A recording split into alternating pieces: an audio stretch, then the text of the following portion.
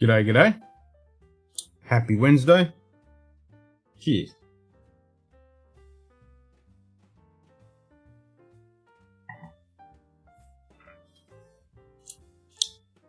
Needed that. Just starting off with the old Blackbush. Thought it'd be a nice way to start the evening. Hope everyone's doing okay. And the sound and audio and all that is working. Should be. Good day, Old Man Joe. G'day, Joe. How you doing, mate? Oh, cheers for supporting us on the Patreon and the donations as well. Hope you saw the little Good day, screen I put up. JD Bourbon there. Approach. G'day, JD. How you doing? Why am I not hearing anything? Oh, bot working?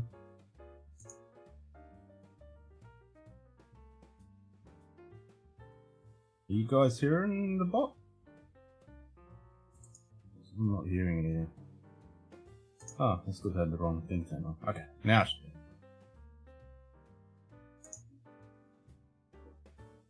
Now we should. We have a test.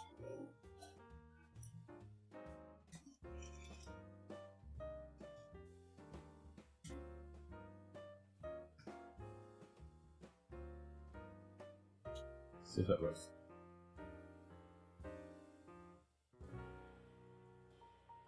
Ken just said boobies. I heard that. That's a bit loud. There we go.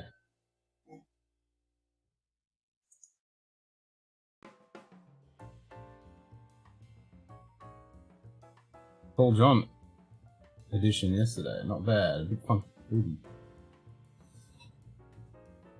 Nice. Yeah, I've got a Paul John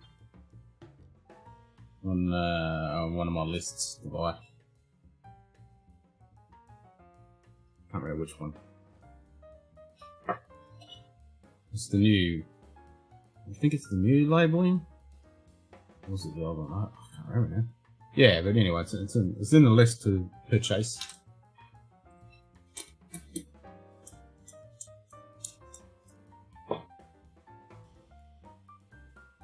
Like it was when I was thinking of starting tonight. I was like, oh, what am I going to start with? And I'll just grab Jamison. And I thought, no, I'm going to grab that Blackbush. I'm glad I did, because this is good. It's a very nice, light, easy drinking. Nothing amazing, but nothing bad about it. Just a good little sipper.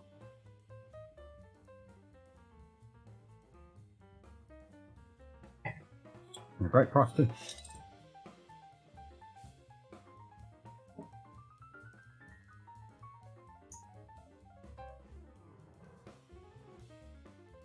Right, so I've got pretty much everything running on this machine using, can't believe I'm going to say it, fucking Microsoft Edge.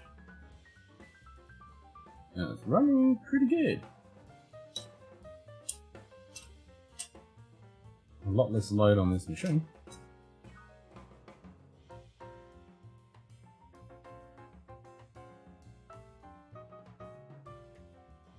Gotta be happy about that. Hopefully the notification goes out on Discord. It should be. I haven't seen it yet. Sometimes that bot can take a little bit. It's like a garment warns me to... What? Are you serious? As in they just warn you to do it? They don't, not enforcing it, they're just wanting people to do it? Oh, fuck that.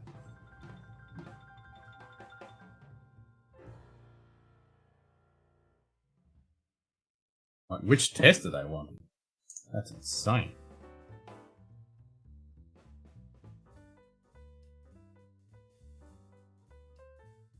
Oh yeah, Deanston, for sure.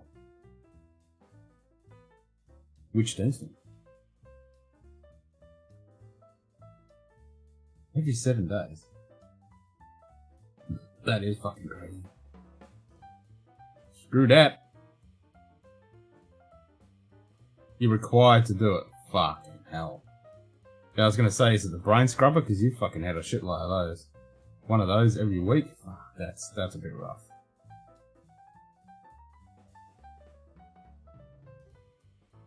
Does that apply if you've had the jab?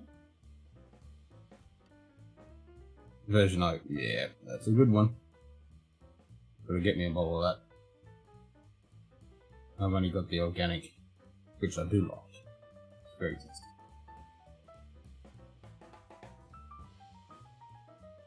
Nice, good, decent, spirit-forward drink.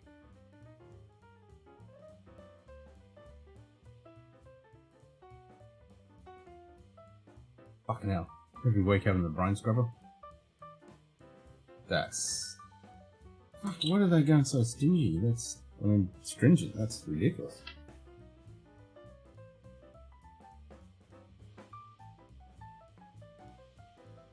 Jesus. Is there a lot of COVID in Slovakia?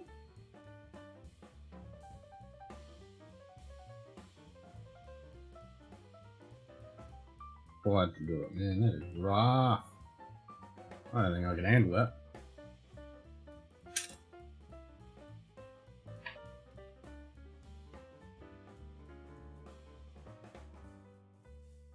Especially if it's the brain scrubber.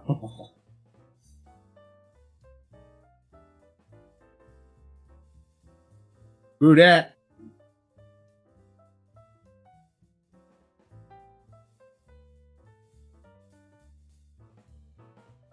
Same.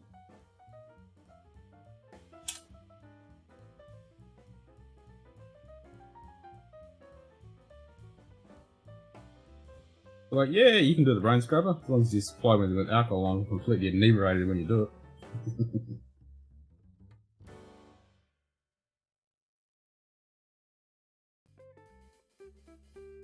Want 5 bottles of it.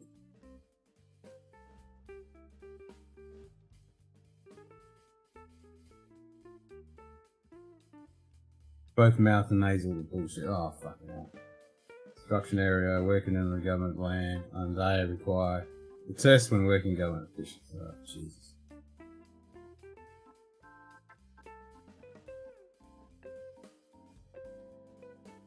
Now that sucks.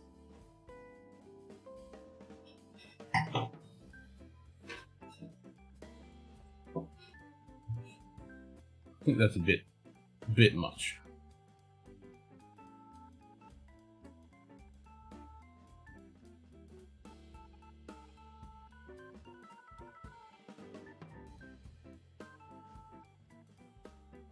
I mean, isn't the construction site blocked off anyway? But I suppose when you go home, then you could get contaminated. Yeah, the whole thing's fucked up. When are they going to start enforcing that? Are they trying to do that now?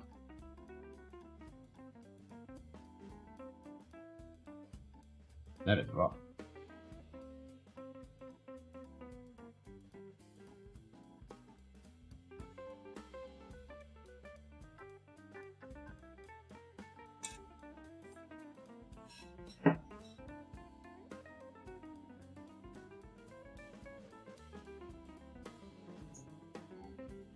Let's see if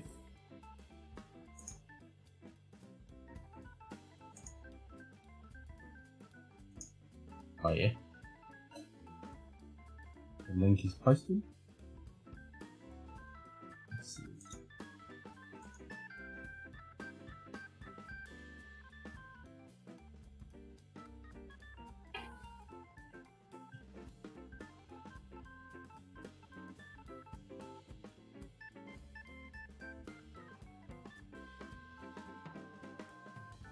Good day.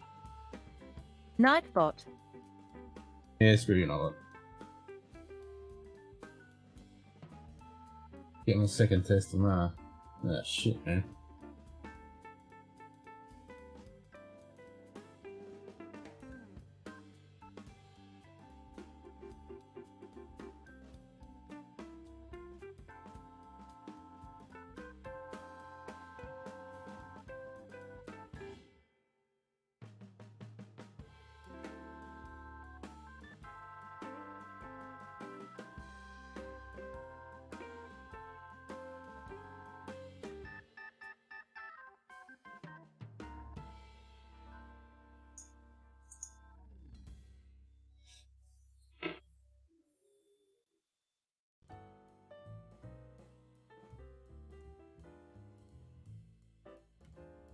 Where is Simon?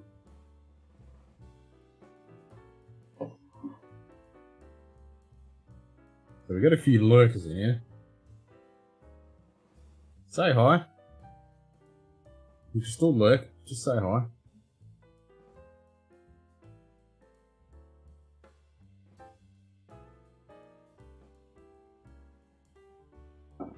Fucking hour every week. I can understand every 2 weeks, maybe? Not every week. Good day. Simon Del Vecchia. You will be on soon. I like how you're talking to yourself in the third person. I like it.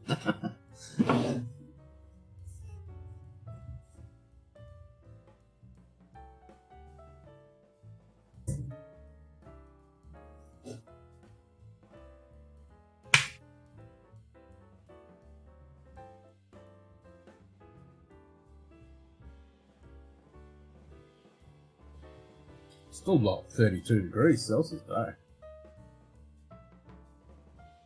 When's this cold weather meant to come? I'm at work, Ken is my white noise. Hopefully it's good white noise. Boing, annoying, unwaving sounds of my voice. Good day. Keeping you asleep. Nigel Hines. Nigel's in the house.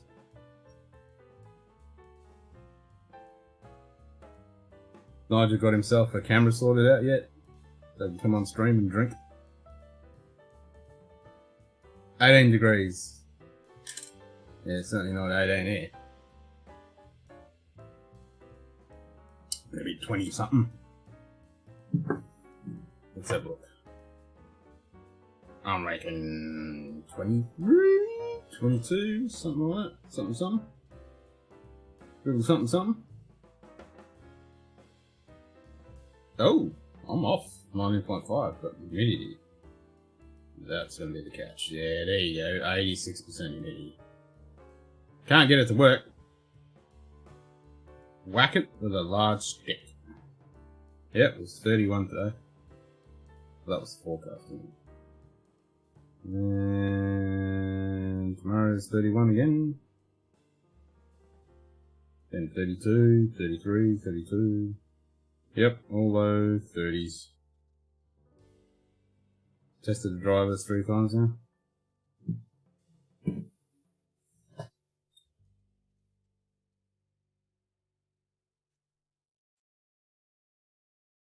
What camera? What? Is that old one that was in the video?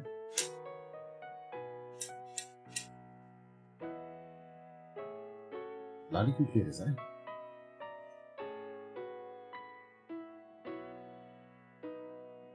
$16.5 here finally, but tomorrow back to +4.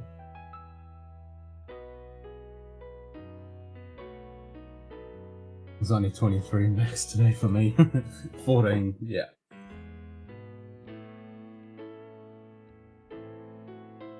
Good day. Random FPV. G'day, random. Have you cracked that old turkey rye yet?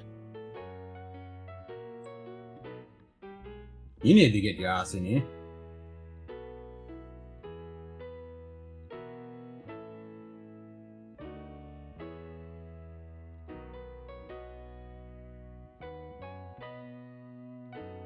Wednesday. Whiskey Wednesday. It's drinking time. Get your ass in here.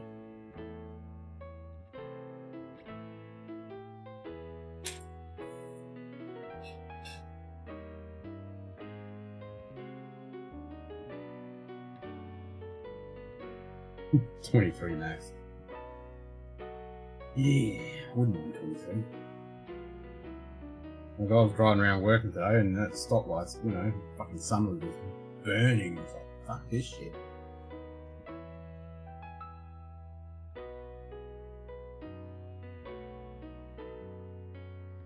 Yeah, that's good. Right, go back for another sip. Or another glass of it.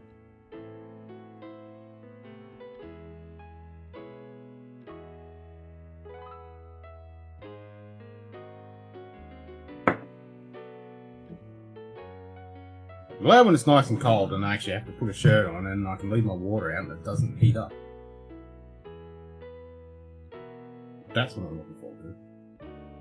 When it's actually cold. It'll be nice.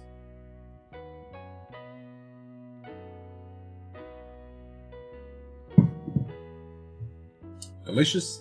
Had a little taste earlier. Laid out in bed at the moment. ACL about rooted in my knee. Freaking agony. Yikes. Ooh. That's no fun.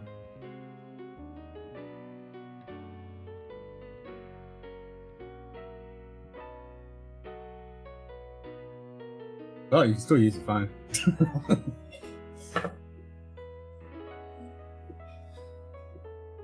Oh, at least you got a little taste.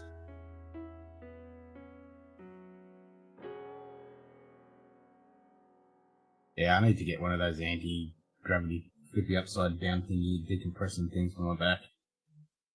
It's just not getting any better. Slowly getting worse and worse. It's fucked.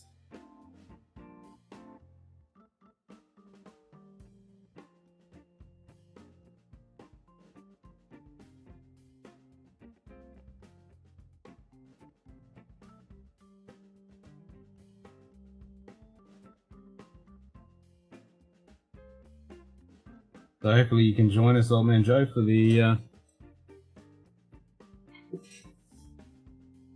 Patreon Donator special tomorrow. Good day. Cheech Ardolino. Cheech is in the house. G'day, Cheech. Inversion table, I have one and it saves me regular. Yep, I need to get one, but damn, they're not cheap. The one I'm looking at is like almost, I think it's about $800. It's got the it's got a heat pack and a vibration thing. Then says don't work and do nasty stuff to your back. Yeah, I know though, because I like the idea. That's tomorrow morning your time? Yeah, so it's 10 o'clock AM my time, so it's 10 PM EST.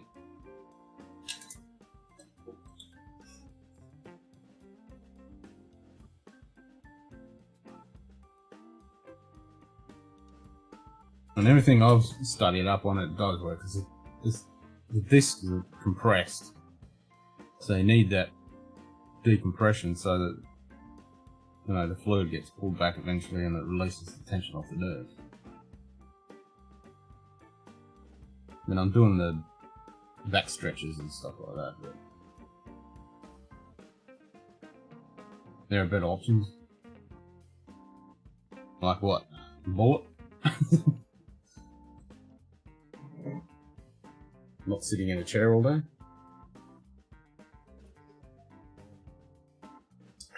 That's certainly a good option. But even standing, still gravity. Still gravity. Yeah, thanks, man. Yeah, if you'd give me some things to do, it'd be awesome. And I'm doing all the stretching, the lumbar stretching stuff, but they don't actually work. That's only small release. I have to stretch the spine. So Dr. today said just rest it and try not to fuck it up. And seeing him on me is double in size, and yikes! Just a life. I knew one next time in. Just the Murphys, I'll get another rifle shot. Sweet. Yeah, man. Getting old and getting injuries, it's just no fun, is it? No fun. Oh, there he is. Sound happening. Good day. Bourbon Neophyte. G'day, Anthony.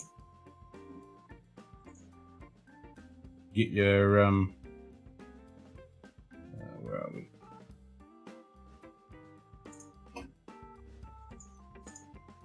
I want that one, and then I want... Jen Ardolino. Yeah. G'day, Jen. So did you get your Ethernet cable sorted out, Anthony? I was looking at a few streams back when you're on, and you were having the same issue, and that was when I was using the old setup. Oh, that's the link for the one you've got? Okay, let me check that out now. Fireman.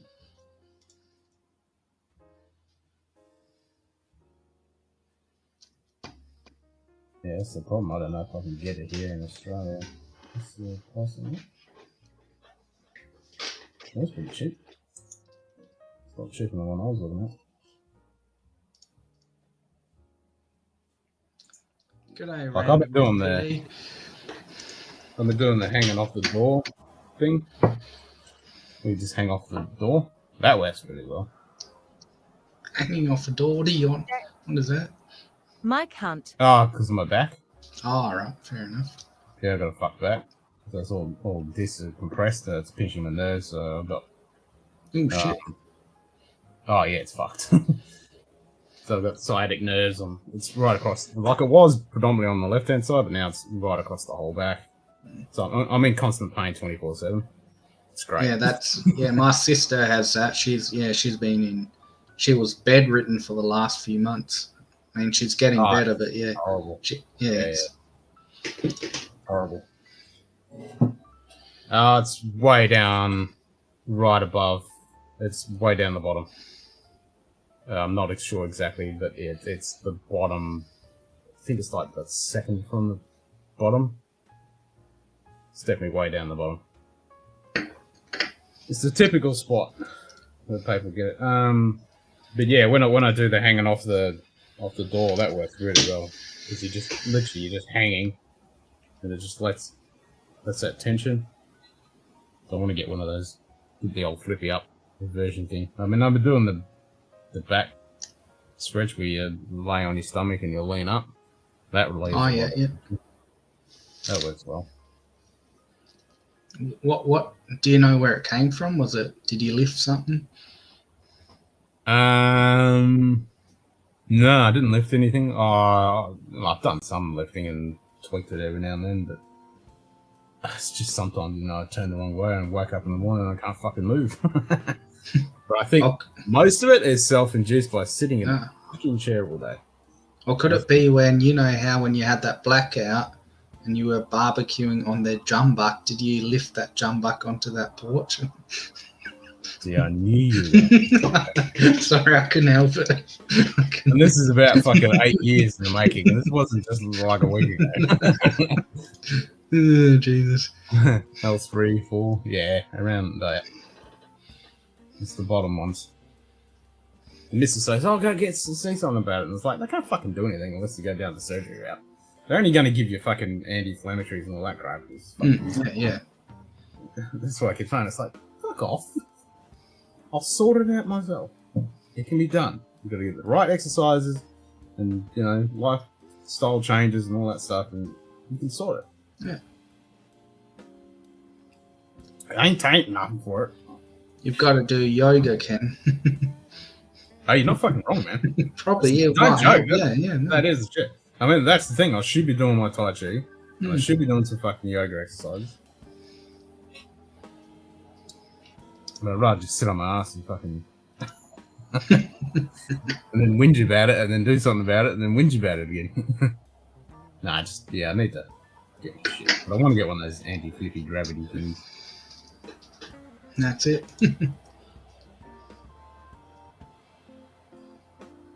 I did buy one of those things to put in the door so you can do fucking chin-ups and hang from. Oh, okay. But I stuck it up in the wrong spot, and it was meant to be one of those ones you don't have to screw in. And it worked really well until I decided to do some chin-ups on it. And it fucking slipped and I landed on my back. Yeah, that wasn't good. That's it.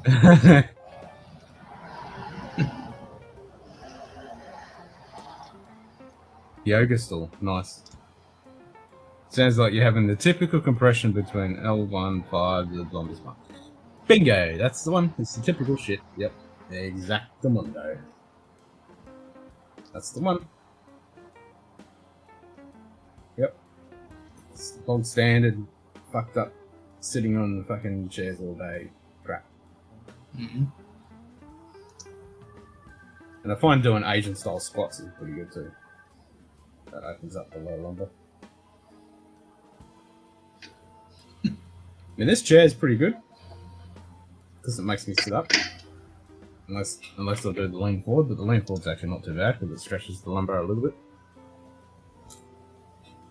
But in that other chair, I slouch way back in it, and then I put my feet up. And it's nice and comfortable, but it's not good for me. Probably not. Yeah.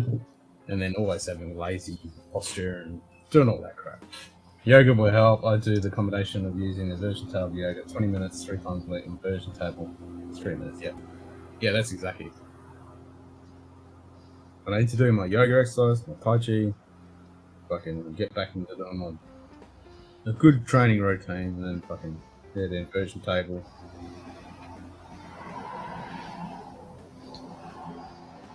Lots of alcohol to lubricate the joints. Yep, definitely. Yeah. I reckon even maybe getting your wife to rub some whiskey into that back joint might help. Make sure it's a nice cast strength, heaters. Yep. Some Ardbeg. Yeah, shit, yeah. So what's everyone drinking? I suppose it's morning for most people. Yeah. I mean, Random's got a fucked AC joint, so he's bedridden at the moment. Nigel, I'm not sure what he's drinking. Oh, Random. Oh, yeah, I saw that post. Random, did you get to try that, was it the wild turkey rye he brought? Yeah, he said it's quite tasty. Oh, okay. I'm in Joe's on the coffee. So you're going to be able to join us at 10 o'clock in the morning, Simon? I'll try to. I'm not going to make any promises. I'll try. I mean, 10 o'clock, that's... If I don't do it, I regularly injure myself. 200 pounds of VS. Oh, yeah, shit, yeah. Yeah, man.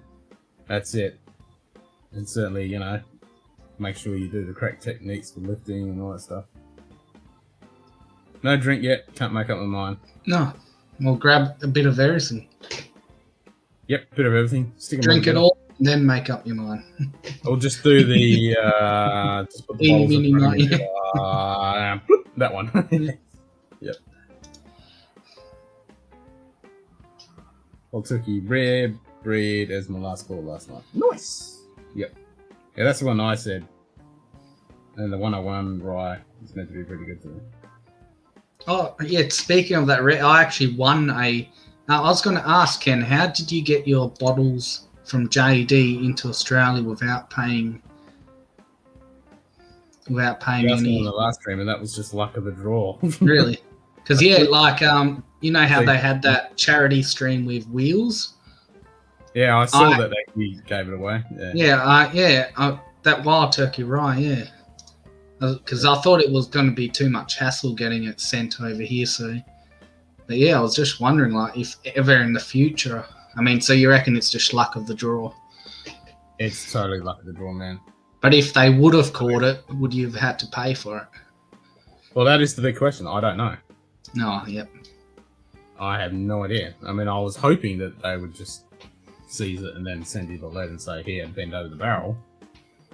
But I don't know. It didn't happen. It went straight through. It didn't even get opened, so... But I heard if you import, like, just one... I think it's like a litre or less, they don't usually tax you on it. I'm not sure about... Yeah, that's what I mean. I'm not sure about that. Yeah. They'll tax it. I mean, this is the Australian government talking about. Yeah. You just suddenly see this police car come up and they'll bring out a barrel and they go, come out and bend over if you want this bottle. Yeah, because he's still going to lock you up and charge you for everything under the sun, but yeah, he's still got to bend over as well. Yeah, they don't miss a beat, the bastards. Yeah. But it should be, I mean, because we can, how much can we take back with us if we're coming back into Australia? 2.5. So why can't they just keep that rule?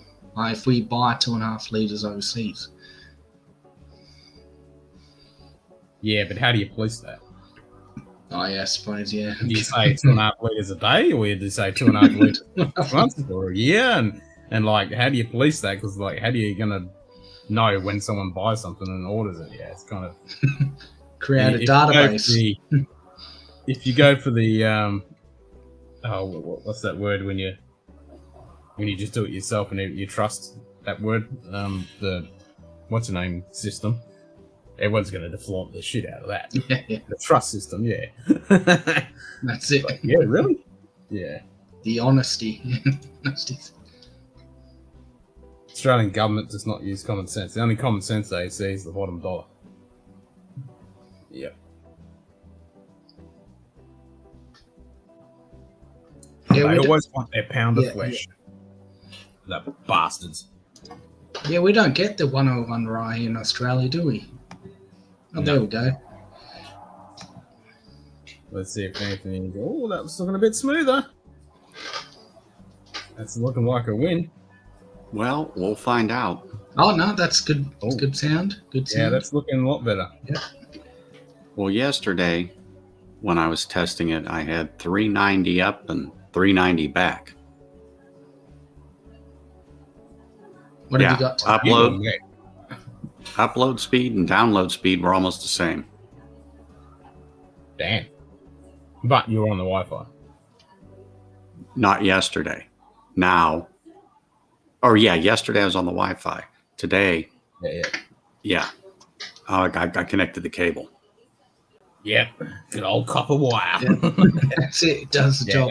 That's apparently so. Yep. Apparently so. Give us the wave thing. That's always a good tip. Oh, that's fine. Oh, no, yeah. At the moment, you're perfect. Yep. Yep.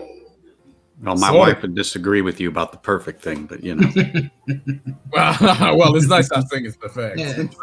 Especially in the Munted pub. Yesterday, and I was saying before, I looked at a couple of streams probably about a month ago when you popped in, and you had exactly the same issue. So it was definitely the Wi-Fi. Yep, goddamn Wi-Fi. Well, you know, it's funny. We have cable, as in your cable company. I don't know if you have that down there, but for our internet. Yeah, so it's all copper right up to the connection in the wall.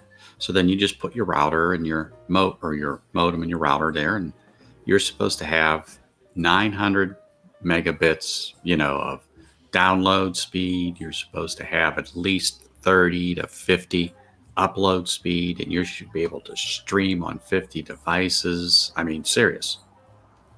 Oh yeah. It has never worked. Of course right. So I went to one of our electronic shops yesterday, Best Buy we have out here.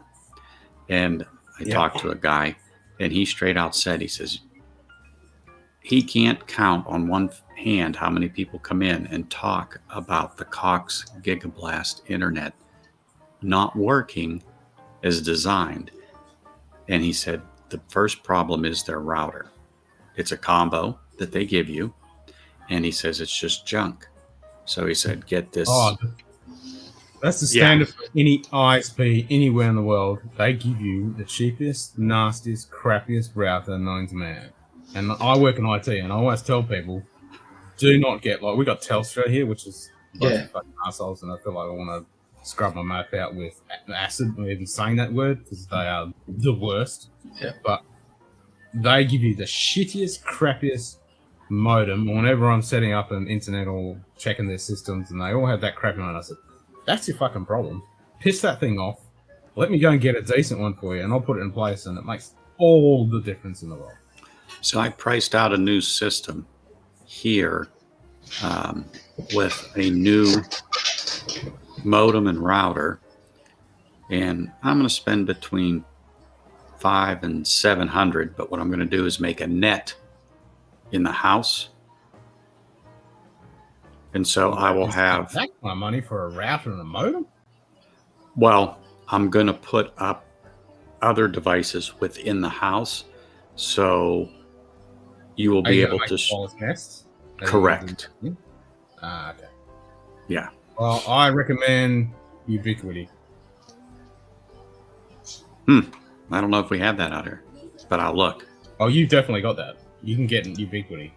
Really? Get the Ubiquity system. Fucking brilliant. I mean, that's what is used in industrial sites and stuff. Their stuff is really good. If you set up an Ubiquity network, I've set up quite a few of them, and they are rock solid. Well, the guy said, he says, it's expensive, but he says the reason why it's expensive because it's the latest technology. And he said these two particular systems, and I forget the names on them, they're ready for the next jump already. So when you're getting these, you're going to save a $200 here, another $100 there. But let's say they're last year's model. So they can't go any quicker. They can update the stuff in it, he said, but it's not going to make them work on the new systems. So he said in the next 24 months, when 5G goes wild over here, he goes, with the bandwidth expansion and stuff like that, he goes, these will do a good job for you, but they will not be able to fully utilize what you're paying for. And I said, makes sense. When you're saying 5G, you're talking about cellular 5G, or you're talking everything's going 5G over here. Like I think I told you before, I have 2.4 or 5G on this modem, and I can split the network. Oh yeah, no, that's standard. Yeah, so for Wi-Fi you got 2.4 and 5, but when you say 5G, that's cellular. Correct, so but you got it on Wi-Fi. Yeah. So 5G gives you range, doesn't give you penetration, whereas 2.4 will give you good bandwidth penetration, but shorter distance. Okay, that's what I thought you said, and I wrote that down because it's easy for me to get it backwards. Yeah. So 2.4 is really good if you got the router close to you and you want a nice, decent connection, or you need to go through a wall. 2.4 is the way to go. 5 giga if you want range, but you're better off having you need line of sight if you're going to go for 5, because it's really easy to lose signal for the 5. It gives you more bandwidth, but it is kind of a lot more flakier. And even Nigel said, ubiquity is the only stuff worth getting, and all Wi-Fi sucks. Correct. Yeah. So I think you're better off, if you're able to, just run fucking cable through the roof and just put bloody Ethernet ports. That's the way to do it. Seriously. Well, that's what was funny Don't is spend money on setting up a Nest. But if you do set up a Nest, use Ubiquity. But if you can, ideally, the way to do it is just to run fucking Ethernet. Well, the more I think about it, I think you might be right. Get somebody to run this crap, and because I'm not crawling up in my attic, that's for sure. No, I do IT, and I always say, nah, Barley's, we're doing the cabling. I got other guys that'll do that. I do it if I have to, but I prefer not to. And there's that point, have to. That's the thing. Yeah. But anyway, that may be the thing. I put one in her office with at least 2 outlets on it, because now it really got me thinking, well, that's probably the way to go. And he showed me a new switch to put onto the router. He says, now you can have 8 more ports, blah, blah, blah, blah, blah, blah, blah, blah. Yeah. And it will, like saying, it'll be a super highway. In the house. You don't need to do that. You only need the 1 port and then just put a small switch in there. Oh, it'll still do that then? Oh, yeah, shit, yeah. Yeah. Okay. As long as you run, just because you're not going to be doing stupid amount of bandwidth through it, so you can just run standard Cat5e or just whatever you want to stick in it. And even Nigel said, it's cheaper. Okay. Make sure you use Cat6a. Yeah, just run Cat6a if you can. That's what I picked up right now. Yep. So that's the cable I'm using. Yep. Best cable you can grab. And then if you need multiple points, you just put a small switch in there and you're off and running. So, funny thing, I got this new laptop, man, it was 3 weeks ago, maybe 4 weeks ago. But most new laptops now do not have an Ethernet plug. That's what I was whinging about yesterday. I was like, that's my exact problem with this laptop here. I've got no fucking dedicated Ethernet port. I've got an old laptop that the screen's kind of got a line through it and it's half broken. But I use that for when I go out on site, because a lot of techie guys I know use old laptops that have still got serial ports because they need a serial port to plug into certain hardware. You can use the USB to serial stuff, but some of those are kind of janky. But yeah, all the laptops these days, it's hard to get one with a dedicated Ethernet port, which really shits me to tears. So I had to get an adapter. So I plugged it into the USB-C, but I also could use a few more ports. So when I got the adapter, I have 3 or 4 more USB. I have a dedicated charger on it. I have another HDMI plus a card reader. Yeah, so you got to talk. That's exactly what I'm running. Yeah. Exactly. And the guy says it's worth the $60 to get it Yeah. because he says, That's I can give you an adapter to go into the USB. I said, I don't want to suck up another USB. I says, I have very little, if anything, that runs on USB-C. I said, so give me that one. And he says, oh, that's a good connection for it. He says, that'll handle it. And so he gave me this thing. I said, okay, great. But that little dock gets hotter than a firecracker. Oh, tell me about it. Like, I'm going to touch mine right now. Yeah, they get fucking hot. Yeah. There's a lot of electricity and bandwidth going through them suckers. Especially, like, I'm running 2 monitors off it. I'm running a capture card. I'm running the mic. I've got the Ethernet. Yeah, it's amazing. And I'm just using oh yeah the net through it. I didn't put my microphone on it. I didn't put anything else in there. But when I touched it, you want to know was reaching why? for something. What's you that? Know why? It's pulling the maximum volts that it can out of that USB port to power it. That's what it is. Okay. Yep. And then each device has to pull in the power as well. So it's pulling that much juice as it can to power all those bits that you're plugging into. And the whole unit the whole unit is live, ready to go. So as soon as you plug something into it, it works. Well, the only thing I got into it is the cable, so. Yeah. But Ethernet is quite power hungry. There's a lot of data going in and out, so it'll definitely chew it up. Well, I was really surprised yesterday when I touched it. As a matter of fact, it kind of shocked me because I wasn't expecting it to be as hot as it was. I expected it to be warm. On the outside? Yeah, Like this one, metal. I got an ATM. Yeah, mine's like aluminium, and yeah, same. And I wasn't expecting it, so it kind of shocked me. I was like, "What the hell?" And I moved my hand back, and I looked down at that thing, and then, of course, stupid, you reach and touch it again. Don't ask me why, but it can't have been. Oh, you have to double check. Yeah. And so I did touch it, and I went, "Holy crap!" Oh yeah. You know, I laughed. Yep. I says, "Maybe I got to get a fan for that thing." Nah, they're pretty good as long as you don't have anything over it, like if you don't put a towel or something on it like that. Oh no. Yeah. But I just wasn't expecting exactly. Like Nova said, they're meant to get hot because that whole shell is pretty much the heat sink. Yeah, just once in a while, Anthony, just chuck some water on it to cool it down. That's why I keep my coffee mug full here, Simon. I knew I could count on you for some good technical support, Simon. I just try to give support everyone. That's so like mine. Like I've got it sitting on the table here, but I've got another screen there, and I just sit it on, so it's actually got a little bit of airflow going underneath, just a little bit. That's probably when I get my permanent type setup. That's what I'll do because I don't have any reason to keep moving this. But so when you watch the stream, Ken, and I know you use OBS Ninja, do you have to use a separate monitor with, let's just say, YouTube running to see the chat? I am now, but I could just open the window, pop out the chat, and then just slide that over here, and I could just have the chat running on the side on this one screen. I could easily do that.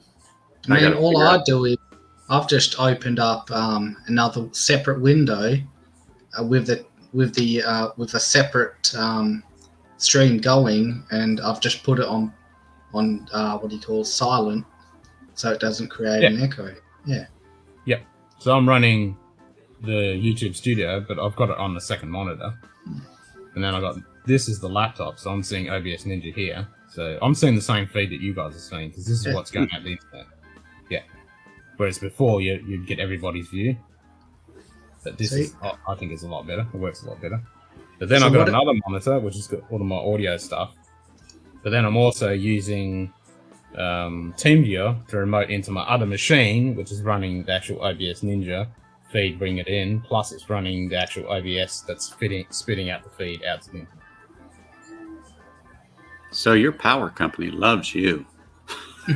Oh, tell me about it. My power bill is pretty rich.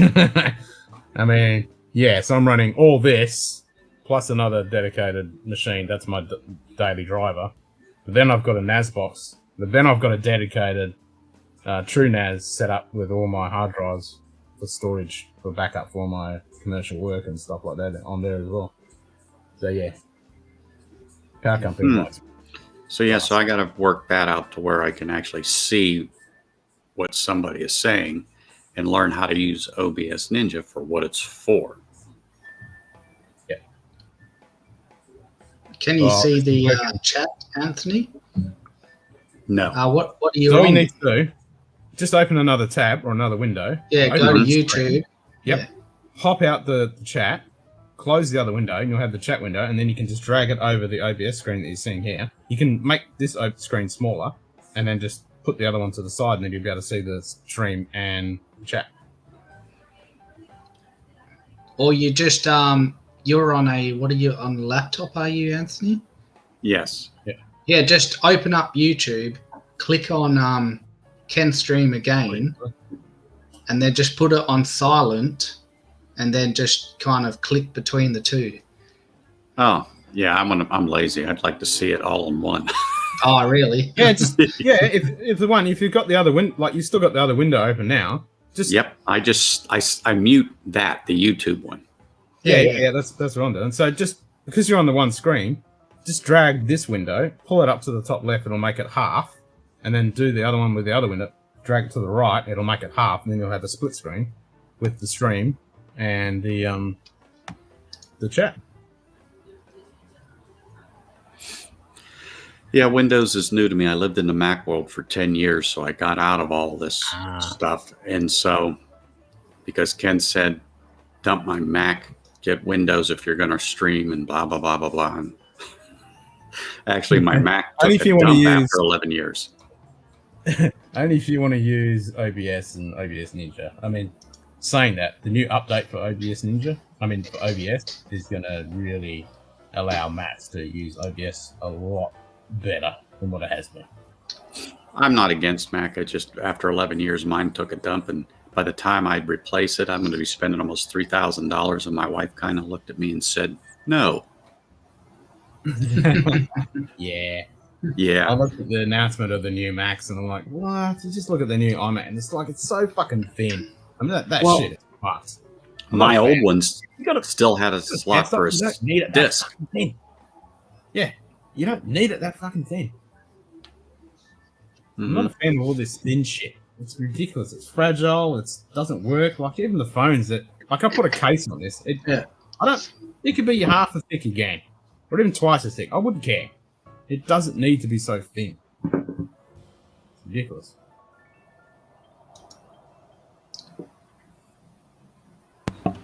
I'd rather watch old people scrub than watch them figure out technology. Get a 1-inch thick lump of aluminium the size of your adapter and sit on top of that. Yep. Or even better, couple them.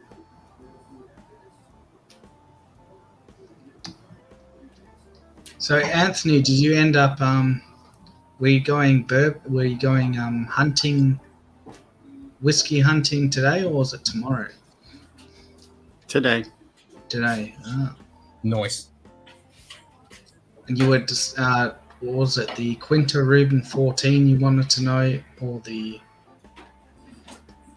Well, none of them were available, but they're, yeah, well, you know, they're hard to find, but I think it was the LaForge that had, I'm looking at the peat level in some of the Scotch between 15, 20, and if you get in an Ardbeg, you're about 50 as far as parts per million. I mean, it really jumps up there. Yeah.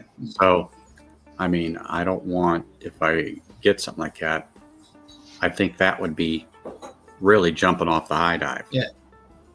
So I figure if I found something that its level is very subtle, but yet it's there so you could start the experience and then slowly work your way up. It won't make a difference then if you get peated or non-peated. Your palate will be acclimated to that taste. Yep. Now, what's do you that? want to go Isla style peaty peat, or do you want smoke? Well, They're two different things. I looked at Highland. I looked at Isla. I know I was looking at a couple because at our shops they'll separate it, and you can go up and down the line, and they all have a peat, but I guess the peat has different flavors depending upon where it is. Yeah. And I don't know if that's true, but I would assume it probably is. Oh, it is. Mm. It Oh is. yeah, definitely. And also, Type of I peat, think, how it's used, and the layer of peat. Yep. All different. okay. And where So it comes also- from. Yeah. Yeah. The one guy I normally talk to at the one bottle shop moved to the one that I streamed the grand opening. Oh yeah, I remember that. Yep. Oh, yeah, Okay. yeah. So he's there. I talked to him last week. I walked in there just to see if he was there, and he was there. So I says, okay. But he's pretty knowledgeable when it comes to whiskeys in general. And he was always a good resource when he was at the other bottle shop. You know, like, hey, what do you think of this? And he thought this is really great. And he could go into some of the details, either be it a Scotch, a bourbon, or a rye. And he would say this, or he would just look at me and say, yeah, I wouldn't give that to anybody at that price. Oh, okay. But as you know, Simon may think it's shit. Ken says, I don't know what you're talking about, Simon, for $40. It's really good. That's it. Yeah, Yeah. Because taste is subjective. It's what Oh you yeah, definitely. Oh, totally. Yep, exactly. Totally. So, but anyway, those ones I mentioned, I thought they would be good starters. And just so happened, I forget her channel, but she does the Scotch there, and I think it's New Orleans. Oh, you're talking about Yeah, she you know did who I'm the top talking. 5. Yep, yeah, yep, yeah. Leanne. Yes, Scotch on the Bayou. yes. Thank you. Scotch on the Bayou. So I've been watching It is some the of her top videos, 5 for beginners. Yeah. and I thought she did a very good job. I liked it, very clear. She talked about the peat and how to figure it out. I forgot about that. You know, how to go up and that made good sense. I mean, some of the videos, if some of these people that are doing now, they're really good for people that are again learning about Scotch or whiskey or bourbon or rye. I mean, they really are beneficial. But anyway, so I went and looked for this, that, and the other, and most of these bottles are in the $50 range or under, particularly the original Glenmorangie. Around here, it's not $35. Which one? The 10-year-old? I don't know if it's 10, the original. Yeah, it'll be 10. Yeah, it's the 10. Okay. Yep. I thought it was 8, but you could be right. I won't argue with you guys on that. You would know. As a matter of fact, I see it. That's the original. That's it. Yeah, Yeah. that's it. That's a good solid. That's one of my favorite go-to. And that's exactly what she said. And I even think Ken at one time recommended that one. He says, that should be on your bar all the time. It's a good it's a great little staple. Great little tipple. First, And not only that, the best thing about having that is that's the spirit that goes into pretty much every single Glenmorangie expression. It is that 10. That's the base. And then they finish in whatever cask they're going to finish their whiskey. So you can So that's the original distillate. Yep. And then the others get made from there. It's just how it is matured in what barrel and so on. So, But all the others, like if you get the Quinta Rubin 14-year-old, that is literally the 10-year-old finished in finished for an extra 4 years in port cask. Yep. If you get the La Santa, it's just a 10-year-old finished 2 years in sherry cask. But it's their base distillate. Yeah. It's exactly like it's a good way to see how casks kind of influence and change a whiskey. Mm-hmm. Now, there are exceptions, like the Malaga and the Talakaic and a few others. Nectar Dior, the new one. The La Santa. But most of the ones that are age stated, that's what it is. It is that base spirit, 10 years old, and then finished in whatever casks later on. Mm-hmm. But Yeah, so they're popular here. You know, Oh, they're so popular they yeah. I mean, everywhere I go, you know, when they have it, they have it. And so each place gets a different shipment on a certain day. One gets them on Tuesdays, one gets them on Wednesdays, one gets them on Thursdays. So there's Yep. there's 1, 2, 3, 4 places that I can hit within a few miles circle of my house and look to see what's what. The one place, they're really good to me. They'll call me. Hey, we got something good. You need to come up. Oh, good. Yeah, he's done that for me on some E.H. Taylor. Oh, Yeah, he called me and says, hey, I've got the single barrel. And I go, hold me one bottle. I'm on my way. Yeah. well, So here how much do you pay for your E.H. Taylors over there? Just in general. Are you Just sitting down? Yep. You got a Yeah. drink? Okay. You We're better not gonna fasten. like it, something. You better fasten your harness on your chair because you'll fall over when you find out what I pay. Yeah. So for regular E.H. Taylor, Yep. their mash bill number 1, which again, base distillate, about $40. Jesus Christ. So, yeah, Where is my gun? Where is it? exactly. Yeah. So What the do we small wear? batch, Yeah, we're the like small two. batch, I Okay. think, or not the small batch, excuse me, the single barrel, I think I paid right around 55. Really? 380, I think it was when I checked it yesterday. Yeah, it's And that's yeah, not that's what I including mean. It's tax. like between 250 and 380. 300. Yeah, that's what we pay. Yeah. And that's retail. That's from a big retail still. That's not secondary. Here, secondary for like the single barrel, 150. Okay. To which I know if you saw it, you'd smile and say, "I'll take 2." But Yes, thanks. But yeah, what's the allocation for you guys?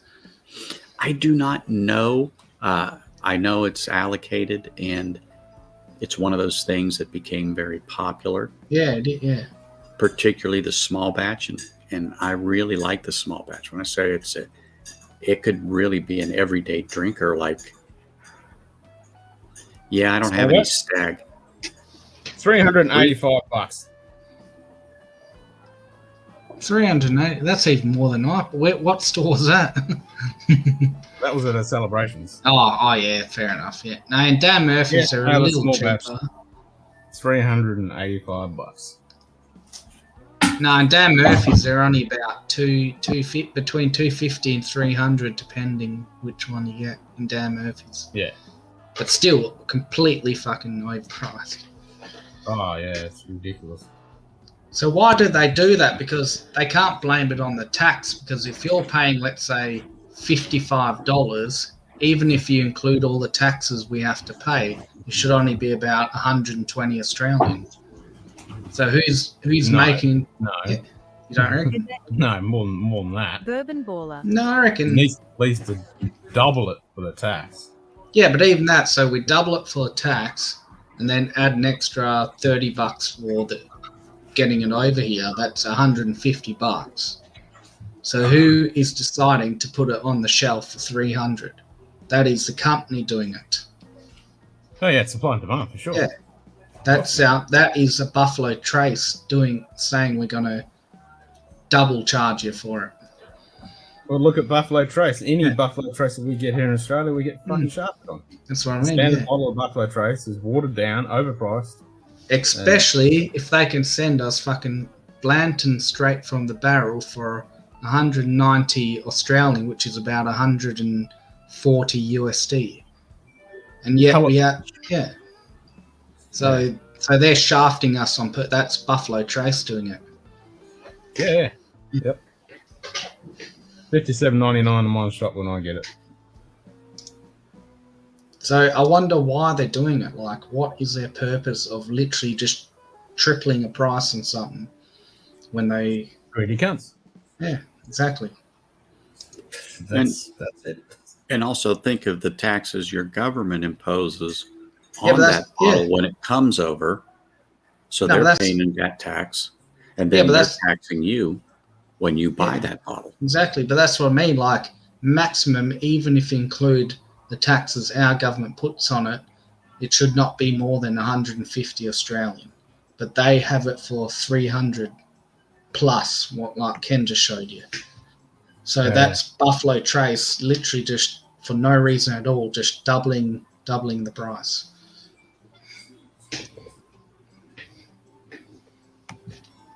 And yet they can send us all the Blantons we want. Yeah, it is. Hmm. And they go, okay, well, Australia's a small market. The shop owners. Yeah. No, not even that. Dan Murphy's a major big chain, and they're selling it for $300. Oh, yeah. And they're a huge they're the equivalent to your Total Wine or whatever. What is it, Liquor Barns or something like that? Yeah, big. They're all over the place. So I reckon it's just Buffalo Trace. I guess they don't teach Aussies about the Boston Tea Party in the USA. We know about it. You haven't tried it yet, apparently. Nope. It worked for us. Yeah. There's always been rumblings of such an event, but yeah, it hasn't occurred yet. Well, you saw on the television where you see the people that stormed our Capitol just before the transition of power. Yeah. Please. To me, that was a disgrace. Mm-hmm. I totally get it. Protesting, can't stand it anymore. I have no problem with that. Yeah. But when you did that, this isn't 1776. Yeah, no, they shot themselves in the foot when they did that. Exactly right. And they gave everything the other guys wanted an excuse to. Fucking fuck them up even more. Mm-hmm. They got the mass publicity. They got the word out there, but then they really shot themselves in the foot. And the most stupidest thing, not to be all political, but you just heard with all this George Floyd shit. What did that? What's that congresswoman? The which one? Maxine Waters. Yeah. Oh, please! She literally incited, threatened to, encouraged violence, and yet they're not impeaching her. Oh, and yet she's in California with Nancy Pelosi. That's what I mean. Like they went after the other guy, just for saying a couple words. And the way that guy died is wrong. That cop is going to jail, and he got a guilty verdict. He'll be sentenced to 2 months. But those two old bridge trolls need to go. But California, people that live in Nevada and other countries, they call it the People's Republic of California. We would love for them to try to succeed and become their own place so we can cut them off and say, yeah, you can't come to that. Isn't that what Texas has been trying for a long time? WA for the rest of Australia. But that you think you guys are taxed and stuff there, the people that are leaving California, by the road. They're just, it's redonkulous. I mean, I have no problem, and I'm not going to get on a political thing, with people immigrating to the country properly. I have no problem with it. I don't care. Yeah. But when you're literally swimming or circumventing the system, you're illegal. That's against the law. So I do agree that some people are persecuted, so they do need the protection of either United States, Canada, Australia, wherever they're going. I got that. We have a big problem with that. Yeah. And but you should see our border control. We have detention centers for people who come over here, put it that way. But if we do that here, think of Waters, think of Pelosi and Schumer. They're the Democrats, but that's terrible. That's terrible. Well, what do you want to do with people that break the law? right? Yeah. Do that in Iran. What's going to happen to you? Do it in Afghanistan, Uzbekistan. Do Exactly. it in Russia. Yeah, they'll Do it fuck in you Russia. up. Yeah. Do it in North Korea. See how you go. Okay. Now, do I agree though with what they do? No. But you just can't swim across the river or take a stroll across the border and not pay a consequence. Mm. And it is a shame that these if you allow parents, that to happen, you're pretty much going to get taken over. Yeah, like that's a given. That's a given. Yeah. If you allow Exactly. free reign like that, you're going to get taken over. Yeah. You have no choice. And whether you like Trump or not, what he did when he pulled the reins on the borders. It reminds me of that woman in Poltergeist. Pretty much. You know, you have to control your borders. Mm. And You like do, you said, like I was saying, in Australia, like we literally have probably one of the strictest border controls in the world. I mean, like if like we have illegal immigrants coming in, fucking the Navy will grab them, and take them off to some island in a detention center and chuck them in there, and then decide if they want to let them come on. Process, they get asylum. Yeah. And then when we give them asylum, we invite the rest of their family, and then we pay them benefits and give them a fucking free hotel and yeah. And there goes your taxes. That's right. Exactly. And JD It's just said, not I'm tired free. of the handouts. I work and they get free stuff. Exactly. We work Exactly. Our free shit. No, Yeah. I hear exactly what you're saying. I hear what JD's saying. Yeah. I mean, well, he's California. Oh yeah. Yeah. My condolences, JD. Yeah. I don't mean to get JD all riled up, you know, even though he doesn't have to put up with it, but he's going to come home and he'll be right in the middle of it. Yeah. He'll probably have a few tents in front of his. Bogus guide wine. It is terrible. It is terrible. There you go. Yeah, It costs $11 million to run the detention center per illegal. $110,000. Yeah. A fucking shitload of money. And Sampy just said, fuck me, do you ever put the glass down? Yeah. Like this. Yeah. It's down. There we go. Now pick it up again.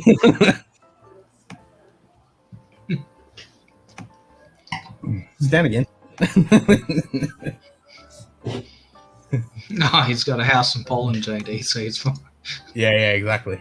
It's like, fuck you, stupid California. I'm out. So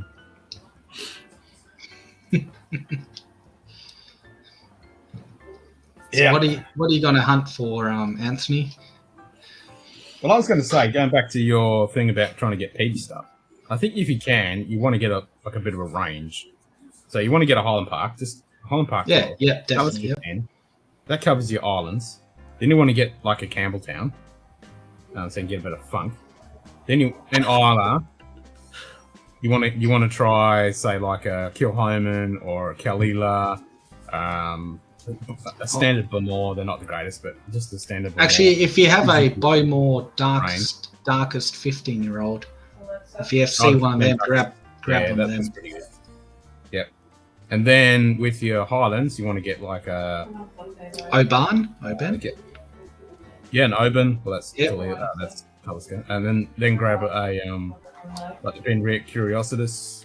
Grab an Ardmore, an Anok, and then you'll be covered. You'll have all the peaty, smoky experiences to draw from. And I was going to say, yeah, what Nigel said. Fuck it, just grab a logo on 16. He's not wrong there. Well, if I want to really, blow my toenails off, grab one. No. I mean, that has been, Lagavulin 16 has been, like, they call it the old prince or the grandfather or something like that. That thing has converted so many people over to Scotch and shown them the ways of what Scotch can actually do, because it's not over peaty. It's got a lovely sherry, and it's sweet. It's not blows your socks off. It's a really good dram, and it's one that's really, really shown people, wow, this stuff is not. Well, isn't that the brand that the Prince of Wales favors? he did like Lagavulin, yes. No, but I think he gave Lefroy the seal. Does Lefroy get No, the seal? Lefroy's got an old seal way back. Oh, old seal, yeah. Yeah, because Lefroy was King George. Oh, okay. Way back. Somewhat, yeah. Long before Ken. Yeah, way before me. A couple years before. Appointment by the Prince of Wales. So when they get a seal, it has to be it's only lasts for that reign of that person, and then it has to be reinstated. But these were officially allowed during the 1920s and 1930s doing... Is that one frozen? No. Oh, there we go. During Prohibition, these guys had a license to still use their spirit, and it was actually classed as a medicinal spirit. It was written on the bottle for medicinal use. Exactly. Well, there were people in the States, distilleries, that could distill so much specifically for medicinal. And that's what I tell some people that I know that are getting into whiskeys in general, that whiskey truly was used for medicinal purposes really before modern medicine. Oh, shit, yeah. And I mean, and antiseptic, I mean, you get a cut, pour some 100 proof on there, you'll know it. Oh, fuck yeah. And that's not a joke. Oh, fuck yeah. My great lip or something like that, have a sip. great grandparents anyway, they would take whiskey, honey, and lemon, and they'd mix it together. But also, if you had a cough, a cold, they'd even give it to the kids. Oh shit, yeah, we all grew up with oh, you've got a sore tooth, or the kid was teething or wouldn't go to sleep. Yep, a little thimble of whiskey in their milk or whatever. Bang. Yep.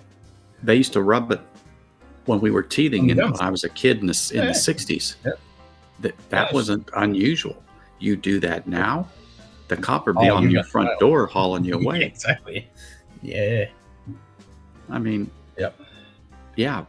My family pays into the Polish government and gets free healthcare, so I don't mind paying taxes when I get something like that. Yeah, that's the thing. Like most of Europe, their tax system is pretty high, but you get all free healthcare and all that stuff. But anyway, no problems. I use whiskey for medicinal purposes. It keeps me from killing people. I like that. I use it for medicinal purposes. Keeps me sane. Yeah. You know, I was saying that during all this mess with what I call the ick or COVID, having a dram or two that wards it away. Oh shit, yeah. Keeps the insides nice and clean. Mm-hmm. So it was strictly medicinal. Well, it is. It is very medicinal. Aquavitae, water of life. I mean, what more proof do you need? None. Absolutely none. I'm going to fill mine up here. I'll be right back. He's back.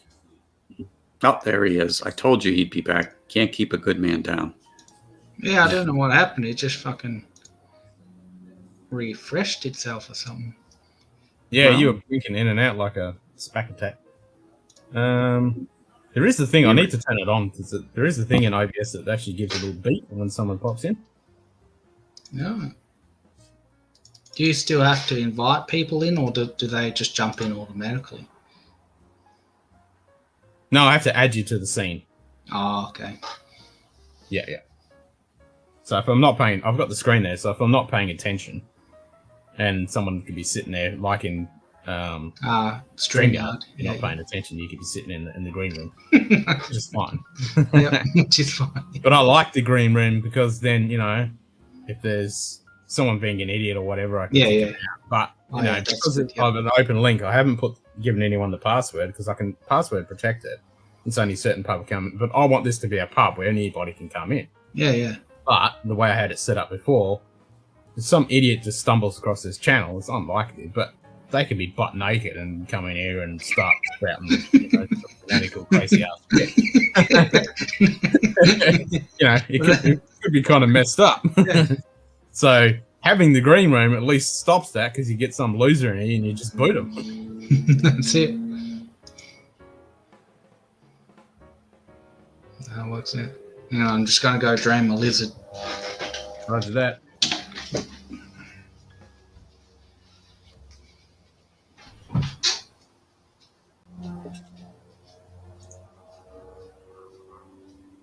And it does work a hell of a lot better how I've got it set up.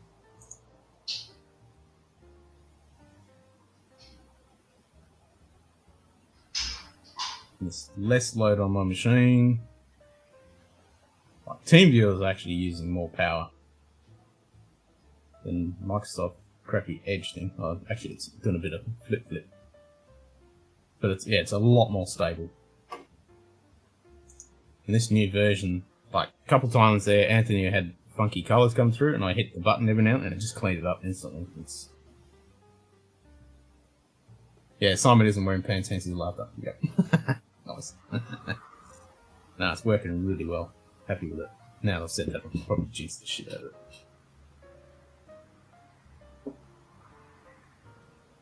I think I've got it dialed in pretty good now. I'm happy with it. I like it. So since he's mucking around, I can just boot him out. And when he comes back, I can just pop him back in here. I'm not sitting there looking at an empty chair, You can look at my ugly mug instead.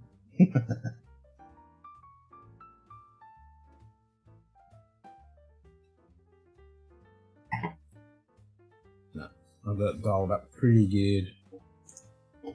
Got on my cool buttons and functions I can do, so I can go back to full screen. Pretty good.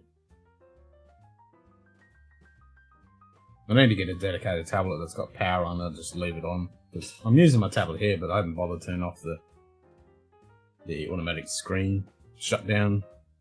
So it just turns itself off, and then you got to open it and put the code in and all that crap.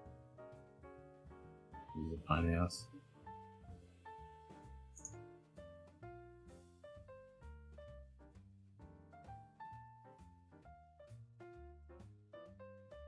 It's definitely not glitching like it did before. What'd you do, throw Simon out? No, he's gone to drain his lizard and get another drink of him. Here he is. Oh, he probably had to go change his shirt. We said he was going to drain his lizard. I'm not sure if he's going to change his shirt or not. I won't nag him. If he walks off and just disappears, he definitely has to change his shirt. So here's a question for everyone watching. Do you prefer this view or do you prefer this view? Let me know. Do that again, Ken. Day. No nonsense whiskey.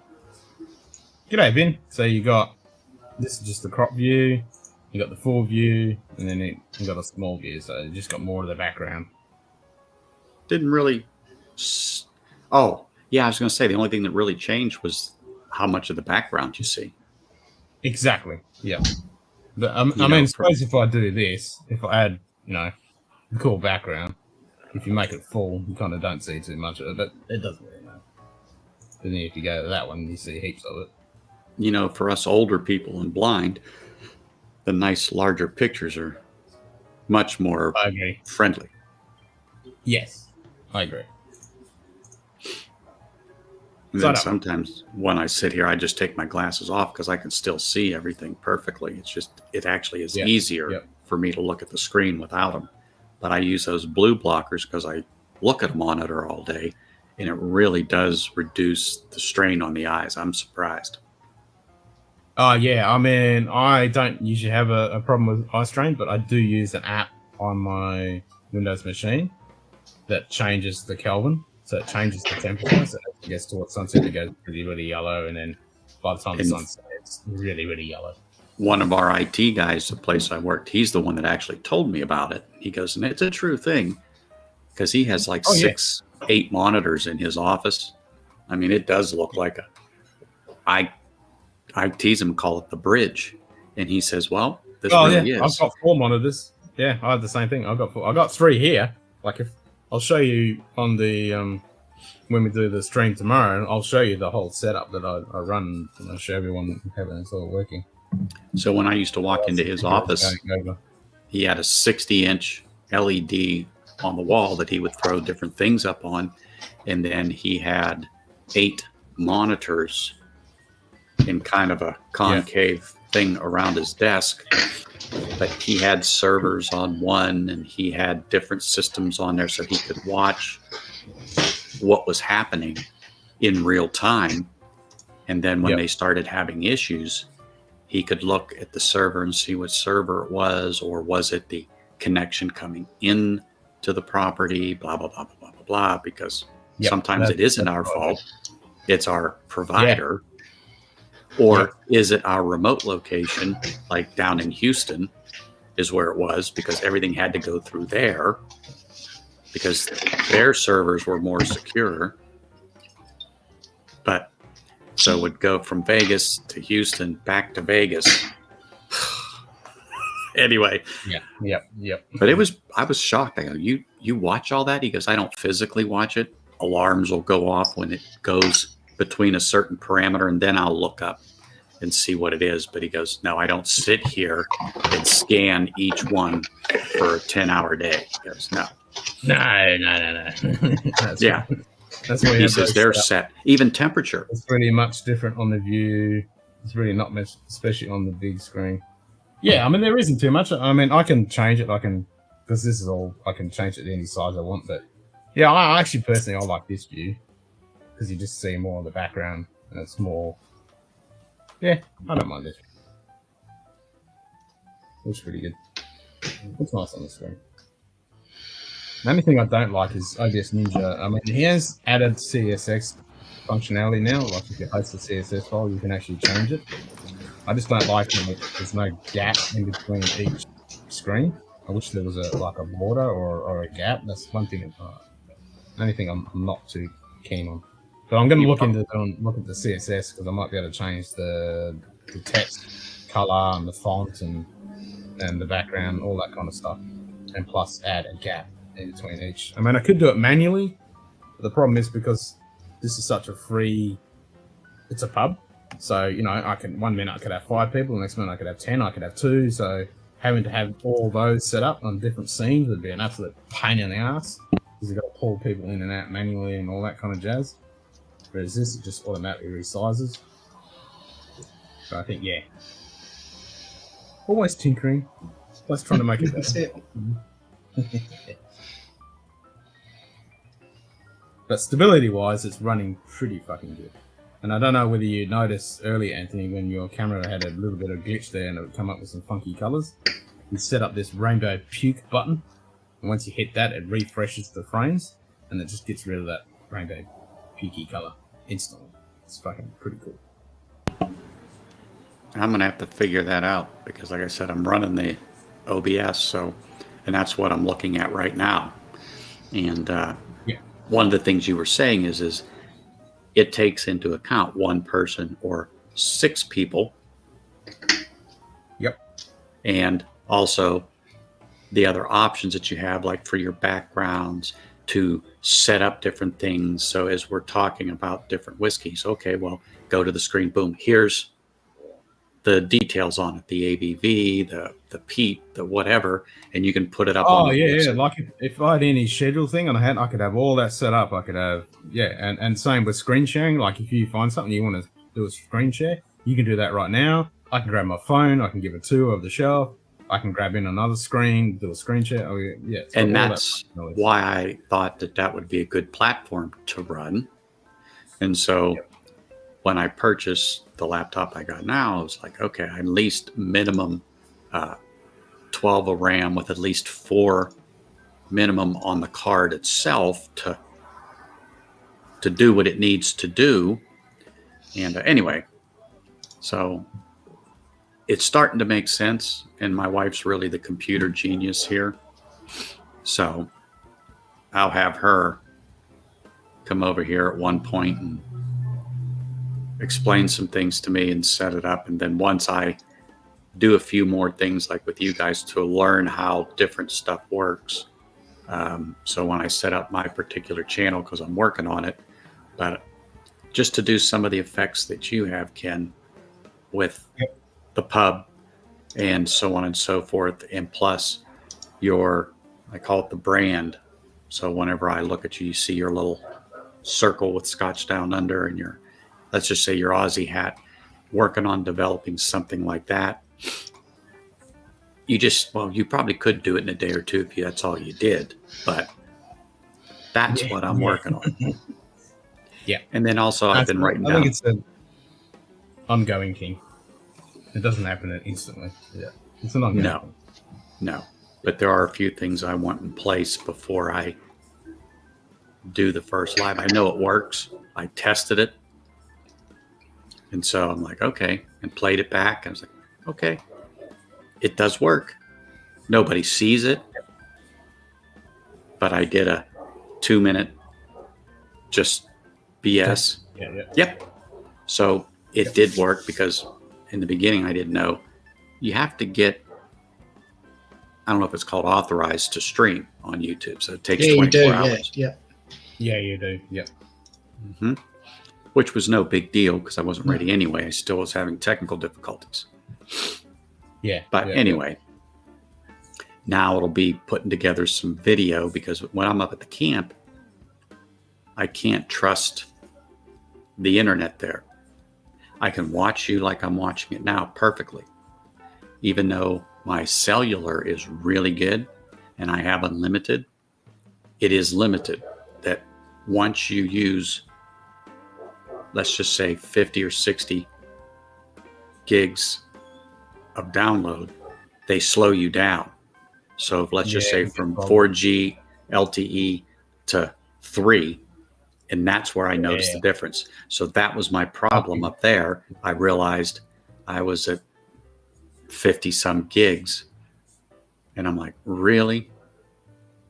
Yeah. I never had this problem if before. You're gonna do it with something like that, you might have to buy like an extra data pack, but also your stream output, you just drop down the bitrate and drop down the resolution so you're not spewing out so much data.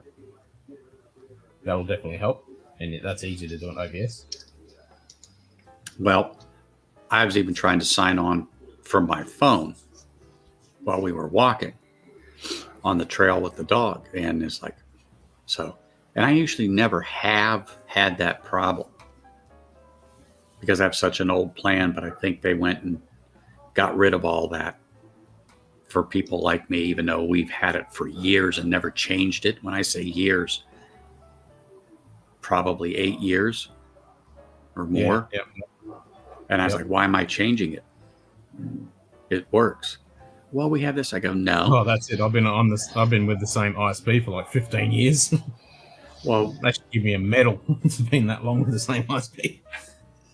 And you haven't went through all those bottles behind you because you're with the same ISP. Yeah, that's right. Mm-hmm. No, my wife's really what I call an internet guru. I'm not. Because, she does this every day. She's a math and science teacher, so. She's, oh, nice. What science does she teach? Fair enough, yeah. Oh, she's real big into earth sciences. Oh, sweet. When you could, she would take the kids on field trips here and, get buses, and they do fundraisers to pay because you got to pay for the school bus. The school district won't. Yeah. That's an extracurricular thing. So it costs, I don't know, about $1,000 for a bus. I don't know what it is, but I know it's not inexpensive. So they do fundraisers, but she'd take them out and soil science and stuff like that and different things because believe it or not, there's springs here. So she would take them out and they would get permission from the government because you just can't dig or do things without permission from the Bureau of Land Management because it's protected. But for this, they allow it. So she used to do that. But she doesn't do that much anymore because one, it's a pain, and two, to get other people to go with you.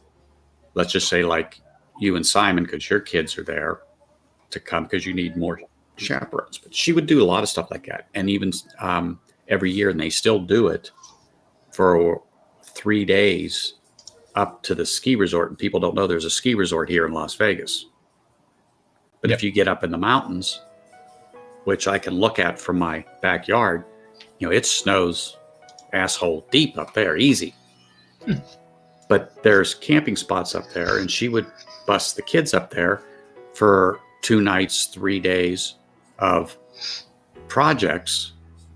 And one of them is, Ken, astronomy, the stars, different trees, the bark, the soils, and they make games out of it. Well, the kids love it because, one, they're sleeping in cabins, so that to them it's camping.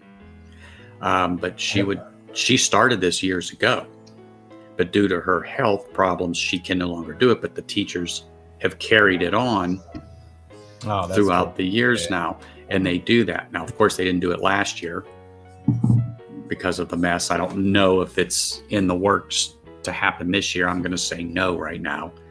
But so she did a lot of stuff like that with the kids. She's one of the teachers that gets involved and actually makes it fun for these 3rd and 4th graders. Geocaching. Oh. Learning about latitude, longitude. Do you guys do geocaching or heard of geocaching? Yeah. Oh, I love geocaching. Okay. Well, she taught them about latitude, longitude that way, because we get into geocaching. And so she got GPSs, handheld ones, small ones for them to learn how to do it. So they place them out. Then she would give them the coordinates, and they would have to find it. Yep. So when you correlate something like that with an event like that, it sticks. Oh, hell yeah. Well, I set up a geocache exactly that, for doing that kind of stuff where... Yeah. I set one up where it was literally you had to do it old school, like navigating like I did in the military. You'd have to walk 500 meters this northeast, and then there's a tree to the right, and you had to do old school navigating and to get to the cache. And you know what? Yeah. The majority of the geocaches that you try to look for, that's what you're doing. You know the coordinates, so you punch it in, but you walk, and then all of a sudden, I got to turn to the left. I got to turn to the right because I'm losing it, So you go to it. I don't know if you've heard of the extraterrestrial highway. Rings a bell. Yeah. So here in Nevada, geocachers come. That's the one the one in Nevada where it goes past Area 51 kind of area, and it keeps going, and it's got the towns, and all the knickknacks, stuff. That's the one. Yeah. So that's considered a mega cache. People will get on that, and they can get a couple of 100 geocaches. They come from the UK, they come from Australia, they come from Germany and France. They know about this. And particularly Germany. Don't know why, but they just are. So they'll rent a vehicle. Now, again, in the last year, no. But they're all up and down that highway. So where I used to keep my caravan was in a town called Rachel, and I think I've told you guys. So for us to jump out and get 20 or 30 a day for something to do was nothing. Yep. And we were 10 miles from the gate, the Rachel gate for Area 51. And it was in the same town they had that storm Area 51 in 19. Yeah. I didn't even go into town that weekend. We stayed away. But good idea. It wasn't as crazy as it was billed to be, because I guess that kid was an idiot. But neither here nor there. But anyway, so the thing I love about geocaching is like, if you want to go traveling, if you really want to know a place and find all the cool, interesting stuff that locals don't even know about, geocaching is such an awesome way to learn about cool places. Like, even here, I've been here for 18 years or whatever, and I didn't even know there was an old brewery here. Didn't even know about it until I was geocaching and found this cache, and it talked all about there was an old brewery here and some old mine as well, and all this cool stuff that is long gone in history, but you get to learn all about it and go to that site, and while you're finding the cache and learning about it, you're like, yeah, this is cool. But you'd never know about that if you know. Well, how I learned about geocaching when I was working at the Flamingo Hotel there on the Strip, there's a monument to Bugsy Siegel, who was the mob guy who started the Flamingo. Yep. I always had people come up to me and ask me where Bugsy's monument was. And I tell them. Well, that's the location. Bingo. I didn't know what geocaching was, but I seen them reaching in one day. And well, I was in security at the time. So, of course, I had to ask, what's in there that you're interested in? Yeah. So they told me, and I said, what is that? Because I didn't know. And they said, well, someone placed this here, and they showed me this little capsule, and they had a little stamp or something, and it had their geocaching name, and then they recorded it that they found it. But then there was a history about Bugsy Siegel and blah, blah, blah, blah, blah, that once you found it and opened it up a page in this app for geocaching that then explained what it was. And so then I told them, oh, well, that's a bit incorrect because this is not where the original hotel stood. However, it was where his original suite was for one of the buildings in the original hotel. So it was correct, but a little off. Incorrect. Yeah. And there was an interesting fact for you. There was underground tunnels that he built. And the rumor was they kept a car in there. So if he ever had to get away, he just hit that tunnel, got into the car, and the car went out into the desert. There's no desert there now, of course. But no truth to that rumor, just so you know. But there was truth that in his suite, there was one main way in, so your front door. But there was more than one way out through hidden boards in the floor that went down a ladder to that tunnel. That is true. That is true. I saw the pictures. That was before me, just a few years when they tore it all down to make what you see now if you ever come out here. But it was very, very interesting. And I love that history about the mob in Las Vegas. And they have a whole museum called the Mob Museum. So if you ever get here, they even have a speakeasy in there. So that is worth going to. I still haven't been there. And when I worked downtown, I could have walked to it. But, when you live here, the last thing you want to do, one is go to the Strip, or two, go back downtown. I avoid it like the plague. Yep. But it'd be a good excuse to go if someone like me come over, because you'd be able to show us those kind of places, and then you get to go. And that's what gets me out. Yeah, same. That's what gets me out, because you want to go. I mean, I would go to see it at least once. And a few weeks ago, we were actually downtown at night after I got off work and ate, and then went to a new casino that literally just opened October of 20. And we haven't been in there, and I worked across the street from it. It doesn't enthuse me, but we went in there. It was a nice place, looked around. Oh yeah, this restaurant, that restaurant. Okay. And that was pretty much it. If I go back, it's because you or Simon or somebody had popped into town and said, hey, let's meet up. I'm going to be at Fremont Street, and I'm probably going to tell you why, but you have to see it. It's just one of those things that you have to say you were there and see. There is a lot of interesting things, particularly parks and stuff like Red Rock Canyon. You're only about a 4-hour drive from the Grand Canyon itself. In Arizona. It's a good central location to go out from and see different things. And not that I'm against gambling, but gambling doesn't stop here. So during the day, I always tell people, plan these tours or sightseeing things.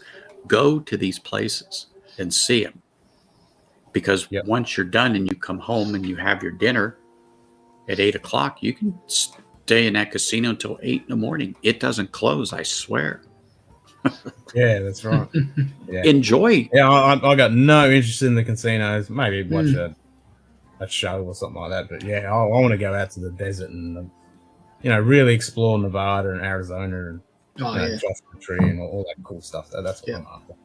Well, I'm originally from Pennsylvania, And do you know I lived less than 2 hours, 2.5 hours from Gettysburg? Never went until about almost 15 years ago. When I went home, went to my dad's, we did a trip to Gettysburg. I love it. My wife hates history. I could spend 2 weeks there, no problem. Just touring the battlefields, listening to the stories, taking the nighttime tours. They call them ghost tours, which we did.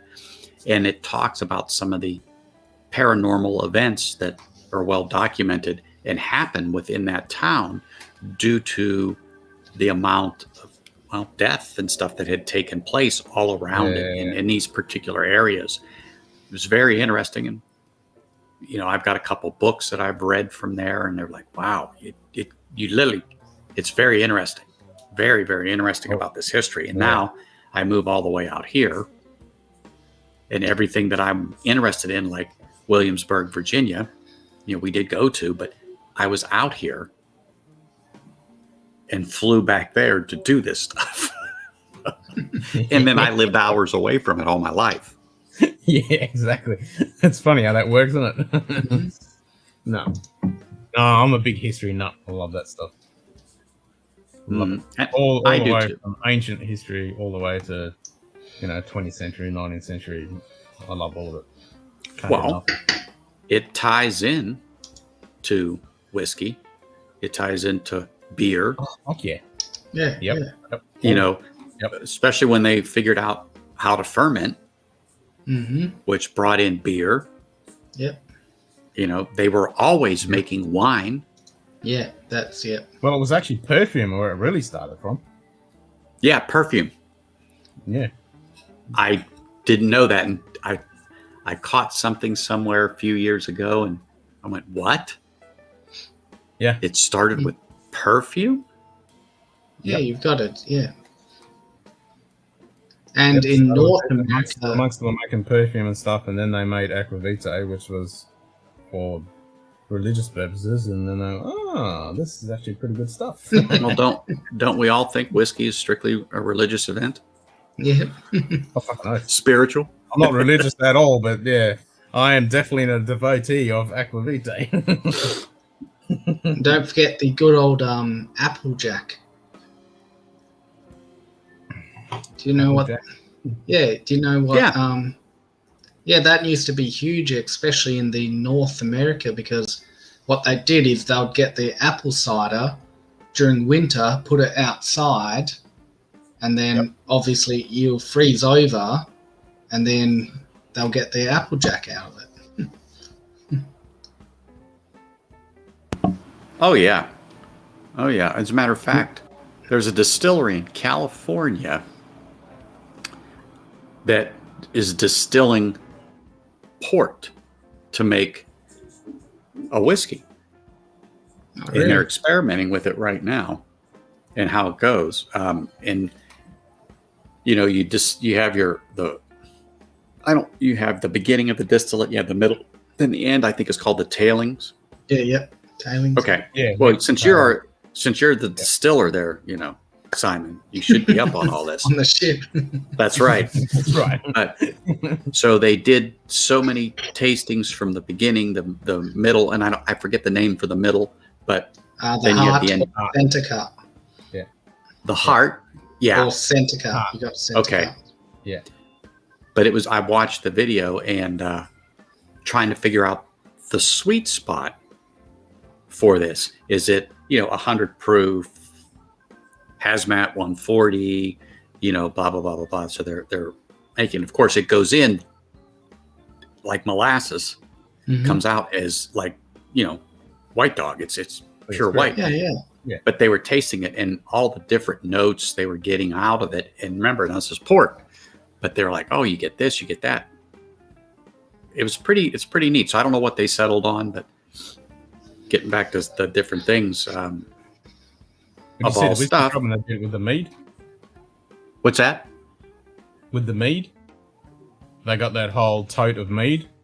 Yes, that's right. It was mead. Sorry, I said port. Yeah. Yeah. was it? I know this. I know the channel, but It was the Whiskey Tribe. that's it. That's it. I was just saying, it's Tribe It was something. the Whiskey Tribe. Yeah, it was the Whiskey Tribe. So it was Crowder Barrel episode. I think it was Crowder Barrel episode. So they got that mead, and then they distilled it, and they did the 2 distillations, and then they did all the different cuts. Bingo. That's it. Is exactly it. Yep. Now you're the record's on the right groove now. You're right. Yeah, yeah, exactly. Speaking of records, I'm not wearing my Sabaton shirt, but I just saw this cool clip where they did a pressing of their new album, their new single, and the band members went in there where they did the pressings, and they had gunpowder, and they sprayed gunpowder onto the record as it was getting pressed, so all the records had gunpowder in it. I'm like, fuck, that's fucking awesome. Don't strike a match.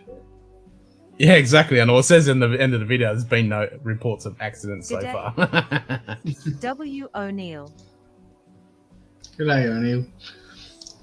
Oh, you want this shirt? It's not bad. Yeah, my missus bought this for me. It's not bad. You think she likes you today, huh? Yeah. Now, this was a while ago when she bought it, but yeah. And she's got it. She's got a couple.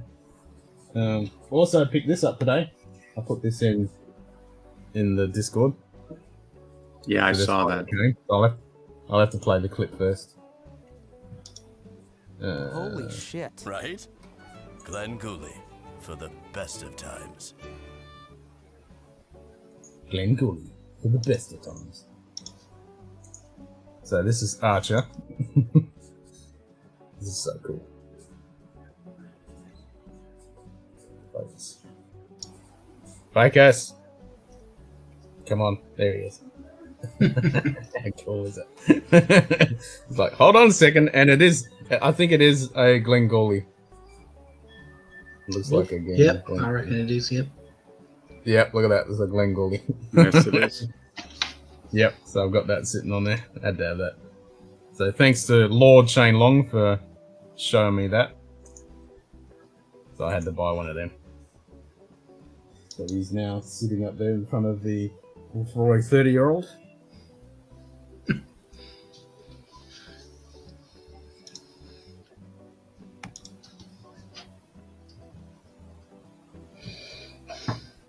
Yes, this is a pretty cool shirt. Even though I fucking hate Disney because they're a bunch of cats. What that did to Gina. That's right. Actually, he did change his shirt, didn't I did. Yeah. he? Yeah. I was wondering if you were going to notice. Yeah, I I only did, just 'cause noticed that 'cause you're just sliding off camera there, and I thought, wait a minute, he did change his shirt. Good man. Rules are rules. But we were. I know what I need now. I need a ticker down the right hand corner every time he changes. A little ticker that goes off. There you go. I need to do a little event of some sort. So, did you ever get a Venmo, Ken? We can't get Venmo in Australia. What difference does it make? Anyway. It's PayPal, right? No, PayPal is a separate company from Venmo. Venmo's only in the States. PayPal. Yeah, I've got PayPal. Well, what I'm just saying is PayPal owns Venmo. Yeah, but Venmo's only in the States. Yeah, Can't I got you. account outside the States. Yeah. But it doesn't make sense if you can have PayPal all over, and they don't care if it's U.S. dollars or Australian dollars or euros. No. Yeah. Yeah, that's stupid. Because I tried to set one up and I was like, no, and then a US phone number and all that jazz. So, yeah, can't do it. Yeah, it doesn't make sense. That's for sure. I think it's got something to do with the taxes. Or Yeah, I was going to say that. Yep, taxes. Yeah. But yet you can have a PayPal account. Yeah, but that's because they've got a deal with the Australian government. Because Yeah. and you've got to pay the GST and all that crap. Well, then it'd probably just be a matter of time before they'll figure out how to do it. Because if one platform's working and they have another platform, yeah, I can't see why they wouldn't expand it. But Yeah, I don't know. we But do yeah, know I'll that. have a PayPal account. Yeah, I was gonna say we do know that works. We went through that little trial and error period. We did. Without a doubt. So how's your Patreon going, Ken? It's good. I got a couple more last night. Like Old Man Joe, he subscribed to Patreon right at the end of the stream. So I killed the stream, and then his notification popped up, and Vin from No Nonsense Whiskey, he subscribed as well. So now I've got 9 Patreons. So Sweet. Thank you very much, guys. So we're doing the Patreon stream tomorrow, and I don't know whether you guys saw it at the beginning when I did my intro. I added the Patreon donator little acknowledgement. I was going to edit at the end of the stream, but I thought, no, I'll put it at the beginning. So when the stream starts, you get the little intro, and then you get the thank you. So everyone gets to see their name. So if you're a patron and you've donated, you get 2. You get your name in the lights twice. There you go. But I knew you were working on some little things because you've been mentioning it, and you're talking about your Patreon page, and you were working on some stuff and tweaking this and that, and then deciding how you were going to kind of roll out your stuff for them. And so I was like, I don't remember if I heard or if you've even discussed your Patreon for a little bit. I've never discussed it, to be honest. The only thing I have discussed is promoting that first video for Patreon and donator only. So I'm not making it just Patreon. I'm making it for people who donate it. So anyone who's sent anything on the PayPal to support the channel, and anyone who's sent samples, you are a donor, and so you automatically and also when you donate and you're a patron, you get the Secret Squirrel pub link in Discord as well. So make sure if anybody who's donated to the channel, whether you're a patron or donator, make sure you go onto Discord, because then you're in the Secret Squirrel group as well. And I think that's contact with me. I think that's a good way to do it. You know, either way, you donated one time or you donate every month or whatever. Thank you. Yep. Hey, pop on. Yep.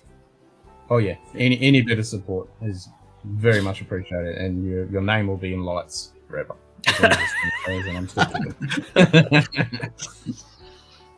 Yeah. Hey, for some of us, that's the only way our names are going to go up on the screen, unless it's before the judge. Yeah, exactly. That's right. Yeah. No, it's bloody awesome. And you know, I've got a couple bottles coming very soon that were donations from the PayPal. So I was able to buy a couple bottles.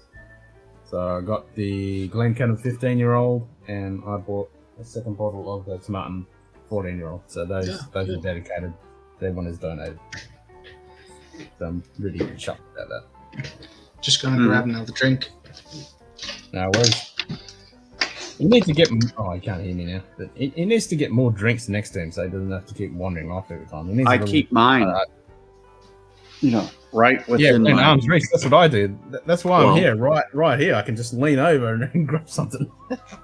I mean, I do have stuff on the sides of me as well that I have to get off my chair to grab, but it's literally just a stretch.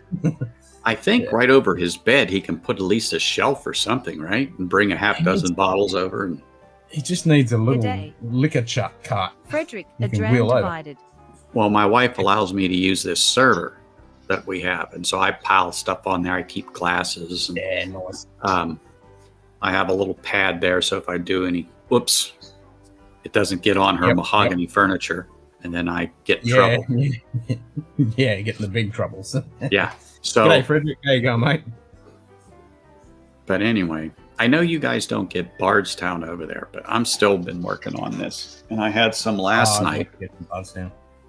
Yeah. It's the Fusion 2. Yeah. Oh my gosh, has this thing been really, really good? I may have to pick up another bottle of this because I'm almost halfway down. Yeah.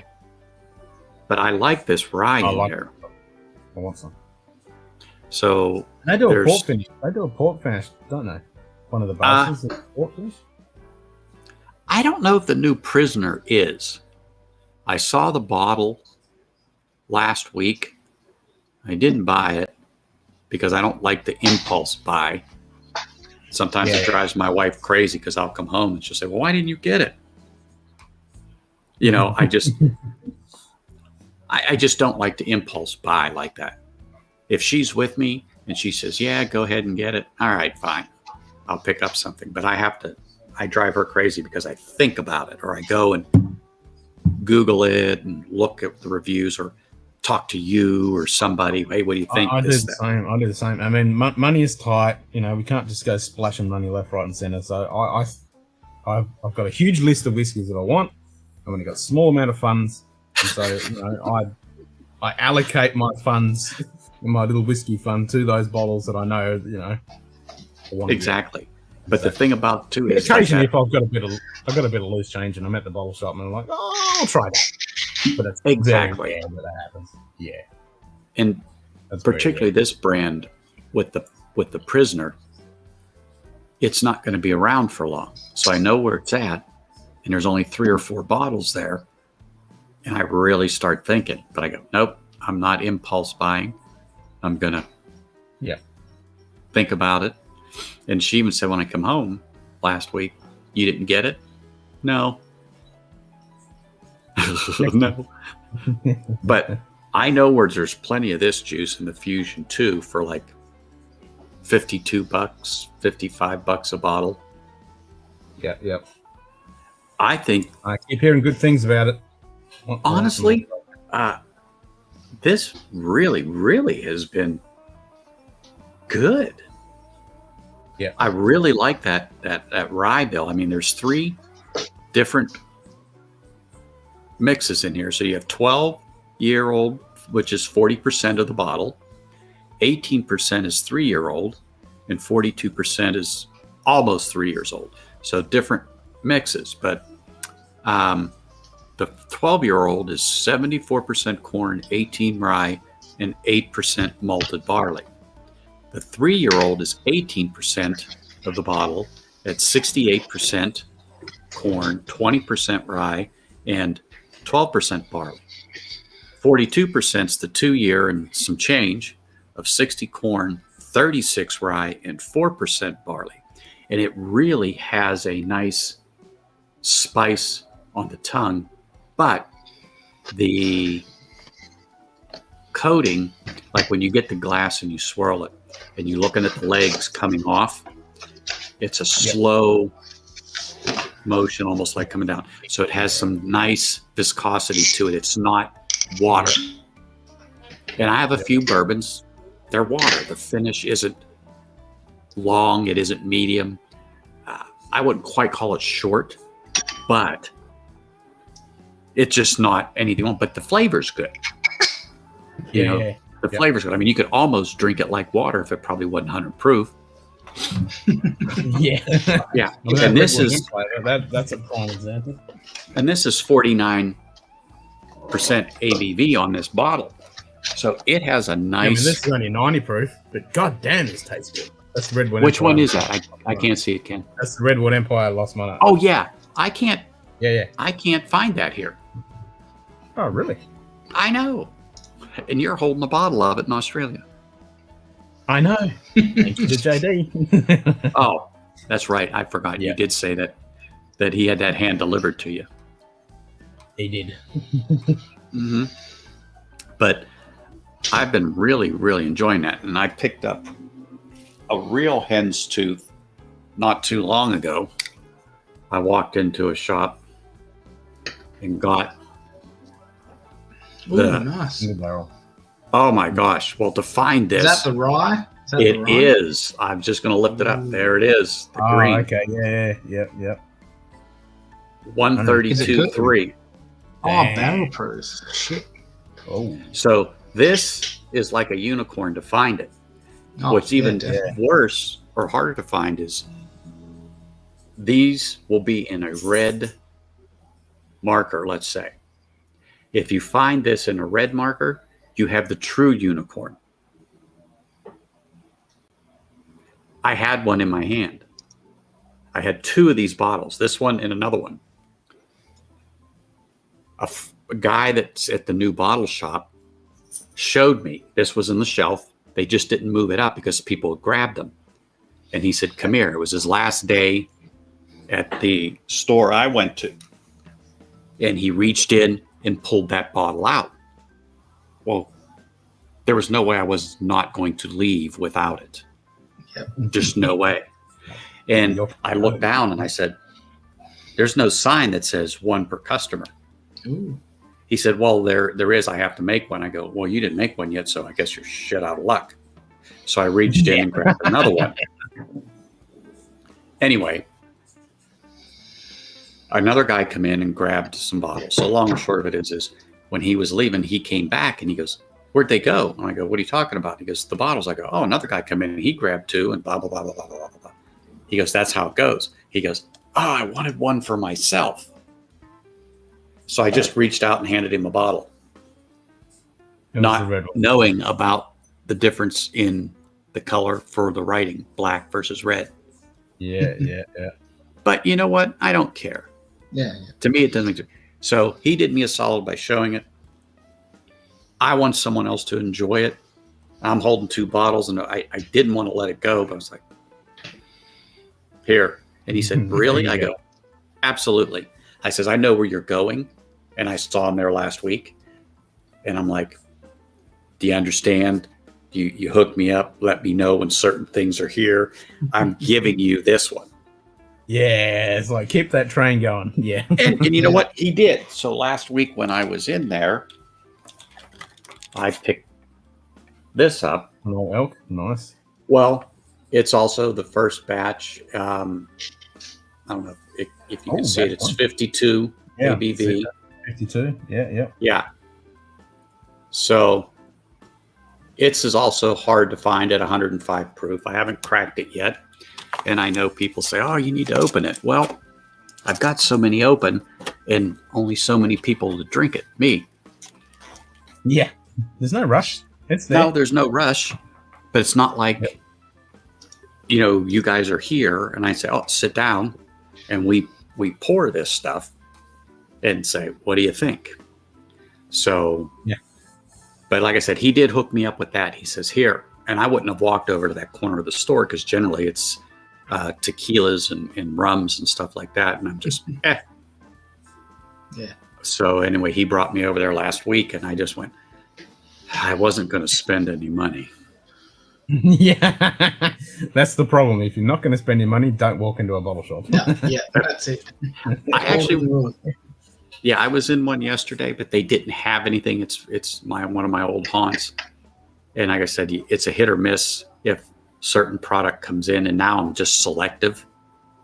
I'm looking for this or I'm looking for that. And if it's not there, oh, well, I walk out. Yeah. I do that. I mean, I'll go for a lookie. If I'm going to the supermarket and the bottle shop's there, I'll go for a look. Always go for a look. Well, and that's it. We have certain GPs in that area.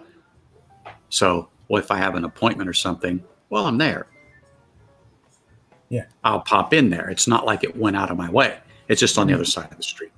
But like I said, I've been really going through the Bardstown, and I'm so far very, very happy with that product. And I know it's not available to you guys, but it's really, really good. Bardstown. On my radar. What brands do they have? Do they have multiple brands or? So the Fusion series, and then they have Discovery series. Okay. And the Fusion series, and don't quote me on it, but I'm trying to remember, is when they were starting out and they were taking different whiskeys and blending together. And a lot of it's MGP because theirs wasn't ready. So it'd be maybe a small portion of theirs made with some of yours and let's say some of Ken's. So I think that's how the Fusion line came to be. Yep. Okay. I mean, the best person to ask that would be ADHD Whiskey, Matt Porter, because he is the world's top whiskey taster. Oh, yeah. He could give you the exact lowdown on everything on that. But and if you want the history, then you ask Jason with Mash and Jason. Yep. Jason on Mash and Drum, and he'll give you a good breakdown of it all. But Bardstown itself is relatively new in the industry. I mean, they've been doing stuff, but now they're coming on their own. They're getting a solid footing and starting to use some of their distillate that's coming of age. And then hence, I think, then discovery. Disco 1, 2, 3, 4, boom. So that's the evolution, my opinion, my version, story of how Bardstown came to be. G'day, Adam. How you going, mate?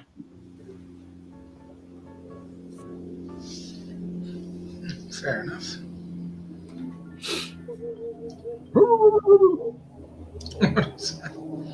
Dog barking head off.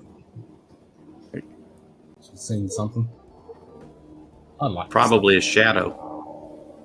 Yeah, probably. More than likely. It's not full moon yet. Yeah, it's half moon, so especially in full moon, she sees all the shadows and barks at them. We have a golden doodle. And we used to have all golden retrievers until her. And this dog can hear a mouse fart on the other side of the street at 2 a.m. and barks. And lets everybody know. Yep. Drives you absolutely crazy. I mean, she was barking a little bit ago, and I'm like, what are you barking at? She's staring at me now. I can't hear anything, but Lord knows what she hears. Oh, yeah. So how's Adam this fine evening, morning? Oh, yeah, Mr. Depending on where you are. Oh, good day, Adams. Yeah. I think it's morning. Yeah. Yeah. Is that a movie? I can't remember either. I'm trying to remember where everybody is. I was going to ask. He's a crazy bastard like us. He's on all hours. Yeah, I like their new channel, the what is it, Whiskey Wire? Yeah, me too. Yeah, that's it. I'm always looking forward to the pop-ups when they pop up at some silly hour after everyone's finished. I was looking today and yesterday, because I missed the streams this morning and missed the streams yesterday, and when I got home, I was waiting for Mike and Adam to pop up and jump on. Yeah, it's a good channel. Yeah, agreed. If anyone's not subscribed to them, bloody do it. It's a good channel. Yes. And we were definitely an influence on that, the pub style format. Yeah, that's what I mean. I was going to say, I'm just loving all these new little. I mean, if we get enough people doing these little channels, eventually we'll have every bloody time zone covered, and we'll almost have a pub. Yeah, pretty much. Yeah. Which would be awesome. Yeah. Anytime when you're able to jump into the pub and. Yeah. Nope. Well, cheers, guys. Yeah, cheers.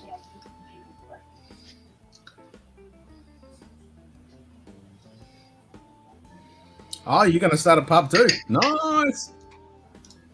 Sweet. I like it. Yeah, definitely. I mean, you'd have to give the initial pub format to Roy Acavito. He's the man. Yeah. The virtual pub. Yeah. He's got the pub. And we've got the Munted pub. Yeah. Then yeah, that's right.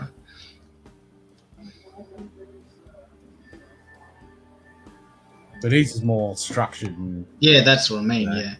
Like ours is just fucking anyone jump in. I understand. I mean, which is wouldn't mind doing some theme kind of ones every now and then, but it'd still be real cruisy, but it'd just be around the theme. Okay, let's do an Irish pub night, and we just explore Irish. There's no set format or anything. It's just a theme. That's what I like. Yeah. And that's why I've always liked your stream, Ken. And I told you that before. I go, come as you are. You don't care if you're drinking Scotch, bourbon, port, wine, or tequila. Like I said before, my cup of coffee. Yeah, come on. If you have an interest, exactly. And I also agree with how you now set it up.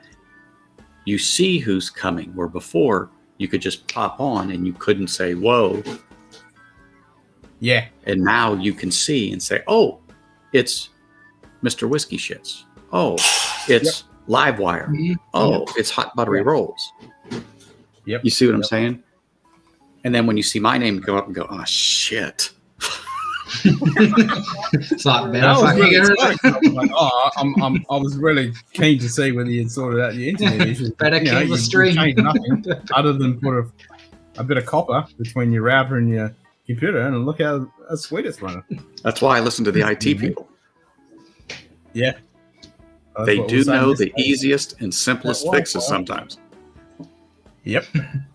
But so when I'm working on my channel, it's going to be pretty much the format that you guys are talking about, but it's going to be more of the lounge. So I'm thinking like the Bourbon Neophyte Lounge. And then I'm going to have different people come on, and I'm using Ken or you, Simon, to talk about the journey into Scotch for somebody. Using somebody like Adam to come on and talk about the journey into bourbon, because everybody has a story. The funny thing is, I actually started with bourbon. That was my first 3 years into whiskey was bourbon before I hit Scotch. And so that's what I want to do. And then it would be hard for me to get stuff hand delivered to you guys, but it can be done as long as you're willing to pay that courier to travel. So, but you may have, since Scotch for you guys is around like water compared to bourbon. Yeah. If I get a few Scotches for the beginner, so when I do that particular, I'll do it live, we'll hook up, and then I'll have a set of questions, and then particularly have a bottle, and you go, well, boom, and you pull out that same bottle and discuss it, and then say, like Ken was telling me, this would be your most logical progression, but you do what you want. If you want to dive right into that and get an Arbeg 10 and taste some peat, well, by God, you do it. It's your money, it's what you want. But I think that would be a great segue, and then into something like Livewire Whiskey, maybe pregame them, then go into them. You know, I'm trying to put this together in my head and come up with the more of a lounge type talk show type thing, to where I have different people come on weekly and discuss this. I think that would be a great segue for them or somebody else, but also with you, Ken, on in the mornings, particularly on Sunday. Well, it's Sunday for me. It's Sunday night going into Monday morning for you. But this has been the thing playing through my head the last couple of weeks when I watch different things. And I told Adam, and I text him, because he's literally just a couple of hours from me. I really thought their first show and then the actual second show they did was tremendous. That format, that type of discussion, from total beginners into it to, I know it sounds bad, but to seasoned professionals, let's say, who can discuss different things about the spirit and sit there and listen to it. And just the range of topics, and it was just a really good channel. That, not that it isn't ever, but that particular last two episodes were just out of the ballpark. Well, Big League Bourbon, his niche with the being an ex-professional baseball player, and particularly for my favorite team, the Pittsburgh Pirates, he was a pitcher for them for like 3 years. He ties bourbon into baseball, which is America's #1 pastime. That was, I'll use an expression, that he hit it out of the park with that. That was that was the great thing. So 2 things that he understands and knows, and particularly baseball. And then also having the connections to have these professionals come on his show and talk about their careers and some stories, and then sharing, a drink. I think that's terrific. That's it. Yep. Yeah. I mean, that's terrific. Cheech's channel, Whiskey On. I was just going to say, Yeah. Cheech. He's on the East Coast, and then of course when he gets off work, he's generally 1 or 2 in the morning. He comes on, but he follows Hot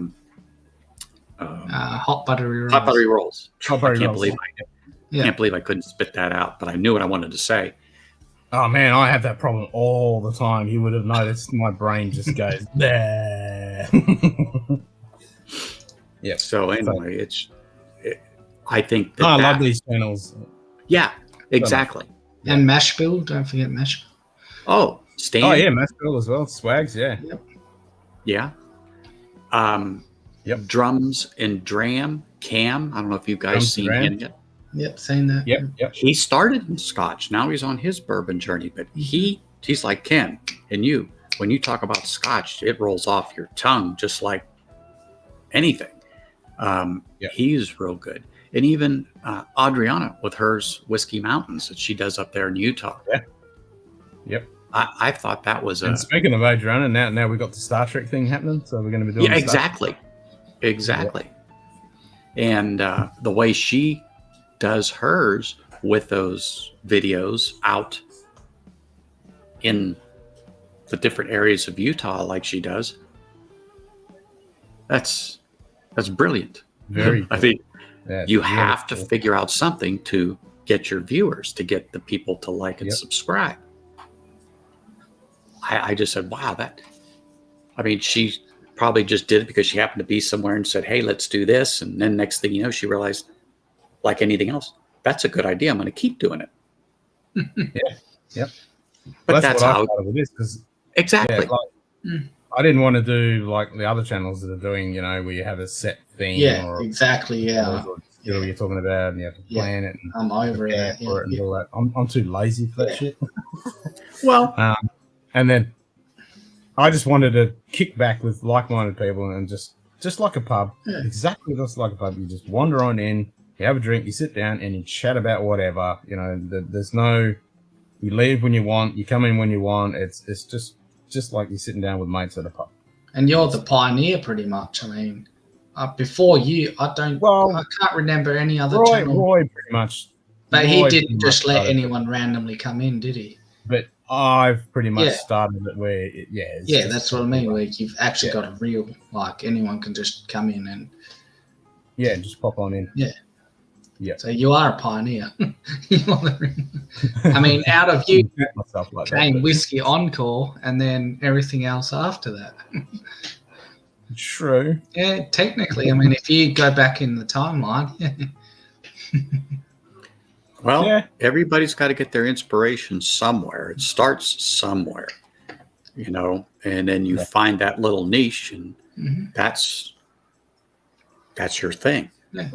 And I want to sit down and have a drink and talk to someone. I don't want to sit there by myself. It's kind of boring. Yeah. So especially if the I open up the stream and other people can pop in, it's just like we're sitting in a pub together. Yeah. And then add fucking up to 12-hour plus streams. It's a completely different thing. That's Well, never- that I must admit, I am pretty much a pioneer for that. I mean, Food Quick has done it. he but got wasn't close, a but format. never, never what you did. No. No. And I'm thinking the 15th of May, which is World Whiskey Day. I think I might make that one the 24-hour stream if I can plan that. Which well, one? you're going to have to log out and log back on, No, I'll just set it up. So at 11 hours, I'll have the 3 streams set, ready to go. So it'll be 11 hours. I might make it just 10, and then 10, whatever the last one is. Yeah.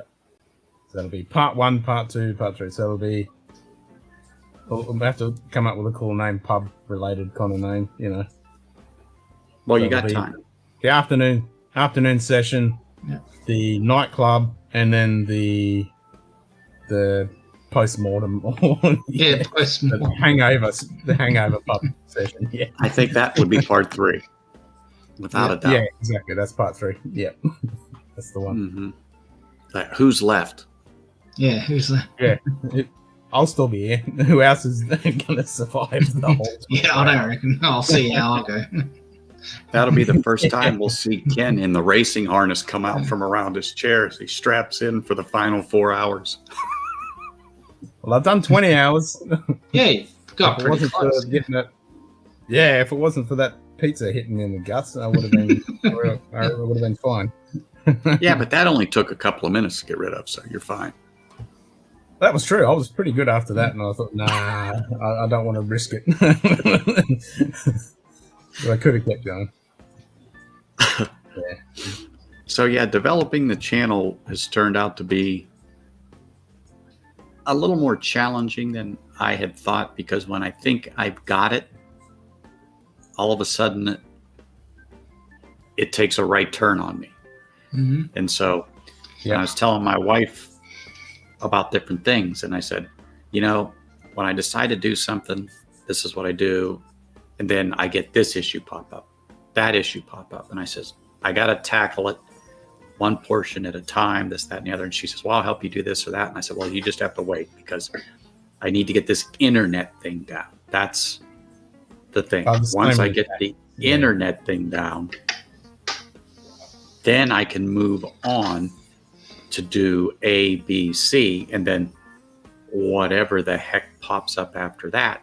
Then once I get all of that done, okay, now I'm ready to do this. And I even have, like I said, I even have a story, let's say, for the first stream. I just have to get a couple other people on board and then do it. That's all it comes down to, is just do it and then go from there. But it's been more challenging than I thought, because I know through YouTube you can just get your okay and you can stream whenever you want, but I just don't want random babble. I did that for 2 minutes, so I know it works.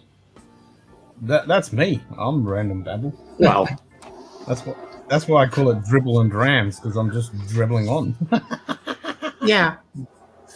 But to me, talking to you guys, and I'm getting a lot of information, particularly about the channel, what to use, what not to use, because again, I'm the neophyte, I'm the beginner, and you've been down that road. Go, oh yeah, don't do that, don't do this, or use this, use that. It'll make it much easier. So I'm trying to learn from you guys and other people that have channels, so that when mine comes on, I'm not saying I won't have issues, because you're always going to have some issues. You're always going to have issues. And Mr. Whiskey just said the correct thing, which I was going to say as well. Just start. I know. I'm still trying to split the screen so I could see the chat. Yeah. It's just not cooperating with me, but that's okay. I know I can pull it into OBS. Well, the other way, don't split the screen. Just grab the stream with the chat and pop the window out, and then just drag it in front. It's just being obstinate right now. Like I said, I'm not. See, when I do it, it just doesn't work out that way. I can see it. Like now I'm on there, but it's just not doing what you say it should. But you got to pop it out. As long as you pop the window out, and then you go back and click on this window, so you can see this window, and then down the bottom, click on the popped out window, and that'll come up overlaid over this screen, and then you can just move it around and resize it to where you want it.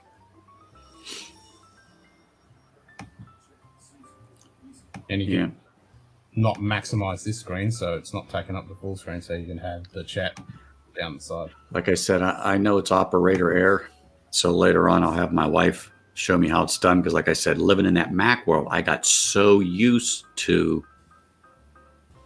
working everything from that aspect that I forgot how to do certain things. Now at work, I did use it when I was working. I could navigate it just to what I needed. And like I said, I had 3 different screens in my office, plus a 60-inch. So I was spoiled. I could sit at my desk. I could stream video. I could talk to you guys, do things while I'm watching different things in real time. That was fine because I was Apple. The only time I went on to Windows was because of email and different things. Other than that, I had an iMac sitting on my desk with an Apple TV, my iPad and iPhone. So everything was just a click, like you're talking about. It is simple once you figure it out. It's a click of the button. But I'll get there. And, I know I can always talk to you guys, or I can chat with Adam because, I literally can pick up the phone and say, hey, Adam. Yeah. Well, that's the other thing. Before you really dive down and get OBS dialed in and muck around with that, which can be complicated to set up. Just use StreamYards. Just use the free StreamYards. Get your channel running, and then you can tinker at the same time. Like, I'm always tinkering away with different stuff. I've been tinkering around with this. I'm always trying to... The last tinkering episode you did turned out to almost be a fiasco. But I learned a lot. That's the purpose. That was the purpose, and that's why I've killed that stream, because I've just saved it as an archive. But it was a good experience to see what did and didn't work and all that jazz, and that was the purpose of it. Mm-hmm. That's definitely. So yeah, it's funny you should say that. So I'm thinking about disabling the OBS and just using the StreamYard on regular YouTube. Going in and saying no, because right now, whenever I queue it up or I click on your link, automatically pops up. Look at that guy. Biggest dickus. Yes. How are you, sir? And we've got no audio. He's probably got to take himself off mute. Probably. Doesn't show him that he's on mute, but... No. Yeah, no audio. Yeah, no audio. Oh, he's probably going to the delivery store to make sure you get that hand delivery, Ken. Yeah. Probably. Crack some skulls. Nah, still can't hear you. Can't hear him. I can see he's got his sunroof open. Can you guys hear me, or am I on a delay? No, we hear you. I hear Ken. Because it just did the circle thing, so I just thought, refresh. Oh, that's an internet thing. Ah. That's an internet. That's the interwebs. Oh, good. That gerbil. You haven't kicked that gerbil in the guts enough. And I haven't gotten that. Yep, there now we we go. can. Nope. He's trying now. Wait, I don't know what. Yeah, we can. I can hear you now. Just give it a sec for your video to connect. We haven't got a picture yet. Oh, lucky. We feel privileged.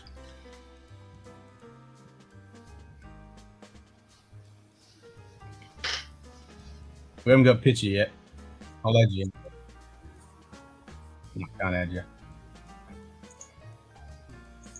Ken's working his magic to try to get you on here.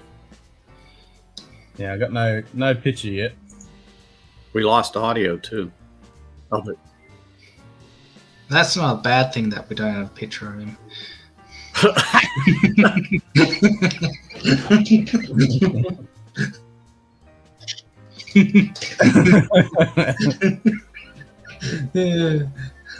Love you, Shane.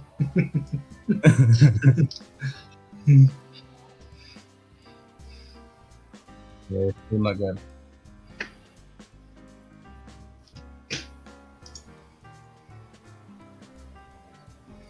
Must have been.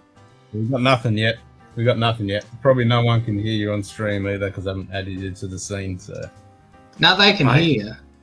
Yeah, I can hear him, but he cut out there when he said. no, he we popped in can. to say- No one on YouTube can. Oh. Now they're saying, Mr. Long, what's up, and that.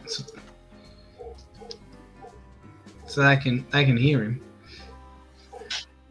Oh, you can hear me. Oh, Oh, you're on your way. Oh, nice. Another 10-hour drive. Here we go. Here we go.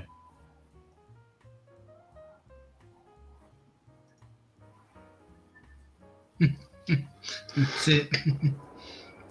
There we go. There he is. There we go. There he is. Hey, Hey, hey. intermittent for sure. That seems pretty good now. Yep. Yeah. Internet connection stays good. I've got 13 bottles of liquor. On board? Nice. Still doing that moonshining shit, eh? Yeah, he's bootlegging. He's doing a run. Yeah, he's doing a run, that's it. Right. Coppers will never catch me. Well, you know, he drives those German automobiles. Yeah. That's right. Yep. Was Popcorn Sudden Hell your yeah. grandfather?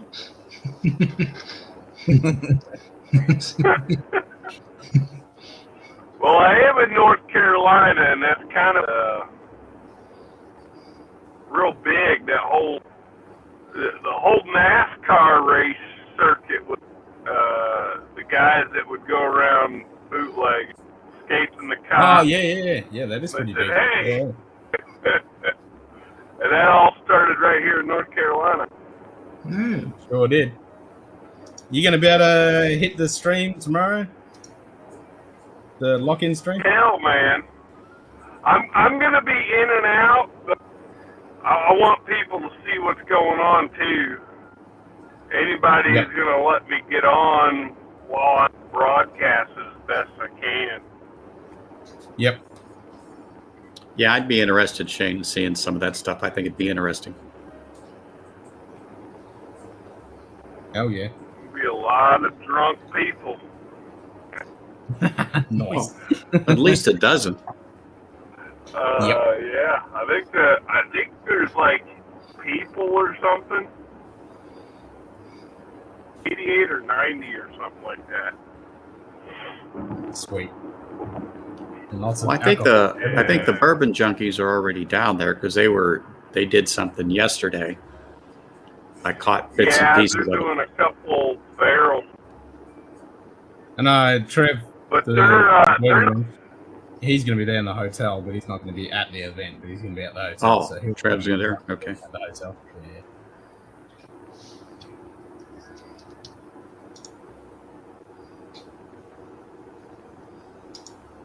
How much further have you got to go? Mr. Biggest Dickers. it's 6 Does anyone know hours, that? I think. 6 hours. 6 hours. Anyone know that reference? The Biggest Dickers? Come on, who's the first person's going to come up with it? No one in the screen. Somebody in chat put it up. Come on. I reckon Someone gets it. Yeah, come on. If I had that clip, I'd play it right now. It's not fucking good.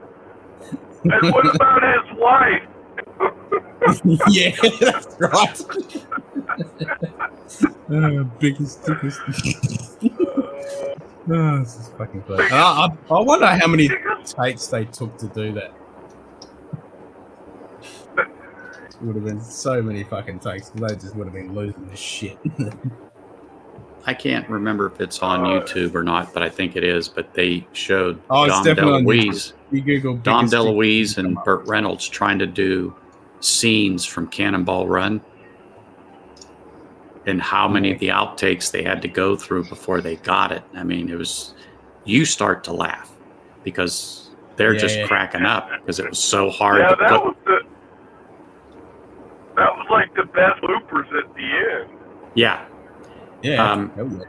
Mel Tillis, I think, was on some of them, and Terry Bradshaw.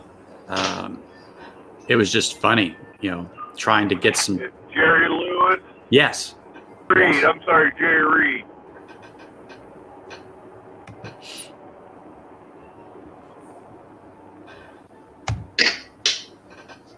Good old Biggest. My best friend. Did anybody get it? Nobody's put it up yet. I'm looking. Man. That uncultured swine. Yeah, exactly. I mean, come on, somebody put it up there. At least on, type if you Simon, don't know. Simon better know. I mean, he's young. He might not know. Yeah, I wasn't born in the 1930s, so I don't know. What, you don't know biggest stickers? Are you serious? No, I never heard of it. Simon. I'm going to kick you out, and I'm going to make you go to YouTube and watch biggest stickers. We're going to send you a It's only a few minutes before you can come back. Yeah, you have to be enlightened, and you have to go watch biggest stickers. So watch it fucking now. Just mute yourself and fucking watch biggest stickers.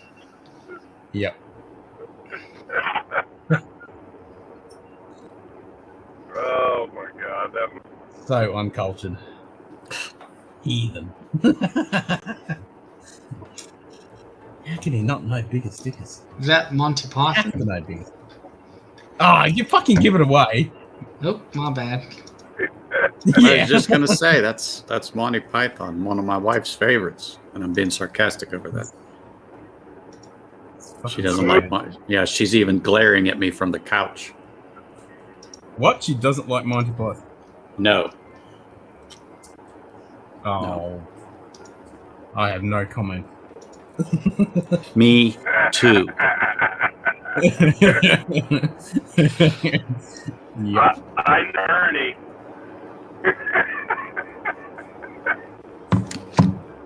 I have no comment either. Yep, no comment. I mean, if there was enough people, I'd do a Star Trek style biggest stickers thing. Just go Monty Python. Oh, imagine that. We could all do all the skits. Oh, that'd be so cool. That'd be awesome. I couldn't tell you how many people I knew that could repeat some of that stuff, literally line for line, different scenes, and da-da-da-da-da. And it's like, it used to drive me crazy. Ah, but I used to work at a newspaper doing the layout for the newspaper, you know, making the ads and doing the page layout and all that stuff. And we were all Monty Python nuts, and we were just Monty Python left, right, and center all the time. It was so fucking good. So much fun. You know, that's a lost art now, Ken. Hey Ken, you see what's there? Oh, yeah, you got the guitar. Nice. Oh, yeah. Yep. I wasn't sure if that was a box of or bag of Depends or what there, but Was that a dildo in the back? Yeah, a couple of those could have them. Well, you know, when you're so you know, when you're bootlegging, you know, when you're running whiskey, you don't want to stop. But those German cars probably have some type of a system that just he puts a catheter in and away he goes. Yeah, exactly. It's probably got dildo holders and stuff. You know.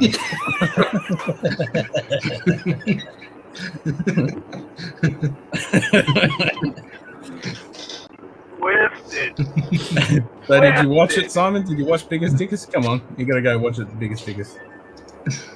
I'll watch it afterwards.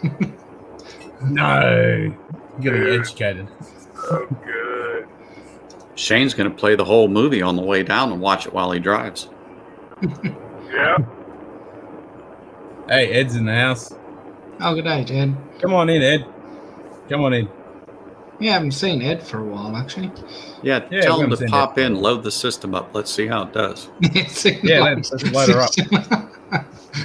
Exactly. Load It just up. blows Give it a test. Ken's computers to pieces.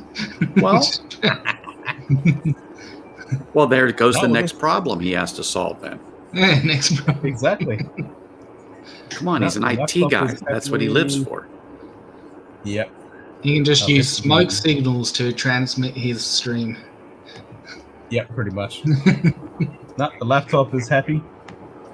It's happily sitting there. Let's look at the desktop. The desktop should be fine with this mode. Well, in the mountains, so I'm going to go ahead and jump off here because my connection is going to be.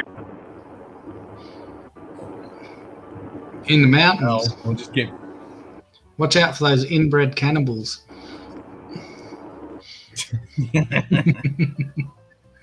Wrong turn. Oh, there he goes. Yep. I thought those German cars just drive for themselves. You just got to sit there. Yeah.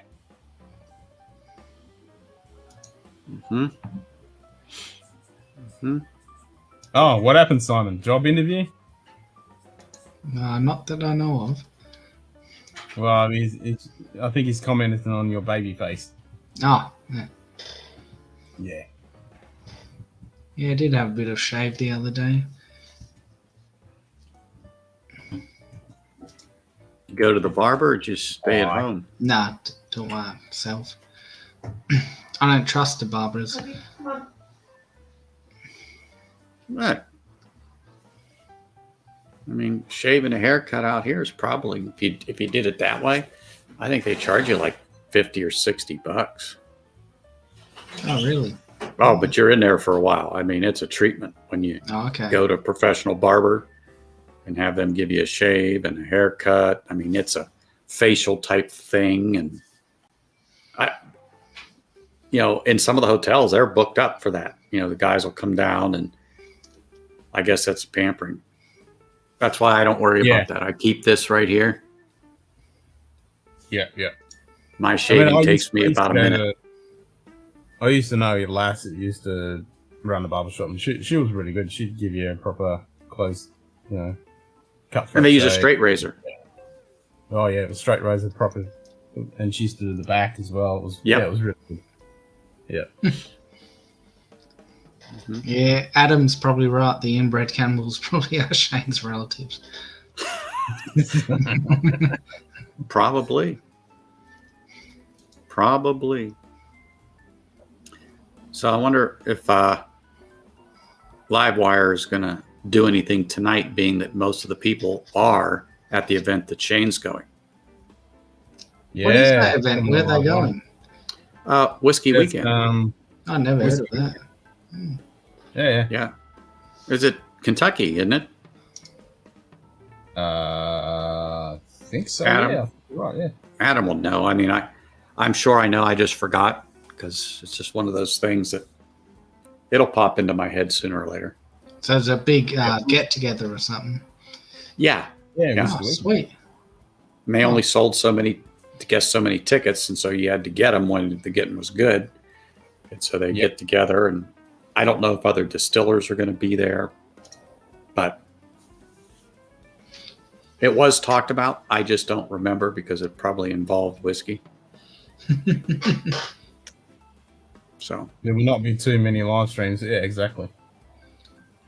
So that's why I was wondering if Livewire is going to do anything tonight, or I may pop on now that I think I've got all this internet stuff down, because he asked me last weekend, and the internet just wasn't going to support everything going on. But now I'm home, and I've been streaming good and haven't gotten a little gerbil wheel or nothing. Gerbil wheel. Nah, it'll be good. Yeah. Perfect. Well, if I pass the Ken test, I know it's going to be all right. That's it. Well, it depends what reception they get down there. I mean, they could use their mobile phones to do like an impromptu basic. Yep. Mm-hmm. Or jump on Ken's. Ken's going to be streaming tomorrow. What is it? Morning for us? Tomorrow night, time. Yeah, for tonight for them. Yeah. Yep.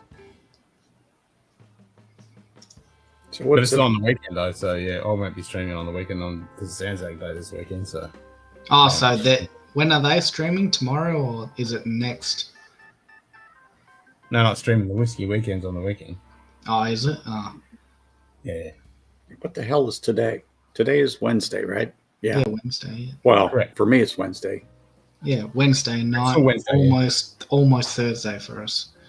Almost Thursday. Yeah. You getting close to midnight? Yeah, 45 minutes. Okay. Yeah. Okay. Yep. But yeah, I'm glad Ken's advice worked for me. Yep. Damn IT guys. Yeah, that was the first thing to try. You know, if it wasn't that, then it's a bit more serious with bandwidth issues and parameters on your video and audio and all that kind of stuff, or your computer itself. But yeah, always get rid of the Wi-Fi issue.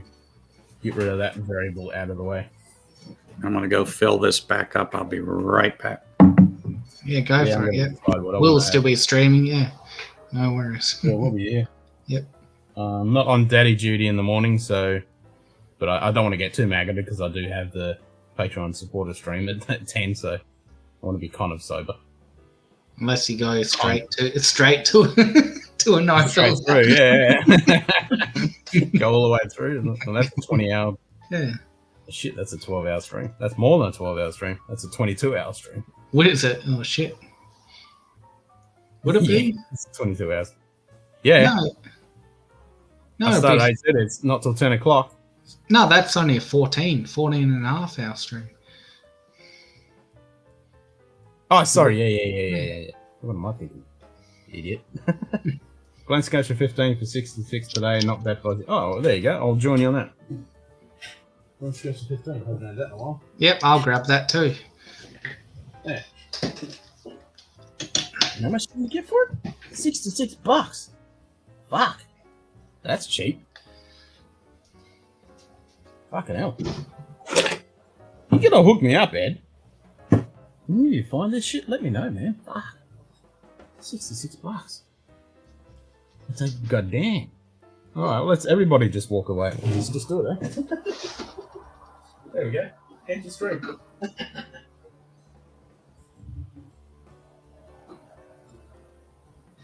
You just leave it blank, eh? Well, that's what happens in a pub, you know. When everyone leaves after the lunchtime session, it's a bit quiet before everyone comes back for the afternoon.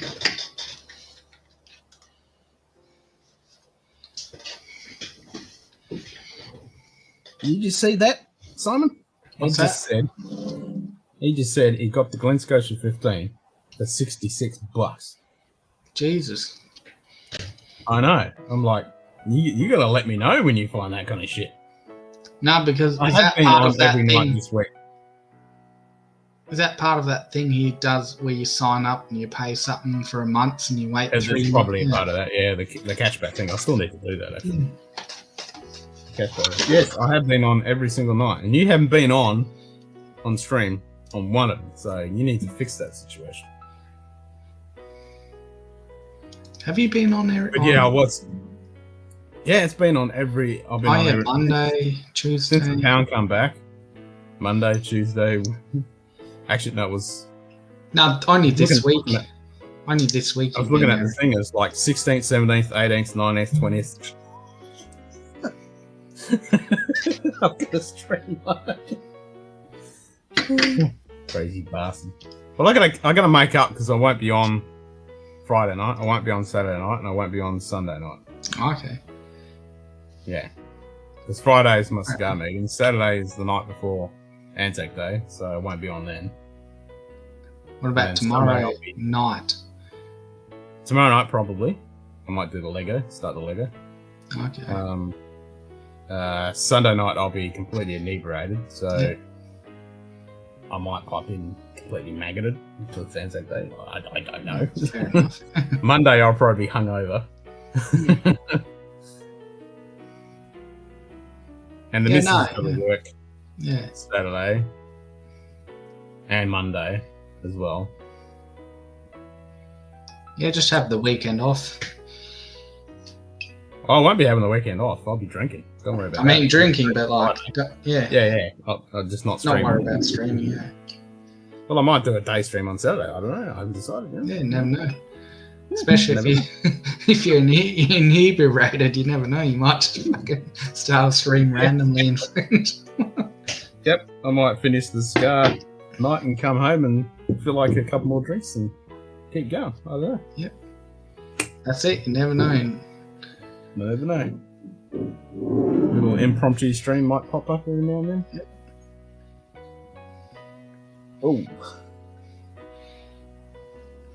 But don't feel pressured if you just don't feel like it. Just don't. I'm just. It's never a pressured thing. I was like, Oh, good. I'm gonna stream. Yeah, it's not a pressured thing. Bloody hell, this 15 I only is do it so 'cause I good. feel like it. Oh yeah, it's awesome. Isn't it? It's like when I went to person, I went, ooh. I mean, I've had this for Don't about. mind watching you silly buggers. So what did you just pour, Ken? Glenn Scotia 15 and Simon's done the same. And Okay. Edward in the chat. Oh, Ed did too? Yeah. Well, he said he bought one. I don't know whether he's drinking it. Oh yeah. He won't come on bloody stream with us. Oh, it's a weekday. So, you can come on for a couple of drinks. Get munted for a few hours. Yeah, get munted for you. Yeah, get prepared for tomorrow. Wake up tomorrow. Wake up 1 hour till you have to go to work. You know, I'll be drinking and then have a few hours sleep and then back on here for the Patreon stream. Yeah. Hopefully, how long are you doing that stream for? Don't know. When couple don't hours. know. Yeah, couple Yeah, hours. I'll try to join you. You have to. Yeah, It's the first I'll pop in. I'll pop in. Yeah. Yeah, because I pretty much want to get everyone that I can on here, and we're going to talk about the channel and Okay. Yep. directions. I'll pop in then. Yeah. Yeah, I'll do. I'll put it. Yeah. so what's Ken up to? No good, did you say? Always no good. No good. See. Yeah. Exactly. My wife's getting ready to go to SOPs. the doctor. To the doctor. Every 3 weeks, she has to go. I think I've told you guys she has a medical condition, so she gets IV, IG treatments. They have a medical port in, so it takes 4 or 6 hours sometimes to get this stuff because she has an autoimmune disorder. And so today's the day. So every 3 weeks, she has to go and sit. And so the dog goes too, but the dog goes to the beauty parlor. So we drop the dog off there. She goes and gets her treatment. So she'll come home at 2 or 3 in the afternoon. Just depends. Sometimes it's quick. You know, when I say quick, 4 hours or less. Other times you got to slow it down going in because it hurts. Yeah. So then it could take a little longer. But they put these bags of stuff up. I don't know if it's 2 or 3 of them, and you just can't open the IV up and let her rip. It has to be. Oh, hell no. Well, yeah. And so they put that port in under her skin so it goes right into the main vein. Yep. It's just easier rather than getting poked all the time to get an IV line in. Yep. That's not fun. Oh, Nope. it's Wasn't back. me. wasn't me. I didn't Dodgy internet. Could be. Oh, that Or was. OBS Got and just bottle needed a of break. The open will pull next.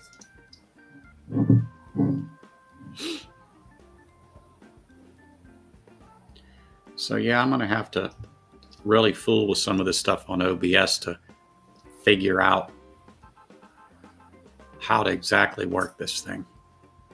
But stick if you're going to do your live streams. Just for now, I think stick with StreamYards. Yeah. Yeah. I got StreamYards. Use the free account. Just get it going, and then you can play around and tinker with all the other stuff. The problem is, if you think you want to try and get everything dialed in and set up and everything, you're never going to get there. It's always an ongoing process to try and dial all that shit. It's the truth, I know. And just like watching you the other day, you never know what's going to happen. Even when you think you got everything firing on all cylinders. And that's what I'm saying. Like, touch wood, I think I've got it dialed in. And I know as soon as I say that, I'm leaving myself open for a fucking major disaster. Yep. Well, the universe is listening. It's like, oh, you think everything's good, do you? Here, have this. Well, Jupiter has now come out of alignment, and we're going to show you. Yeah, exactly. We're going to show you. So, but yeah, like I said, I think this platform, as far as the OBS, I like what it does, and I think it definitely has the place, and that's where I need to go to. But considering everything you said, go right to YouTube, do the StreamYard. I just have to go in and disable this because it automatically jumps to this now. Like when I want to start and talk to you guys, when I hit it, boom, OBS opens right up and it does its thing. Well, you have to remember, this is OBS Ninja. Yeah. This is not OBS. This is just... I leave out the Ninja part. But Yeah. Because each time you say OBS, I'm like, well, that's a different thing altogether. That's OBS Studio, where this is OBS Ninja, which is just a web-based platform to get people in onto your stream, and then you import that into OBS Studio with the streaming. Whereas something like streaming, that's all dialed into one program. So I think that's what I'm just going to do going forward until I get a few streams behind me. Yeah. And a couple more cups of coffee here, because that's when I'm thinking better. And then your brain fired up. Throwing things by you, Ken, and stuff like that about this, and then migrating everything over to this platform once the base has been made. This should then just be, I don't want to say simple, but to bring everything over and run it like it should be. Well, the good thing about using something like StreamYard is you don't have to worry about it. To stress over all the itty bitty bits of setting it all up and stuff, and you can worry about getting your camera right, getting the audio right, getting your logo and your background, and how you want to set up your stream, what you actually want to do in your stream. You can worry about all that and not have to worry about the technical part of actually doing the actual stream. Once you've got your stream dialed in, how you like it, with all your audio and video and all that jazz, then you can worry about how you actually want to use the technical side of it, of doing the stream. If you want to use OBS or StreamYards or something else, you might find another program that you like using better. It's up to you. Yeah, that's true. That's true. But when I talk to people besides you, they all mention OBS. That's one of the top ones they mention. That's out there, that's a stable platform.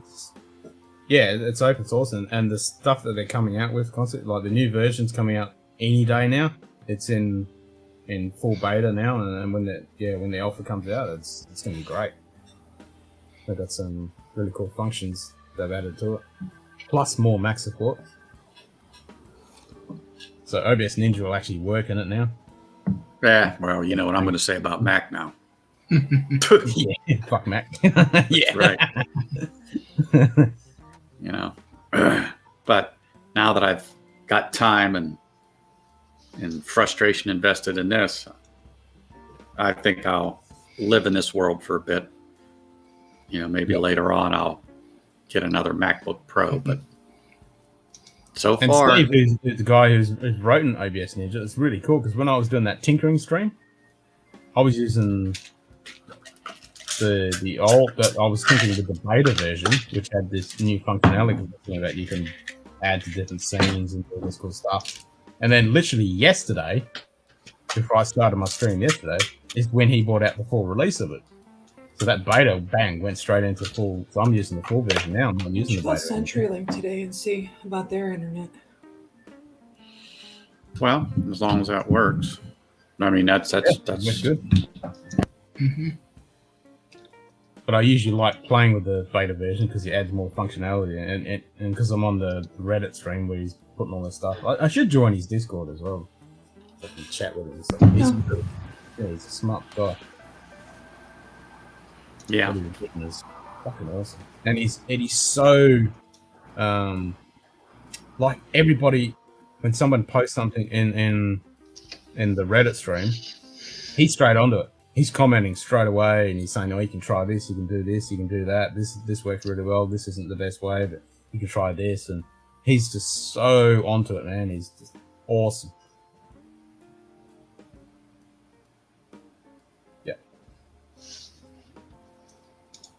It's definitely like if you paid this as a paid thing, or like you set up a pro mode, like you had paid money for it, I'd throw the money out at him straight away. Well, I thought there was or is No, some type of a you can donate. version. Okay, that's right. Again, my donation. No. Yeah, you can donate to Steve for OBS Ninja, but no, OBS Studio itself it's open source. It's all free, but OBS Ninja is open source and free. It's really good. Now you can host your own server for OBS Ninja, so that the service actually runs on your machine locally. The handshake is obviously still going to be outside of your hosted service, but it's still, you can host the whole thing on your own machine, which I'm tempted to do. Just put it on your server. Yeah, stick it on my NAS box. I'm free set up a VM and then run. See, I know a couple people that basically have what you're just talking about. I mean, they're a home person like me, but they have their own server, blah, blah, blah, blah, blah, blah, blah. And they said, I control it. You know, I don't have these issues. I don't have those issues. They have a auxiliary power unit, just like you had. So when the power does go down, this stays on. You have time to shut things down. I'd be fucked without UPSs. Gotta have those suckers. It's funny. I was looking at some of the stuff that he was telling me he has. A couple of them have, I don't know if you want to call them coolers, but because of the heat these things generate when he's streaming and doing things, he has these, it's almost like a box that, I don't know if it backs up the fan. Everybody says, no, it's a little air conditioner, for a better word. Takes this air and cools it as it blows it through the machine, and even has a little filter on the back of it, he said. And I go, what? Yeah. Well, I don't know this stuff. You guys are, yeah, that's all out there. That's, you know, he's really into this or that. But I knew that they made AC units for systems, because we have a communications room, you know, in the hotel. It's got all kinds of servers and switches and stuff in there, and they do not like heat. So fuck no. No. A proper server room is, you walk in there and it's a freaking fridge. You need a coat. And exactly. Yeah. Edward Jarvin. I've worked in server rooms, and every time I have to go in there, it's like fucking so noisy and so, you know, so cold. Hell yeah. And the floors are what I call false floors. If you walk into a good server room, you got to wear earplugs. I mean, headphones. Oh yeah. Well, if you really want to get into hearing, headphones are great. However, is there any vibration in there? And there probably would be. Not in a good server room. Vibration is the enemy of a good server. Oh, that's true, but depending on where it's at. But anyway, you're right. But headphones only do sound waves that come in. So if there's any type of vibration, you need to remember that can be transmitted through you. So then you actually have to use earplugs also. So you need two types. So I'm into shooting sports. And so for years I didn't know, until, even though I'm a safety guy, you just don't put these together until you go to a class. So years ago, someone made the connection for me to sound waves that gets transmitted through you through vibration versus sound waves that come into you this way. So now, even when I go to the range, I put earplugs in. So when they're shooting, I can pull these off. I'm good. But then once I pick up my weapon, I put these on, leave the earplugs in. Now I'm properly protected. Are you using noise canceling headphones? I have them too. Yep. I use noise cancelers. That way, even though I have the earplugs inside of them, you don't see them. It amplifies the sound. So when you and I are talking at the range, we can still have this type of a conversation without. And that's so fucking cool. It is. It really is.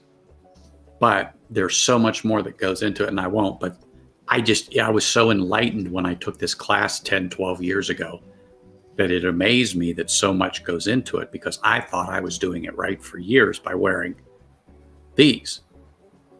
Wrong. All wrong.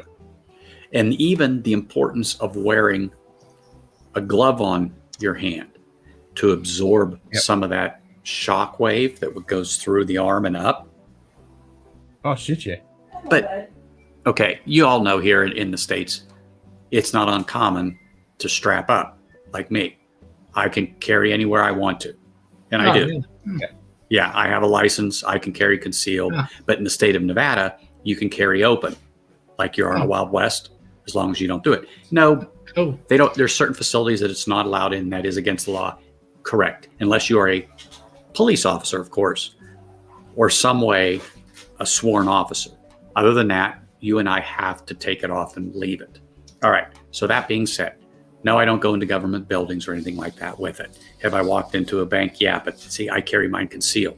You don't need to know I have it because some people get very edgy when someone walks into an establishment now, open carrying a Glock or a Smith & Wesson or a SIG or an H&K. And I understand that. I don't do that often. When I say often, 98% of the time, you never see my weapon. If I'm stopping somewhere to fuel up and it's out, I don't care about that. But if I'm walking into a store or anywhere, you just don't see it. And that's the thing. It's concealed. You don't need to know. I don't want to make anyone nervous. I have my dinner. So you've got both open carry and concealed carry.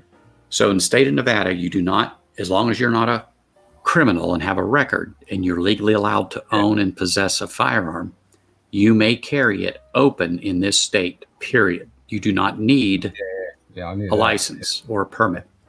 However, I have a license, or if you want to call it a permit.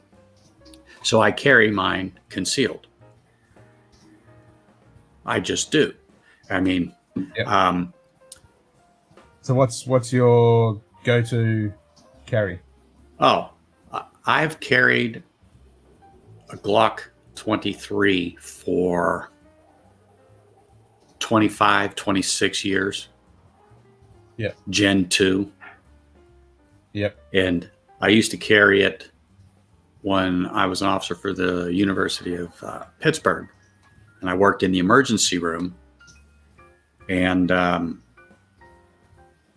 it's just a great, reliable weapon. I know some people say, "Oh, I hate Glock." I don't give a shit. In other words, it's kind of one of those things. It's like whiskey. I don't mind. What you like is what you like. What you like. You know, people bust my hump over it, and I go, and I just tell them, I don't give a shit. Okay, I like it. So I carried in the casinos here, and a lot of people say, "You carry guns in the casino?" Yeah, you don't see them, really. So I was allowed to do that in this state. You can't just walk into a casino carrying a gun. You're not going to like the outcome. But there's no law against it. And what I mean by that is you can come in with that weapon. You just need to come to security, let them know you have it, and then surrender that weapon, and they'll secure it for you while you do your business. And then when you're ready to go, they hand it back over to you. And just remember, go from point A to point B. Point A is that checkpoint where you dropped it off and picked it up. Point B is your vehicle. If you stop at the loo, who cares? But you need to depart property. So there are signs. There, as a business, no, they say you cannot come in with it. However, what people don't know is I have a concealed carry. You don't see it. And that's the way I keep it. And that's the way it should be. I am not the problem here. It's just like anywhere else. I am not the problem. No, that's right. And for lack of a term, there's goofy people everywhere. Oh, isn't there ever? Like the old saying, you know, there's always a bad apple in every bunch. So how are you carrying? I have in the pants. I have outside. Holsters are like shoes. You have more than one pair of shoes, you're going to have more than one holster. So I have the gambit from revolvers to semi-automatics. I love my 1911, which is a 45. I have H&K. I got SIG. I'm a fan of 1911s. I have an original. So side story on that. When my wife and I were dating many years ago, I wanted to get into IPSC. And I don't know if you're familiar with that. Yeah. Okay, so you have different targets pop up, different things, and you pull your weapon and you engage these targets in kind of a rapid fashion. So I wanted to do that, and everyone says you got to have a 45. So I bought the base Colt 45 officers, but in a compact. So I was going to trick it out. Trigger, barrel, blah, blah, blah, blah, blah, blah, blah. So I was at my favorite gun shop talking to the gunsmith, which he and I were good friends. And that Glock came in, the 23. So I bought that, and I bought a Model 22 in the Glock, which is the full-size 40 at the time. Mm-hmm. And so anyway, I go to the range. They had a beginner's class there at the range, and I thought, I'm going to go to that. It was to teach you how to shoot competition IPSC. So compared to what you watch on YouTube or at the actual matches, it's scaled down 1,000% because you're new. I'm good with that. So I went and started going, and then there was a couple of instructors there, and the one instructor I kept looking at and going, man, I know this guy. So as soon as he opened his mouth, I did know him. He was my English teacher in high school. Never knew he was into guns. And so now this is, let's see. I'm going to say close to 8-9 years after I got out of high school, because I graduated in 1987. And started taking these things. I don't know, my wife's trying to talk to me and I can't quite hear what she's saying because I got the earphones on, but I know she's muttering something. That's why I have one in, one out. Yeah. But it was really great experience because you're not as good as you think you are. And what I tell people is I don't want to get into a firefight. And one of the things they taught you is first of all, safety. That was the first thing. Even though we all understand it, we've all been through it a million times. That was the first thing. Blah, blah, blah, blah, blah, blah, blah. Then they took you through different things where you're just drawing your weapon, discharging it, dropping your magazine, putting another one in, and engaging again. It was just a drill. You must have done that 20 times. Then you progressed the next week and the next week. And then they taught you about concealment and cover. There's a difference. In the military, if you were, concealment is one thing, cover is another. Cover means that is very different fucking things. Exactly. So they went through that. Then they would get the targets, and then you would get a little card, and the card told you you're going to go station A, station B, station C. So once you did that, you're timed, you hear the thing going off, but you're not held to it. You go at it at your pace, at your comfort level. That's what this was designed for. So long and short of it is once you were done with it, you had the timing, you had the speed, you were thinking, oh my God, something happened. I have X amount of rounds. I need to get from A to B the quickest way, safest way possible, and still have some lead to send down range if needed. So it made you think about that. So it was real good. So I got to the point where, I could do what I need to do drawing, because if you don't practice drawing, even if you have a jacket on, those are seconds. Those seconds are life or death. And I know it sounds weird, but it was that in depth, but it was a great class. So anyway, I got to the point where, I could do this. I could drop magazines, boom, do this. I'm not a superstar. I am not like that anymore. In other words, I'm not as young. I'm well over 50. I'm not in my 20s. So there's a big difference, but I still practice. I still go on. So when I got here and went into the casinos, in order to carry, you have to qualify and you have to pass certain things, and you go to the range and you do certain things, and you have to do this. But the biggest thing is the last place I want to get into is a firefight in the casino full of people. The only thing I'm going to do, and this is the truth, the only thing I'm going to do, as long as you are behind me and I'm showing you the door, you keep going to the door. I'm watching the target. As long as the target isn't engaging me, I'm going with you out the door. I'm just making sure. That's what I was going to say. You were there getting out. I'm getting the fuck out. Exactly. I will hold that. Yeah. I will take cover. I will hold that position until, using you and Simon as an example, there's the door, get out. I'll watch the target. Yep. I'm on the target. But unless that target actively comes our way, I'm not letting any rounds downrange. So that being said too, is some casinos have 45s. I'm not a fan of that. That's going to go through a slot machine and a few others. And so will a 9 and so will a 40. But still, I wasn't a fan of it. So I never carried a 45. I carried a 40. And I even had a weapon issued to me by the casino.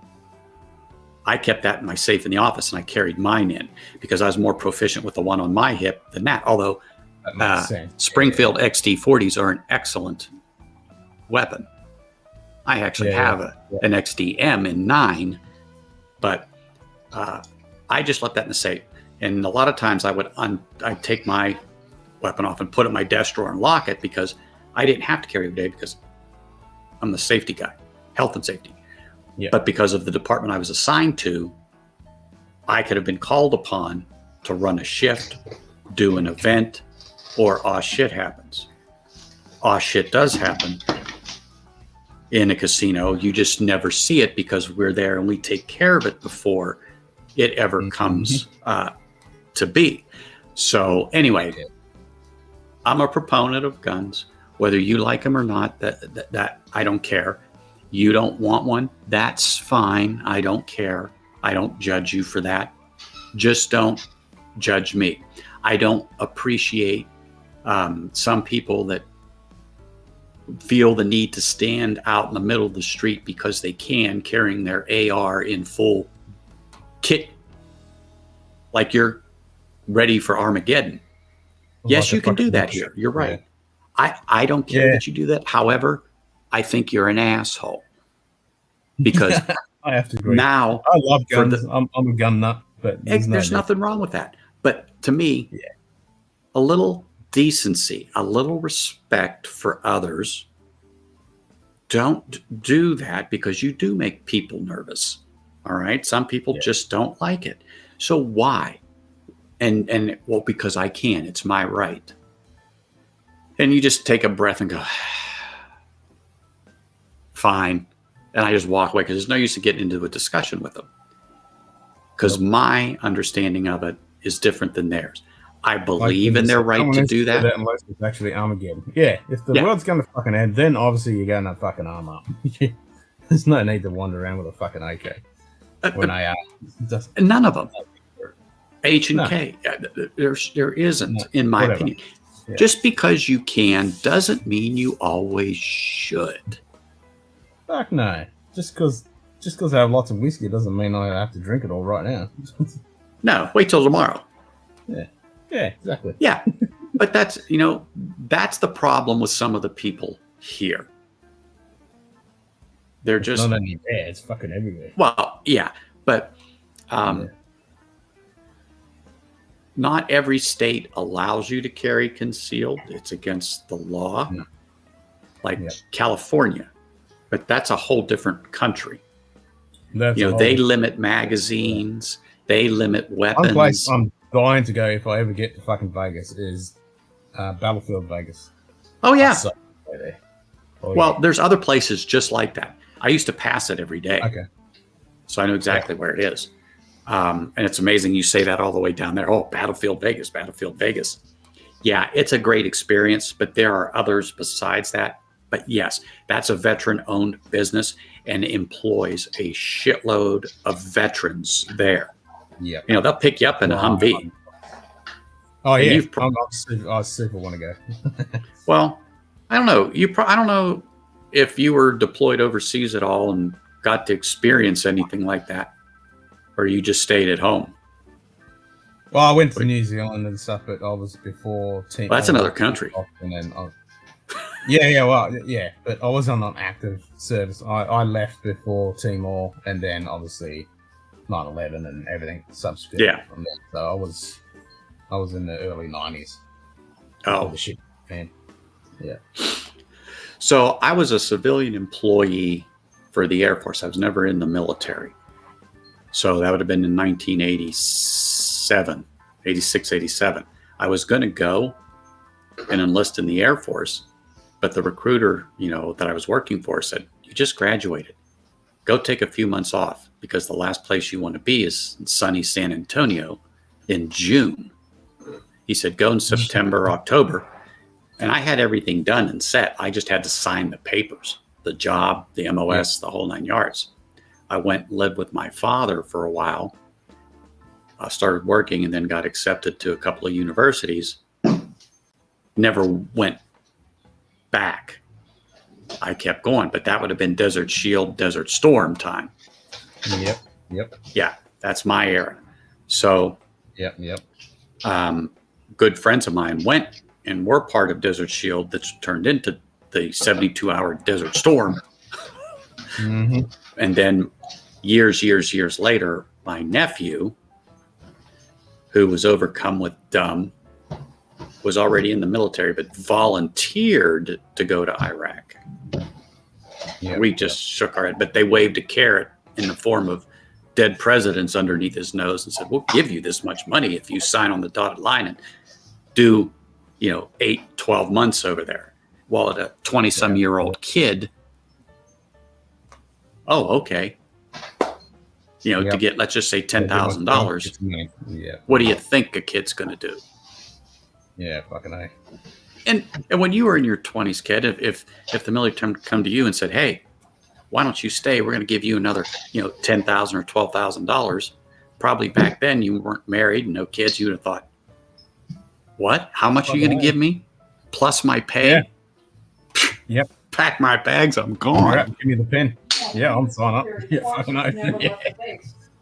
And my nephew's a MP, SP. I don't know what you call them, but military police.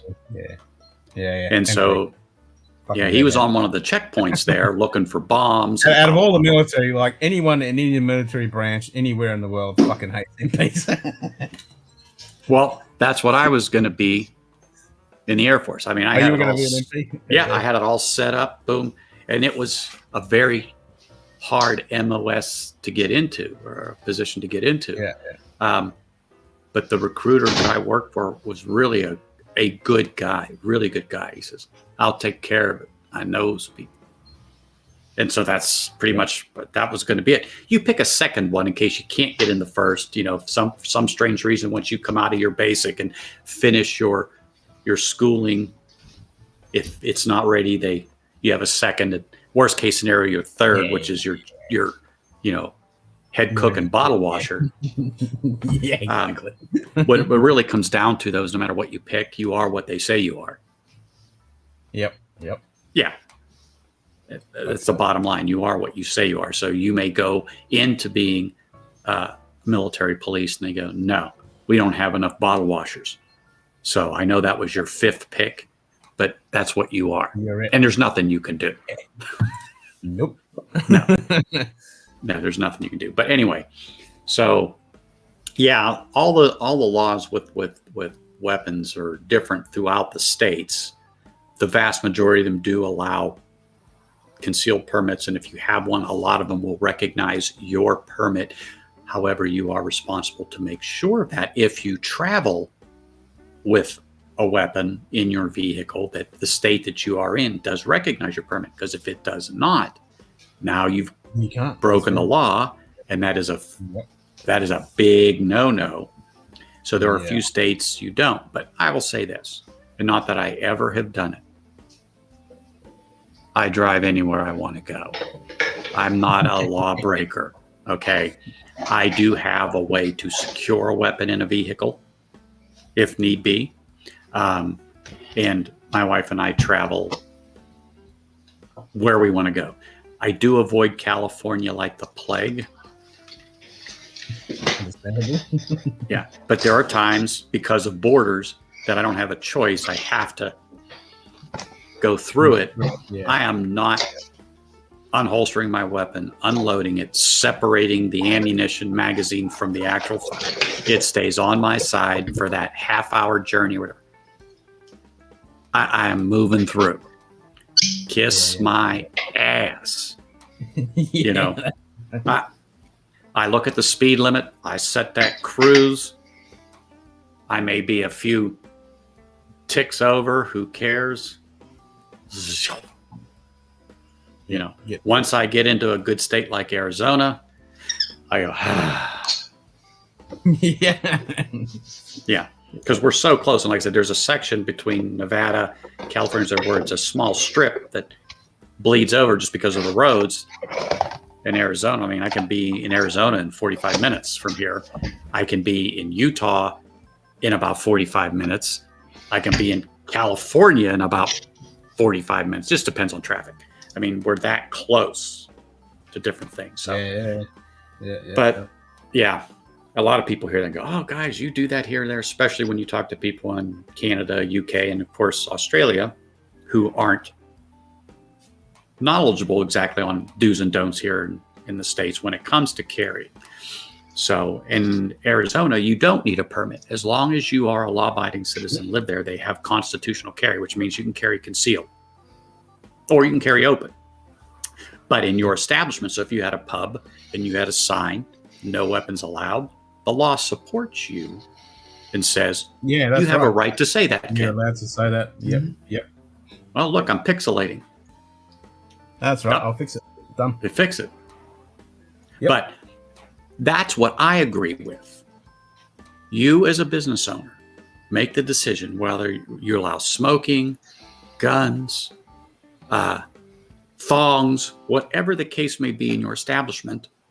You have the right to say, I don't want this. Here's the sign. You don't like it? Don't come in. I am all for that. That's the way I believe it should be. And Jim just said a really good point. Anthony, if everyone was level-headed and as rich in common sense as you, I think we'd be a lot better off. We got him fooled, don't we, Ken? Yep, we do. But that's just the way I look at things. I have friends that are absolute liberals. Common sense is not very common. No. And when I say they're liberals, they supported Bernie Sanders like there was nobody's business. And I'm like, you want socialism? You've got to be crazy. But I don't care. And what I mean by that is they get out and vote. They understand that person's platform. They believe in that person's platform. They take the time to research it and know the actual facts. Like I said, they're totally against guns. They want them all banned. You know what I'm saying? Blah, blah, blah, blah, blah, blah, blah. But I don't care about that because you made your choice, but you vote. You vote. You take the time and you vote. I may not agree with you, but doesn't mean I don't like you or that I won't speak to you because, you're with a movement that wants to ban cows. Yeah, we hear you. We just can't see you. Ain't got no picture yet. I don't know. I think Ken finally figured out how to work this. I didn't do anything. Yeah, that's okay, Ken. We believe you. Yeah, we saw you just drop out. Now I can't see. Oh, yeah. I can hear you, yeah. You just got no picture.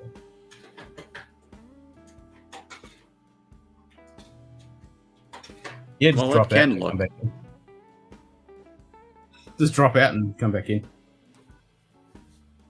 Yeah, that was weird. I just thought maybe he needed a break or something, to readjust his. I thought he was going to do the Simon maneuver, but he hasn't done the Simon maneuver in a long. No.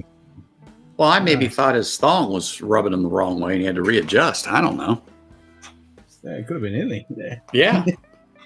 But yeah, that's why I always say, all of us, I think, can get along without a problem. I think politics is what causes the problem. And I'm just being very generic. If you look at the United States, Australia, Canada, the UK, we're related. We're cousins, whatever you want to say. When one country has a problem, it's our problem. It's your problem. How many countries can you say have the countries I mentioned here in a military establishment in Colorado all working together? And I know there's some other smaller countries in there too, but the main countries are you as in Australia, Canada, UK, United States, who share bases, who share resources daily. Yep. One doesn't live without the other. How many of your forces joined us after 9/11? well, a lot of forces joined us after 9/11 and went in and said, that's horrible. Even at that time, Russia's like, no, stand down. There's an issue. Yeah. Because everything was scrambling here. I was in Pennsylvania when that happened. But anyway, no one knew what was going on. The whole world was thinking, but everyone came together because they knew, no, they're not going after this person. They're not scrambling because of that. Common sense actually took over at one point in time, and the whole world stepped back. Serious. They did. Yeah, it did. And then they all got together, shared communications, shared intelligence on this, and this.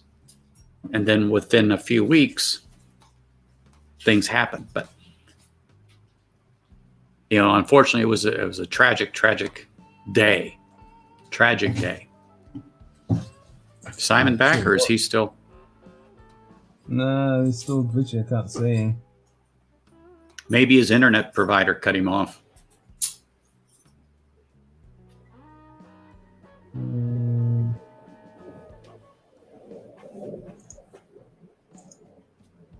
You leaving? Yeah.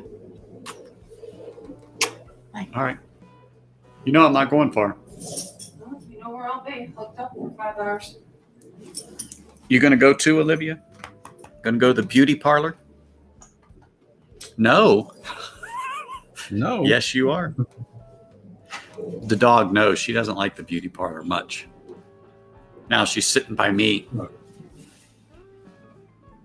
You're leaving. Bye, doggy.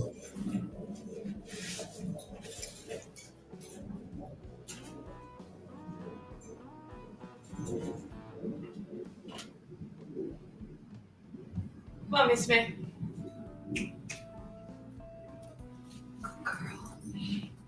Bye, baby. Love you. I don't know when I'm going to be. See you, babe. Love you. I'm going to try, Ed, starting at probably in the next couple of weeks. When I say a couple of weeks, could be 2 weeks, could be 3. It might be in 10 minutes from now. But,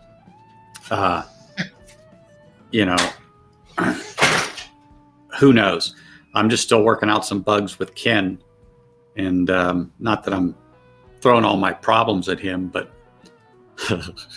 after seeing his experiences the other day, I just chuckled and going, yep, that's me right now. Everything's all foobarred. But hopefully I'll have it going here within the next couple of weeks. There's no urgency or anything like that.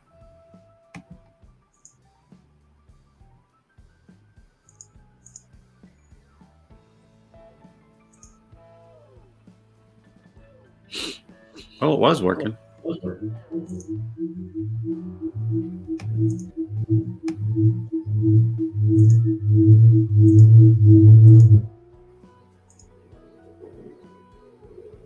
There we go. Just refreshed it.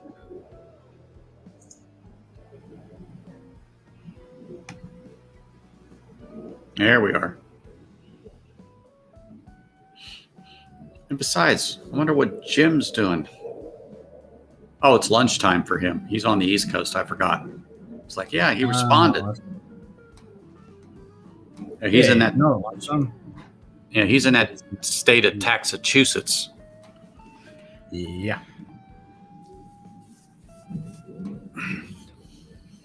I think they saw the barrel idea that your government uses for taxes and decided to adopt it. Yeah, I think so.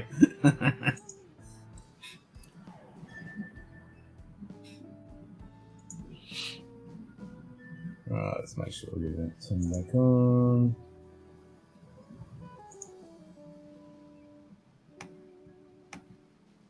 Time to see the directive view. Moving forward. There we go. We should be able to do that.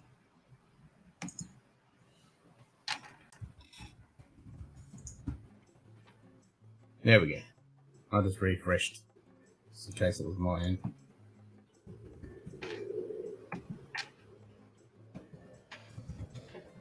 no tax on spirits. Well, that's always good. Most definitely.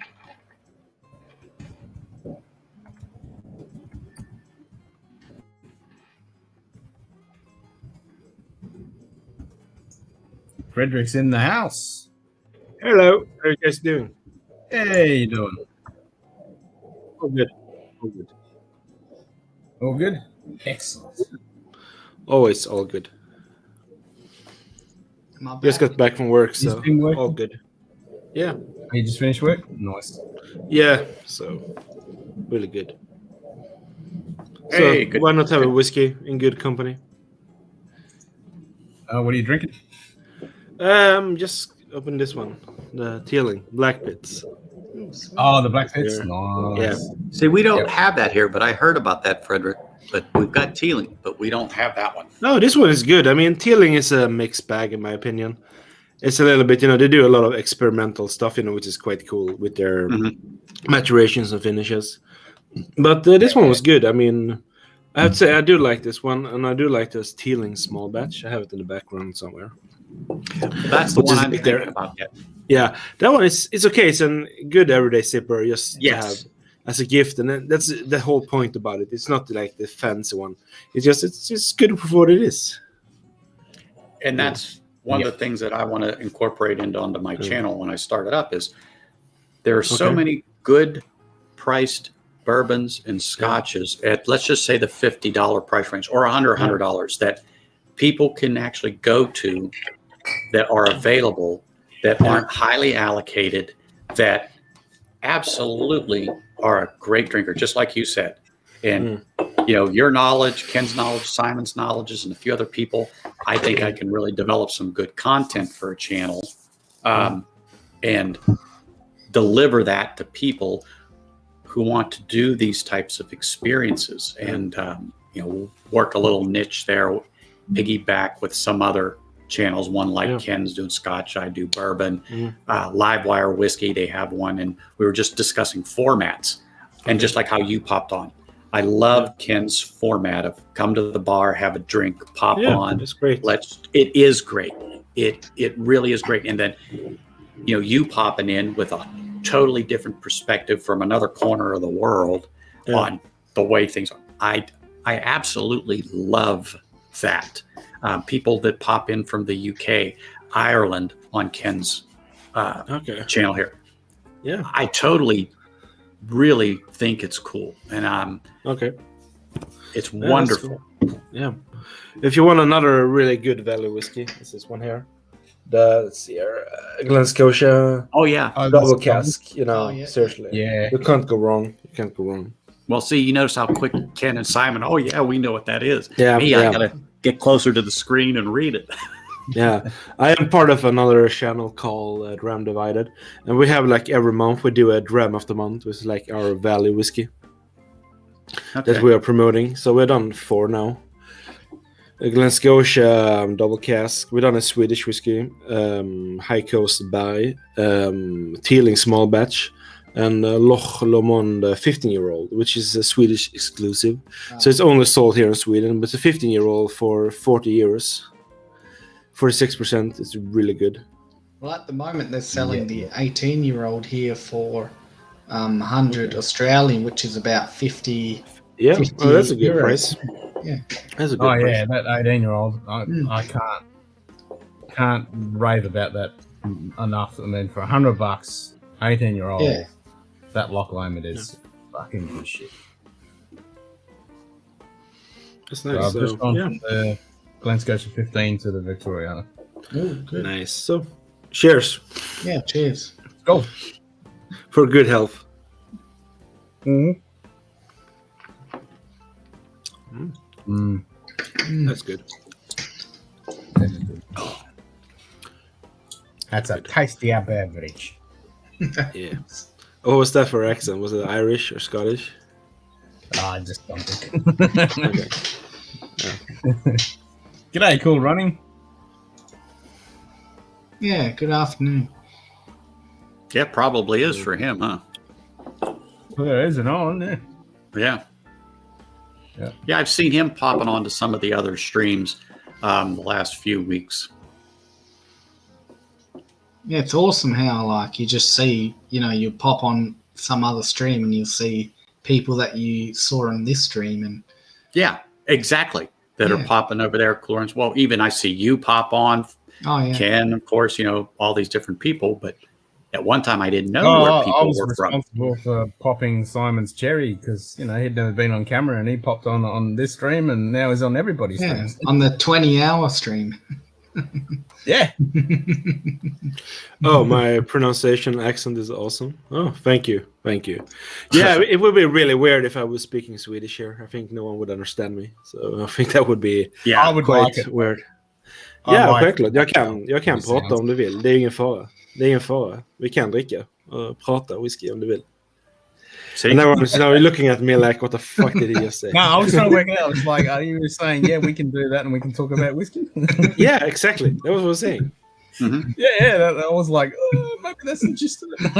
He just said, fuck you all cunts. What are you doing? You mean I'm going to curse your family tree and all that? I'll pick up some of the swear words. No, yeah. Actually, I don't think you could actually pick up the swear words. They're quite different from... well, some of them. Yeah. Some of them. Okay. I'm not going to say them here because if any of the kids that I am working with would see this or anyway, I'm in trouble. I don't want to get too much in trouble. Well, that's one of the things on my channel I set not for anyone under 21. Yeah, I mean, I used to do that as well, but then I was just figuring since they have that COPA, what's called COPA thing now, that's the Children's and Protecting Act. So, I mean, since when I work in school, all our computers, if we go to YouTube, for example, they're already blocked. So anyone who has done a video and put that it's not supposed to be marketized for children, you can't find. You can only find those that are like illegal for children or, required age, so to say, basically. Correct. Yeah. And that's it. Mine's all automatically tagged as not for children deal anyway. Yeah. I mean, you can still find some other weird shit on YouTube, so it's really crazy. Yeah. Without that thing, because there's so much stuff there that it's just, interesting. Very interesting. Mm-hmm. But anyway, whiskey is good. It's okay. Ich verstehe ein bisschen Deutsch. Ja, du altes. Sprechen Sie Deutsch? Das ist gut. Du Schwein. Ist nicht so gut. Du Schwein. Eine Bier und eine Schnitzel mit Salzkartoffeln, whatever you say it. Ja. Kartoffelsalat. Ja. Und eine Kino. Ja. Eller Kino, yeah. So, yeah. Instant Kino? Yeah. Any other more fun languages anyone speaks here? I can count to 10 in Italian. I can swear a few words in Italian, but I forgot my words. Okay. I can speak Aussie. Aussie. Okay. Is that like that's not a knife? This is a knife. That's right. This is a knife. Don't come the bloody red sauce bottle with me, pal. Okay. Red sauce. You cunt. You have to end every sentence with you cunt. Okay. So Anthony, is it just going to be bourbons on your channel that you're going to start? Primarily, yes, but as the Bourbon Neophyte is what the channel is going to be. I think it's, I was telling Ken, Bourbon Neophyte Lounge, to have this kind of type of setup and arrange for people like Ken or Simon or just say you to come on for 20 minutes, a half hour, and talk about what got you to where you are now and your experiences, because I think that's important for people to know is that everyone has a different way of going about this, or everyone is different. So just because you like one thing doesn't mean it's wrong or right. And I think having these little, like I said, like a lounge, like a one-on-one thing for a while your people watch, and then let them ask particular questions and maybe even share a dram.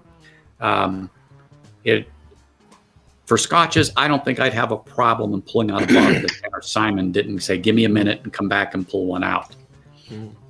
So I'm going to get into a little more in scotches because he and I were talking earlier with Simon about different ones to get that is not very highly allocated, that I can walk right down to the shop, pick up a bottle, come back and say, hey, Ken, this is what we're going to talk about, since if using him as my next guest on the show and blah, blah, blah, blah, blah. So he already knows. And so then when he goes over his experiences from when he started out, you know, with the real cheap shit and making pizza pies everywhere he goes, to Lauren, I've wasted enough money.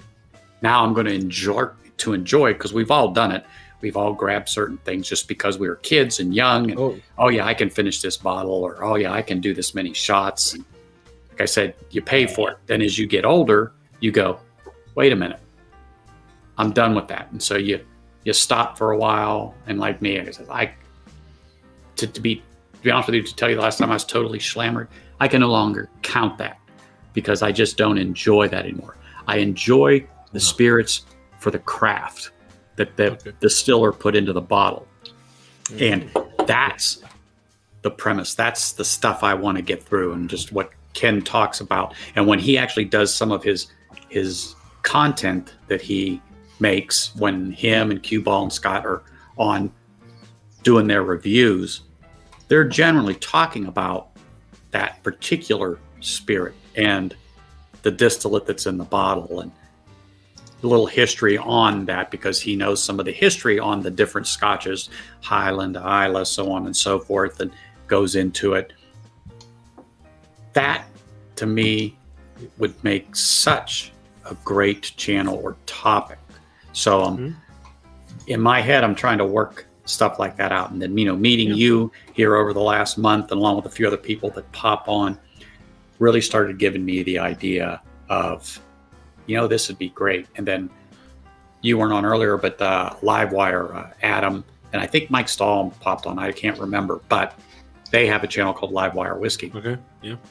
We're in this almost the same time zone, although Utah is 1 hour ahead of me. Big deal. And it's only 60 minutes away from me. But they do a show, and it's almost like this, just how you popped on, because, you know, Ken knows you come in, we're talking about that.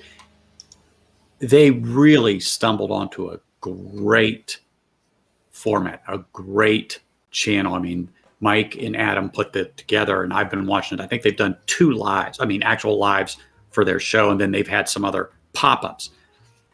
Yeah. But it's been such a great experience when I'm watching it. Just the way that people come on and discuss, it could be Scotch. I even think they did, as I watch so many, sometimes I get confused, but they talk about the different rums.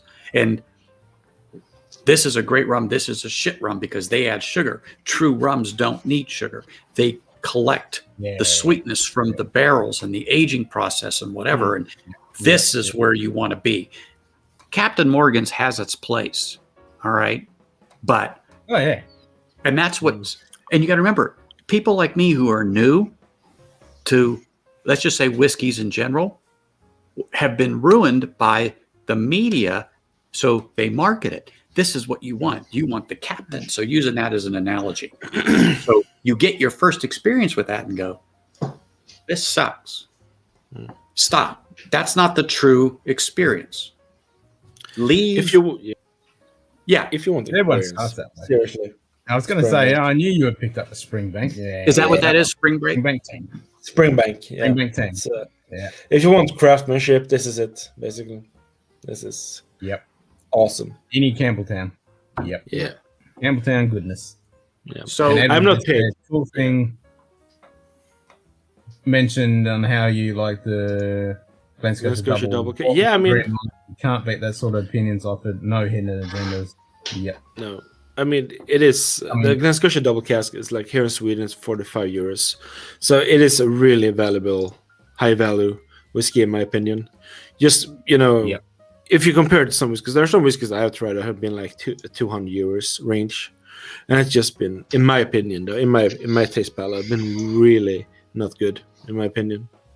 Has been actually been quite awful. That's why I always say try before you buy, if you're able to, in my opinion. Try before you buy. Yeah. If it's possible. I mean, here in Sweden, you can't try before you buy, because then you get a ride with you home with the cops or the police. Since we're state liquor, you know. But if you can, always try to get a sample before you're buying. You know, it's my biggest tips or, you know, thing to anyone. buy small packages, with tasting packs or gift packs or these small miniature bottles. People always say, oh my God, these bottles are not, representing the bottle, but it's still the same whiskey. It's just a smaller bottle, basically. So, I mean, they're a good way to try if you don't want to buy too much. Yeah. If you don't want to buy too much money, pay too much money. I'm starting to see 200 milliliter bottles here now in sample packs, just like you were talking about, Frederick. I think it was Heaven Hill. And then I also saw some scotches, and I don't remember the names of them, but they're in almost like a test tube from their 10-year on up to 24-year expressions. There's about a half dozen in there. It's $70. So in my opinion, for those test tubes, maybe there's 4 ounces in a test tube. How much is that in centiliter? I have a different. I come from a different metric system. Yeah, so, we did. Yeah.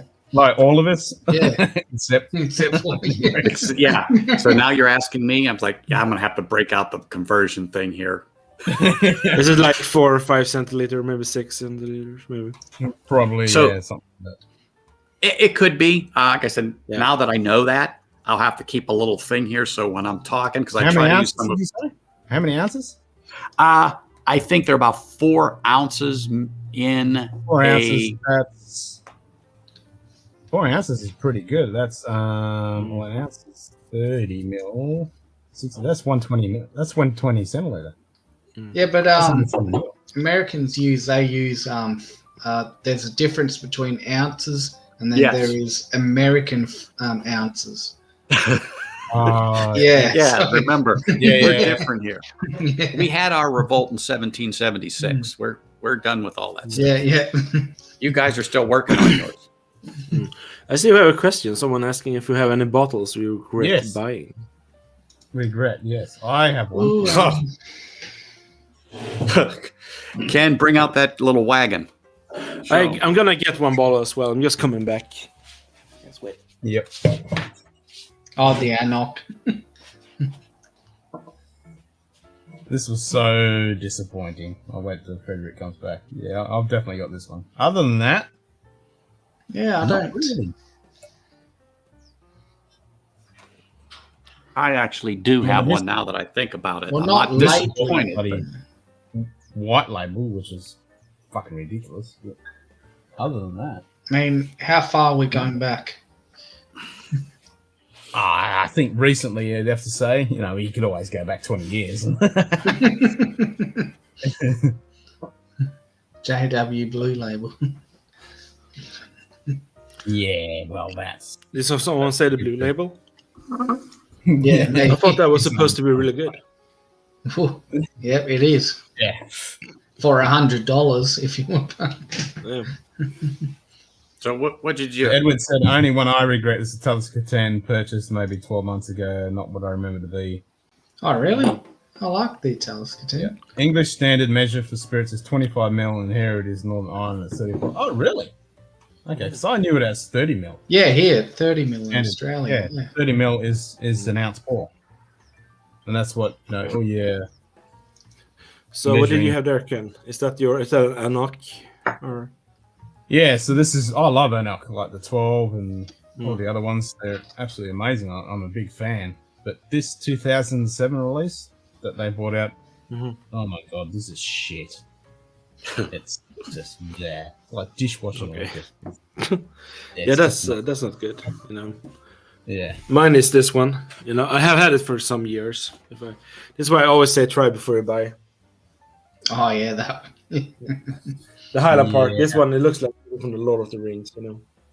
It's quite an epic bottle. Everything looks like, but it's basically, in my opinion, this is I don't know. I wouldn't give it even to my worst enemy. I think That bad. Yeah, no, I don't like it. I mean, I have given it to some people. Like, here, you want to try whiskey, and they've been like, no. After I tried it, they've been like, no. He poured something else. Basically, it tastes really. When you lick a envelope, envelope, glue thing that's sometimes on it. Like it tastes like that because it's a port cask. It's a port matured Highland Park, so it has some weird thing there with the port. I think has given it like this glue thing. I guess it's really weird. Oh, okay. But I mean, the bottle looks cool. I mean, so I'm gonna have it as an infinity bottle or something like that, if I ever get Looks it. good. You know. Yeah. Yeah, it looks I mean, good. you pay basically for the what do you call it? It's like buying a really Prestige fancy having car. Basically, Mm. you know, Yeah. you pay for their stuff, but it doesn't matter what's Marketing, inside of yeah, it. yeah. Basically, yeah. So I had Anyway, Oh, I Mike's in the picked up- house. Okay, so if Adam's still here and Mike's here, come on. Let's get Live Wire Whiskey in here. yeah. If they're Yeah. still here, pop them on. Let's really get see in. what this channel can do. That's right. Let's get 10 people in here. Well, I've had 10 people in the past, and that was when it was on the other, just running off Yeah. the laptop. Now I'm running it this way. It should really be good. how long have you been going live so far, Ken? By the way. 4 hours? Oh, is it 4?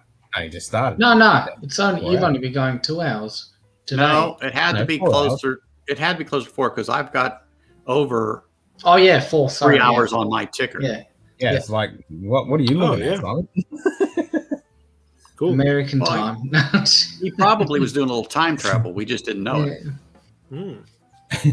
And Jim just waved his wrench at Mike. Well, you know, JD said, I would say Strath Isle 12, not my style, and waste the money at 55 euros. I haven't had the Strath Isle, so I can't say. So what was yours, Anthony? What was your So- regretted? I like a distillery in Illinois by the name of Few. Okay, yeah, I heard them. Yeah, Okay. yeah, I've heard that. So this is the straight bourbon whiskey, all right, with the red label. It's a more of a craft distillery, very small batches when they come out, not small batches and small batch bourbon, but just small number of barrels. And so I also have the rye, which you can tell by the difference in bottle fill. Yeah, which one you prefer? Yeah. Oh my gosh, that freaking this is like grape juice. But anyway, I opened this up, neck pour. I know it's not going to be great generally. Not that all neck pours are bad. I poured it, and it had a funk to it that I just couldn't put my finger on. Mm-hmm. Anyway, I didn't think much of it. I had a little bit more. And like I said, I got it down into the shoulder. And then about 2 weeks ago, I took another 2 ounces out of it. So now that's where it is. It still has a bit of that funk to it, but it's young juice. When I say young juice, it's sat in a barrel for a year.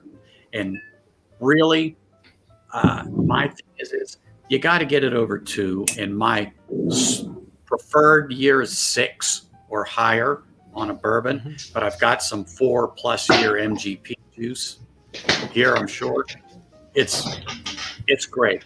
I mean, it's okay, but I'm not going to rush out and get any more. It's 93 proof. You know, it's an okay proof on it, but it just did not do anything for me. But however, this rye, as you could certainly tell, so much better. And it's only about, I think it's 2 years, this rye. So it's still young juice. But this, hands down, is like, oh my gosh, it's really good. But the straight bourbon whiskey, hopefully in time, will open up some more. I don't know.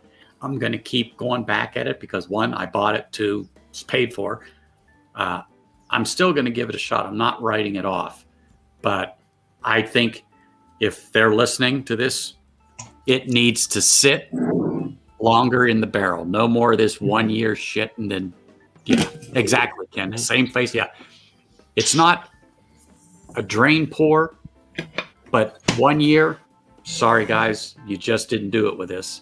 It's got to sit longer in the barrel. Well, my biggest regret is actually this Noah's Mill. Oh, how is that one? It is. See, I didn't get any. I was going to. It is. Oh, it's just like some weird herbal. Like it literally tastes like some herbal fucking rosemary, some witch crap, made yeah. it up or something. It's just fucking. It tastes like fucking. It's Witch just food. horrible. Like It looks does like not- you put a dent in it. Yeah, I did. I mean, I've been trying to just see if it'll open. I mean, I've had this for a while. I've just been trying to see if it's opening up, but it's just. I mean, I pay here in Australia. We pay $165 for this bottle. Ooh, that's a $50-some bottle here. Oh, really? That's what I mean. Yeah. And it just herb. It just has this weird fucking herbal shit going on. I can't explain it. Make this suggestion. Well, that's the thing. I mean, I've got down way past the shoulder on this. You know, it should have developed by now, and it's still black. What you could try, and I don't know, but I think Bourbon Battalion was the one that brought it to my attention.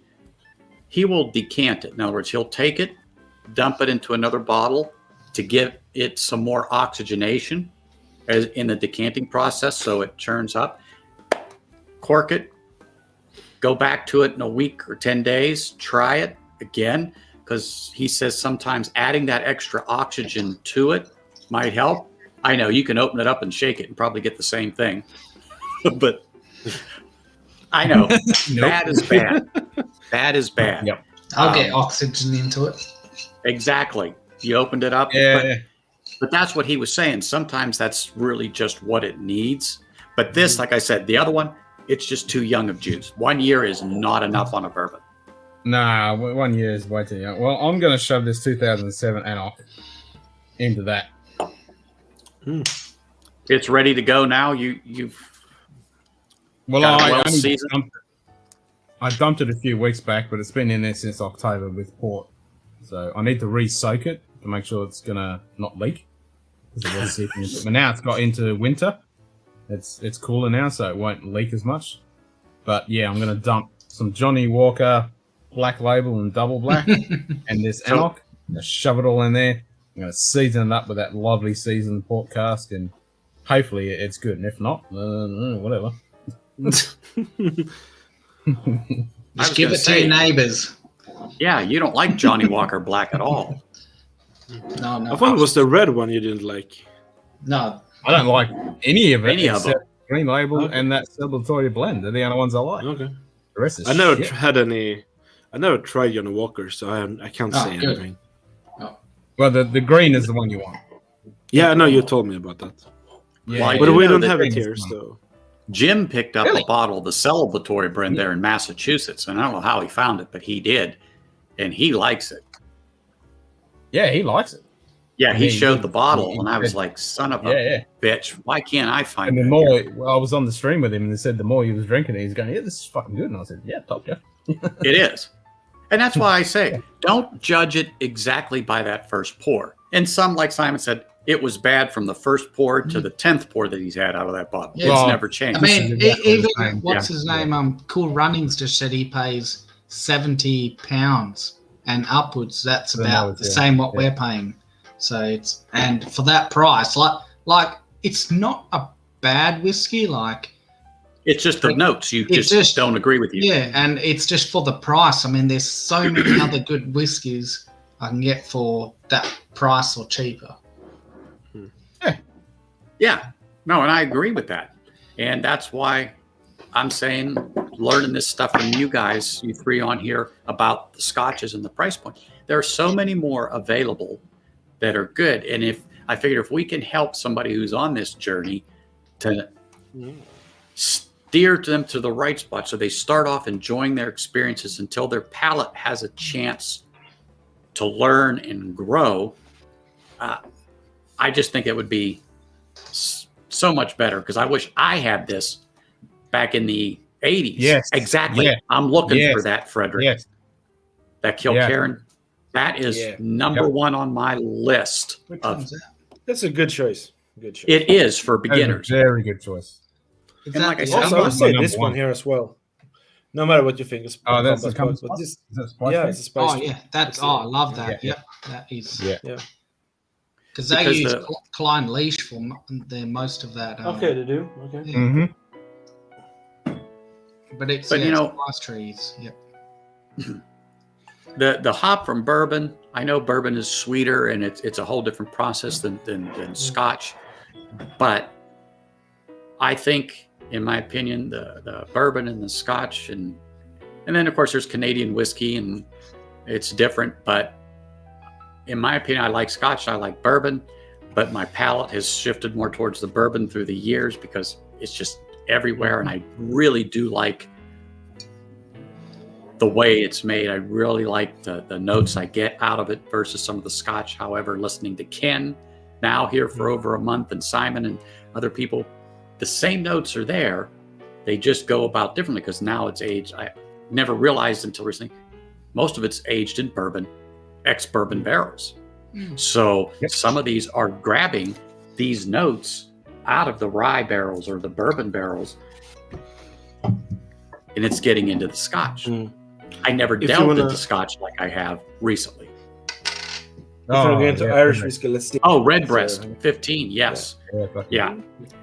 Since that has popped up here and there as in the name, again, there was a run on it. So a lot of the stores have to restock since St. Patty's Day. You just got to be careful with Redbreast now, because now they've changed it. It's gone to shit. Like the cart strength and the 12. Oh, it has? Okay. Yeah, it's gone to shit. So you want to if you can get some of the old bottlings, then that's the way to go. Some of the new stuff is. I would also recommend this one, actually. My dad likes Jameson's. I may pick him up a bottle. Black Barrel. Yeah. I was surprised by that. I really was. Yeah, I haven't had the Black Barrel. It's one. I mean, I think me either. They're using. Yeah. Like, it's not just that they're using that, kind of that recharred American oak, whatever. I think they're using a higher proportion of what do you call pot still? Okay. Like it's single pot still. It's completely different to the standard Jamesons. Cool Running just asked Frederick, how much is that Kilkerran 12 in your neck of the woods? 62 euros. 62. Damn, he's getting it for £40. Yeah, no, it's quite expensive here, but it's available at least. I'm happy about that. Oh, really? Well, we pay about. Yeah, I think least it's I'm happy. 110 here. So okay. 120. Yeah. Yeah, 120 here. Yeah, I mean, I know the Kilkerran is 12 euros. Is really affordable in the UK, for example. I know that you can get like 40 pounds. So I mean. But still, here in Sweden, if you compare to our alcohol taxes and that, still 620 Swedish crowns or 62 euros. It's a good price, but like I said, the Glen Scotia Double Cats cost 45 euros, and this one is still just amazing. Yeah. So it's up to you.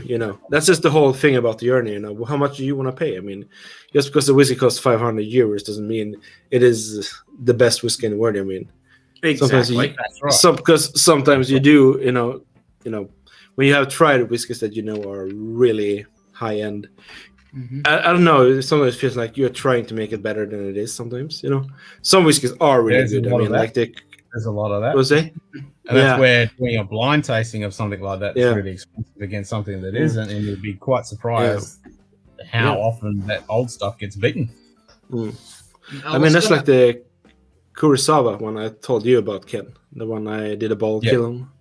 Or Kurosawa. I mean, those bottles are ridiculously expensive. Yeah. But it was a good experience. Well, I was going to ask about the Glencairn, the 8-year-old, but the bourbon cask, not the sherry one. Is it worth? I haven't tried that one. I have not tried that one. So I can't really say anything. On the bourbon Kilkerran? Yeah, Kilkerran, bourbon. Yeah, well, it's still, we can get it here in Australia. I'm thinking of getting a bottle. Zach Andrews really likes that. Oh, really? Because, I mean, I can get it. Yeah, he's a big fan of it because it is Kilkerran Spirit Forward. Yeah. So it's a really good representation of Kilkerran. And I have to admit, the 57.1 is, like, if you poured that blind, you wouldn't pick it as a Kilkerran Spirit. It's just really heavy alligator char with a shitload of sherry. Okay, so it's not iconic Kilkerran. Like, if you had just the standard 12 and then you had that 8, they're two different animals. They really are. Okay. But it is fucking tasty. So And every time we talk I'll about it, pick I that want up. to crack that little Yeah. sample I got left and have some. But yeah, that's the only bit I've got left. Right, I mean, they've got it here. 12. Yeah, but grab that 12, man. That is good stuff. And I'm happy to pay $120 for Kilkerran 12. Well, they've got the 8-year-old bourbon cask for $150, which is, Yep. not a bad price. Yeah, I've been looking at that. And I want to get some because I want to try it with just pure bourbon casks. Because the only, I mean, Kilkerran with pure bourbon cask are really good. I have the Open Day 2019 15-year-old bourbon wood. I wish if I knew how it would have tasted before I got home, I would have bought 2 more bottles of it. It is so good. Yep. So good.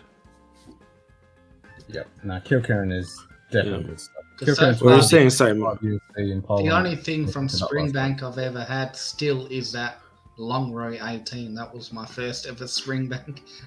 But that's a lovely one. That's a lovely one. That's what I mean. Yeah. Hell yeah. Nothing wrong with that one, man. But that's a good way to introduce yourself into fucking Springbank. Into the deep end. Yeah, I think I have like 32 or 34 different Campbellton, or maybe it's 36 now, different Campbellton whiskies. Oh, really? Yeah. But I love Campbellton, so I'm like a geek or a they- fanboy. They got something about them. It's just, Yeah. Now I'm drinking this one here. Yep. Oh, the Swedish. Back Is to that one again. Swedish? Yep. Yeah, the Swedish Kelpie, the evil version of a Kelpie. Ah, Yeah, And Becky that has was them. interesting. The first mouthful I had of this, I got funk, which was that's when I was doing that. The second one was actually all right. I didn't mind it. This last one is back to dishwashing liquid again. Yeah. But you could get that out of a glass. So if you ever listen to Bourbon Battalion, when he's talking and he does a fresh crack, he'll pour the first one, leave it open up a little bit, but take some sips. But he leaves some in that glass to pour the second one as the bottle has a chance to open up that half hour or so that he's talking about the original pour and the bottle and so on and so forth. Then he'll have the second one and then go back to the first to see how his palate has acclimated to the drink that he has. And he calls it the back blast, I do believe, if I'm not mistaken. Yeah, And that is correct. That is not that I follow along to you guys when you talk, but I listen to you, really, I swear. Anyway, and he does a good one. But I agree with him, and he's one of the few people that I've actually heard say, shit is shit, Simon, and you're right with that bottle that you got. That it just to you, it just doesn't work. I got that. I'm drinking now, and it just. Well, you're a better man than me, because after that, I would have probably just says, I'm gonna wait for that damn Ken to come over because he'll drink almost anything. I don't know about But I will. But go back to that bottle after that, a couple weeks after that, and keep revisiting it like you were doing with the one you got. And usually, after it opens up, and has a time to set, your palate acclimates. You kind of know what you're going to get out of it. Cheers, Ed. And you, Thanks, man. Yeah. and you can judge it from the first two to the one you're having now. In all theory, it should grow. You know what I'm saying? It should get better. But in your case, it just doesn't. It doesn't. I mean, this pretty much. Well, it's exactly the same with that 2007 off. I'm way past the shoulder and it's still fucking shit. I mean, this tastes like if I went to the local zoo and went into the gorilla's cage and asked it to piss in my glass. That's what I'm fucking drinking. I wouldn't be drinking it. You've done that personally. I'm really thinking, guys, that he has a tendency to lean towards gorilla piss. If he keeps going back to it. I think so. Yeah. It's just fucking god awful, man. It's just fucking shit. Well, then I'm laughing at you and with you, but I wouldn't touch it then. I'd have to give up on it. I mean, but I've got to do it justice. I paid $165 for this. Absolutely. I've got to drink. Absolutely. You paid for it, but don't torture yourself. I'll finish this and then I'll put this bowl somewhere in the back. Well, you know what to do? I'll never have to look at it. Ken and I were talking before Frederick come on, and you were off. We think that you need to put up a couple of shelves or have a trolley to where you already have bottles right there, so you don't have to keep getting up so much to pour yourself a dram? Oh, I need a pretty big trolley though. I'll be pulling. Well, we're only talking you need- 6 you or need- 8 bottles. We're only talking Just don't 6 or think 8 you have a bottles few just to bottles. reach over and grab something. But I can't, mate. Because I don't know what I feel like at the moment. I could, Well, I'm the same. especially if I see you guys pull out a bottle. I'm like, hang on, I've got that. Then I have to. Yeah, I grab it want and that enjoy too. it. Yeah. That's the problem. Well, need we to- think you should you need to sort redesign that out- room then. Put some shelves up Yeah, so you that need to everything's sort an it out. arm reach away. Got to blow it up. Yeah. Fucking hell. Hey, what's going on here? That's way behind. All right, I'm going to refresh that. Good day. Oops. What happened? Just He's figuring it out. The text-to-speech thing went to sleep pretty much.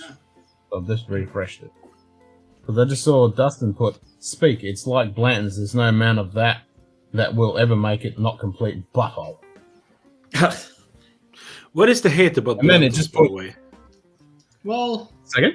I mean, The hate against Blanton. I have never really understand that. Because it's so Blanton. well... It's so Good day. sought after. It's so expensive JD and with an inaccessible. approach. Oh, okay. Yeah. Because I always hear everyone talks really like, like they really don't like it, if you put it that nicely. Yeah. It sounds- Like it's on the shelf here in Australia. It's a sexy looking bottle. Yeah. It's all right for, but we don't can pay easily much get it. for Yeah, we don't pay much. We don't pay much for it, so it's Okay. okay. It's like it's nothing amazing, but you Mm. get people ranting and raving about it, but everybody who drinks whiskey or It's not knows bog whiskey, water. Yeah, like I don't yeah, like. but Like, it's I like. nothing's amazing. It's Johnny Walker Blue. No. Okay. Oh, Good day. Johnny Walker. in America. Okay, Well, because Dustin. we have here, I think it's a European Live wire whiskey. release. We have this gold edition. It's called Blanton's Gold Edition. Yeah, we've got that. Yeah, We have it here in we- Sweden, But they have, it used to cost 55 euros for a bottle. It was quite a good price for, in my opinion, for a bourbon, because they are quite expensive here in our country due to the taxes and all that tariff, I guess, and stuff. Yeah. But now they raised the price to like 85 or 90 Yeah, euros exactly. instead. They did that here too. They did that. Yeah. Here. Which was just such a shame, because it was quite a good value bourbon, in my opinion. But surprisingly, Because we don't have that much to go around here. Top shelf But in Dustin. Just America, keep that in they- mind. Just said Blanton's is red label, not blue. Okay, yeah, I'll give you that. That is true. That is But true. in America, they pay even more than we do, Frederick. They pay Yeah. If you more. can get it. If you can get it, that's it. If you can get it, Yeah. where it's made. I mean, they ship literally shitloads of the stuff to here, Yeah. and I can't find it anywhere in the Yeah. States. in the Urban States. Neophyte. So now she's Yeah, I know catching some. city yeah. block. I know bourbon is like really sought after. Like every whiskey, I guess is. In some way, some labels, some brands are just for bottle flippers. But it's Like great. all And that's the antique thing, like, collection. it might not be good spirit, but if you can't get it, Yeah. people want to get it because they can't get it. Yeah. Well, think Pappy And they think it's good. Weller. Exactly. Pappy and Yeah, Weller. yeah. Like I brought a Weller 12 and I paid $200 for it, and it's Good day. good, but it's fucking not Jim anywhere Morris. near worth fucking $200. Yeah, No, when I was it's in not. what's it called Edinburgh in 2019, I was in a whiskey shop there, and they had Wellers as well, the antique, I think it's called. No, special reserve. And I think it cost like 30 euros or 30 pounds for a Oh, bottle. yeah. And there were some Americans that got into the store, and they were just like, "Yep, we're taking them all." Yeah, Because they were like talking like how they were going to flip them when they got home, basically. Well, it doesn't. Yep. Yeah, Makes it's just- sense. it's They can not sell it for worth- a decent price.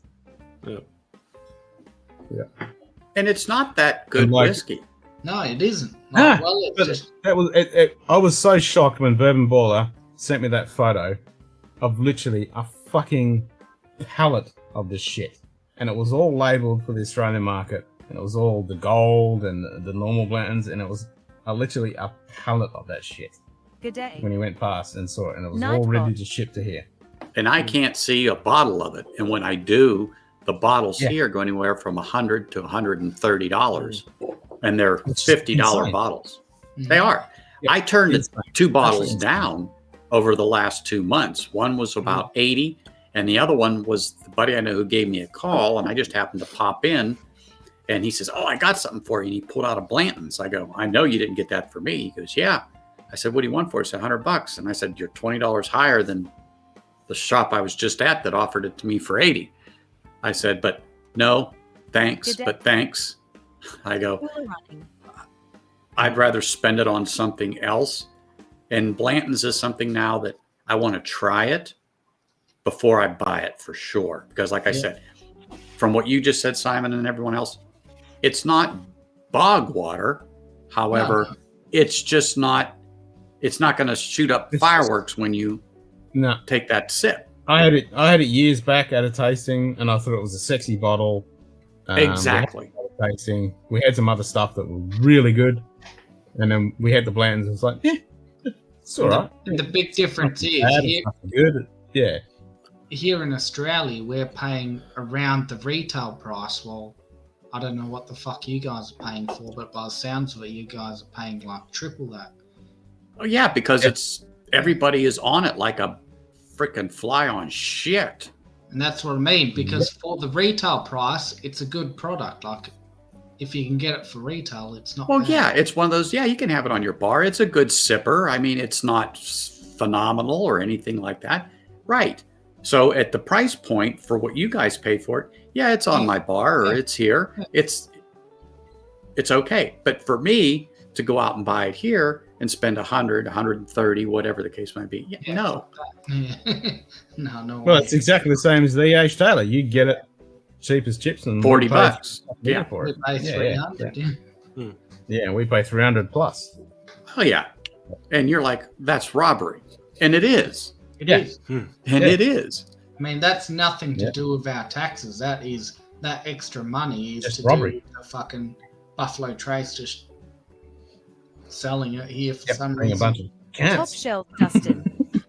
I mean, they load it up on the same ship as other things. I can't believe it would And be. we had a great chat about people paying secondary for it.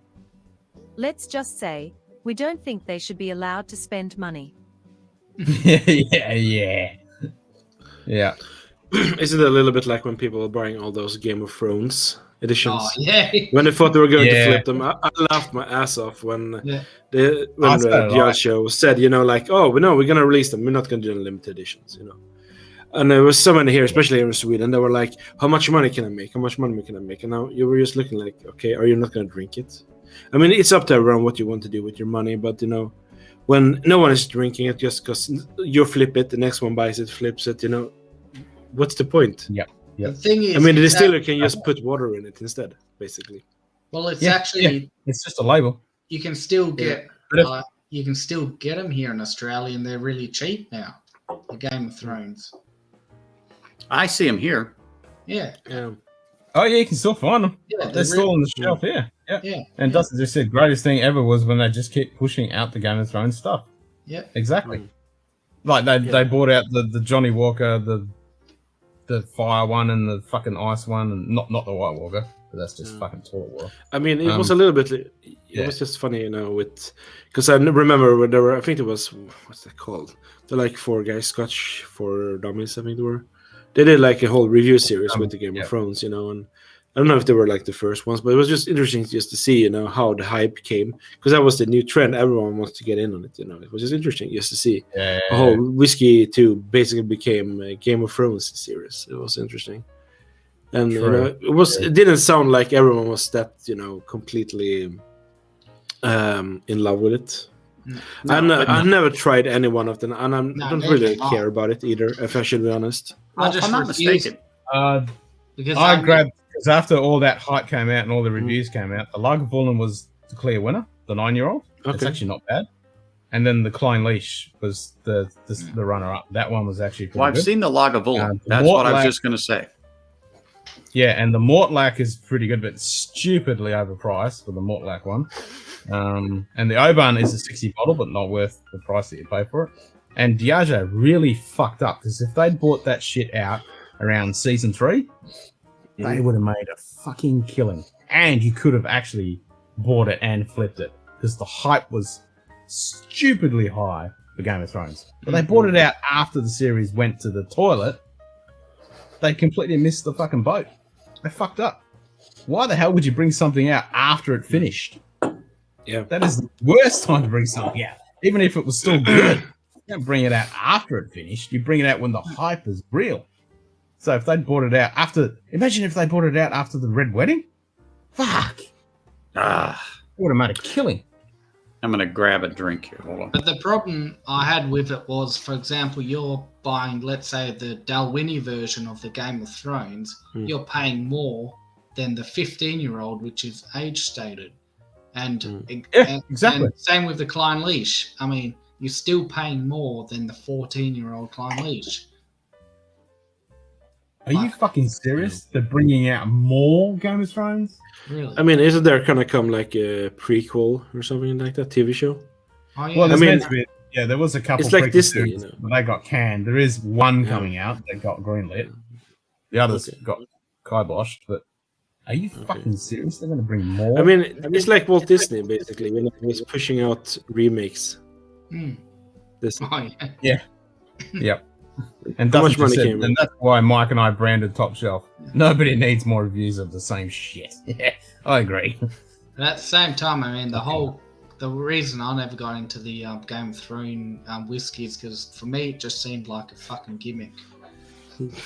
Oh, totally. Yeah, Totally. it's just a fucking. Yeah, gimmick. it is a fucking. It's Diageo. I mean, come on, it's a fucking gimmick.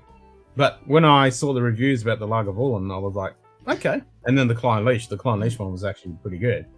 I thought, okay, well, I'll grab myself a Lagavulin, and I had it, cracked it, and I thought, okay. I just ignored the fucking Game of Thrones part. I just wanted to try the Lagavulin 9. I thought, okay, this is not too bad. So I picked up a second bottle, even though I got charged way too much for what I should have paid for it, and the hype died down. And then if I could find a cheap bottle of the Klein Leash, I would grab that Klein Leash. Yeah. Because that one was pretty well received. And Dustin said, yeah, it was good. It was like the Oban, the Night's Watch. I mean, that's a non-age stated Oban, and they wanted $200 for it at one stage. Exactly. I can Exactly. get It's just the, not worth it. Just grab a standard fucking Oban 14 and call it a day. Sexy looking bottle, don't get me wrong, but not worth that kind of money. I mean, they should do like leave the Lannisters, the one that keeps it in the family. Yeah. Yeah. They should do that one with like Alabama. Sorry if I'm no one here is from Alabama. Alabama cask or something like that, because you'll hear that joke that keeps it in the family. Keep it in the family. I mean, like you were talking about with the Kilkerran, I don't like this stuff. Yeah. As you can tell. Yeah.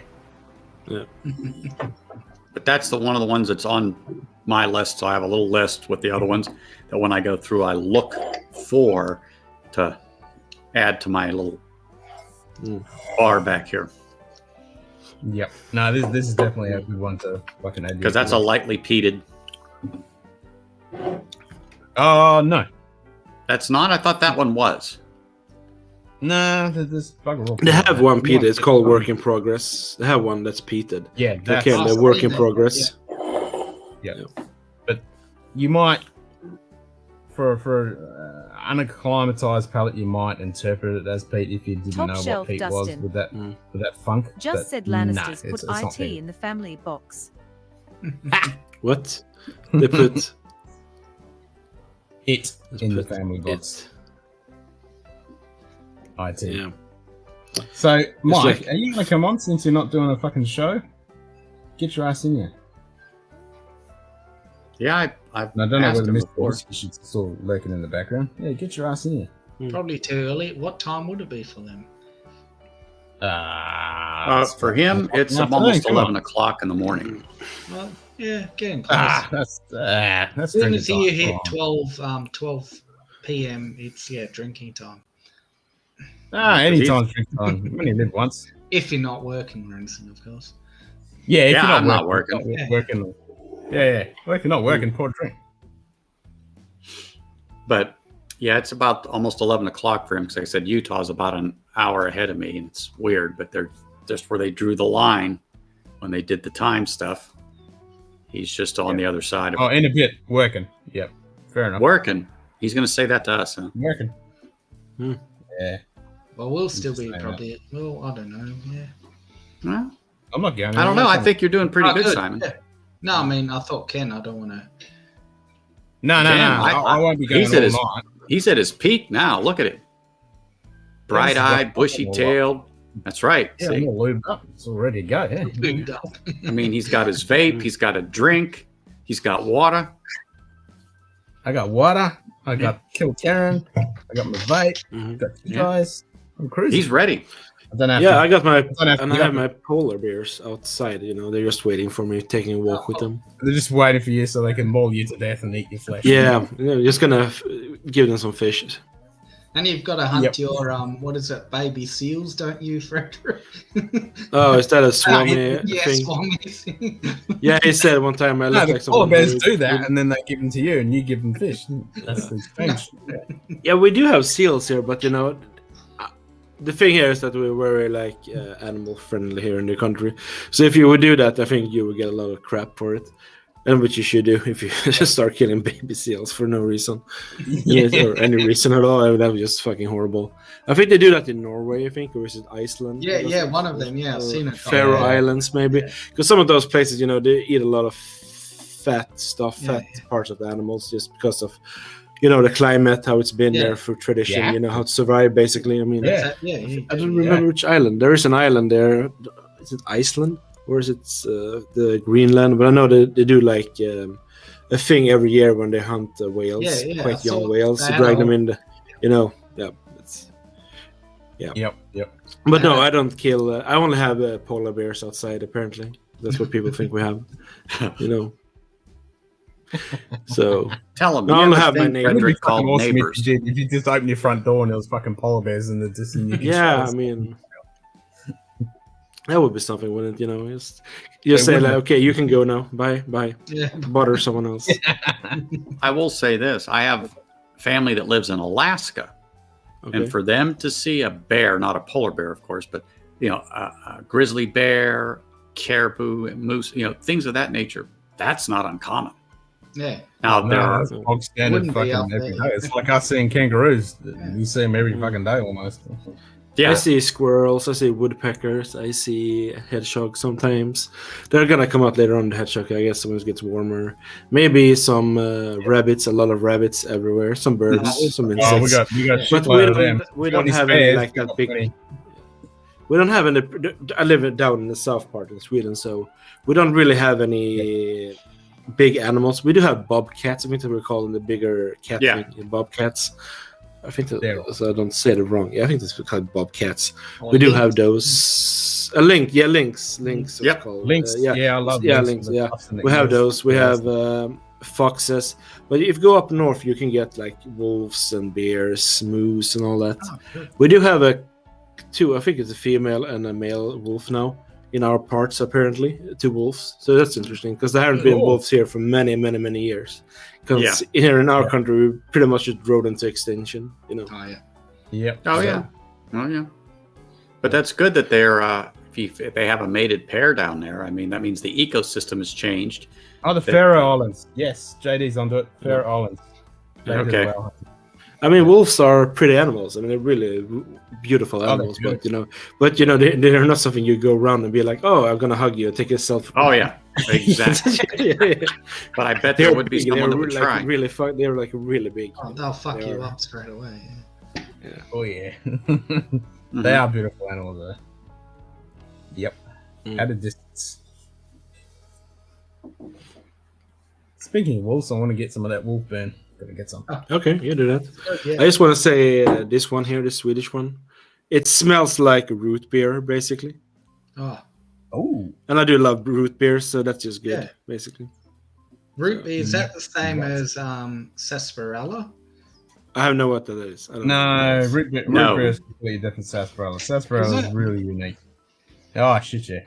My wife loves sarsaparilla, and we have to get it at certain places that make it more on the traditional side that use real cane sugar. Because a lot of places use that high fructose corn syrup shit, and if that's what's in Even there, it's not. that sarsaparilla, even that sarsaparilla is crap. Like I love Bundaberg, I love the ginger beer. Seriously, That sarsaparilla is so crap. I'm really sorry, but don't give that to dyslexic. That That is was horrible. Bundaberg sarsaparilla. But apparently, I mean, they reckon it's exactly the same thing. Root No. beer. Yeah, yeah. No. It really isn't, Simon. No, because It really isn't. in America, you're not allowed to use a traditional, what the Native Americans used to make root beer out of, or the original recipe. Oh. Yeah. If you're referring to that. Oh, yeah.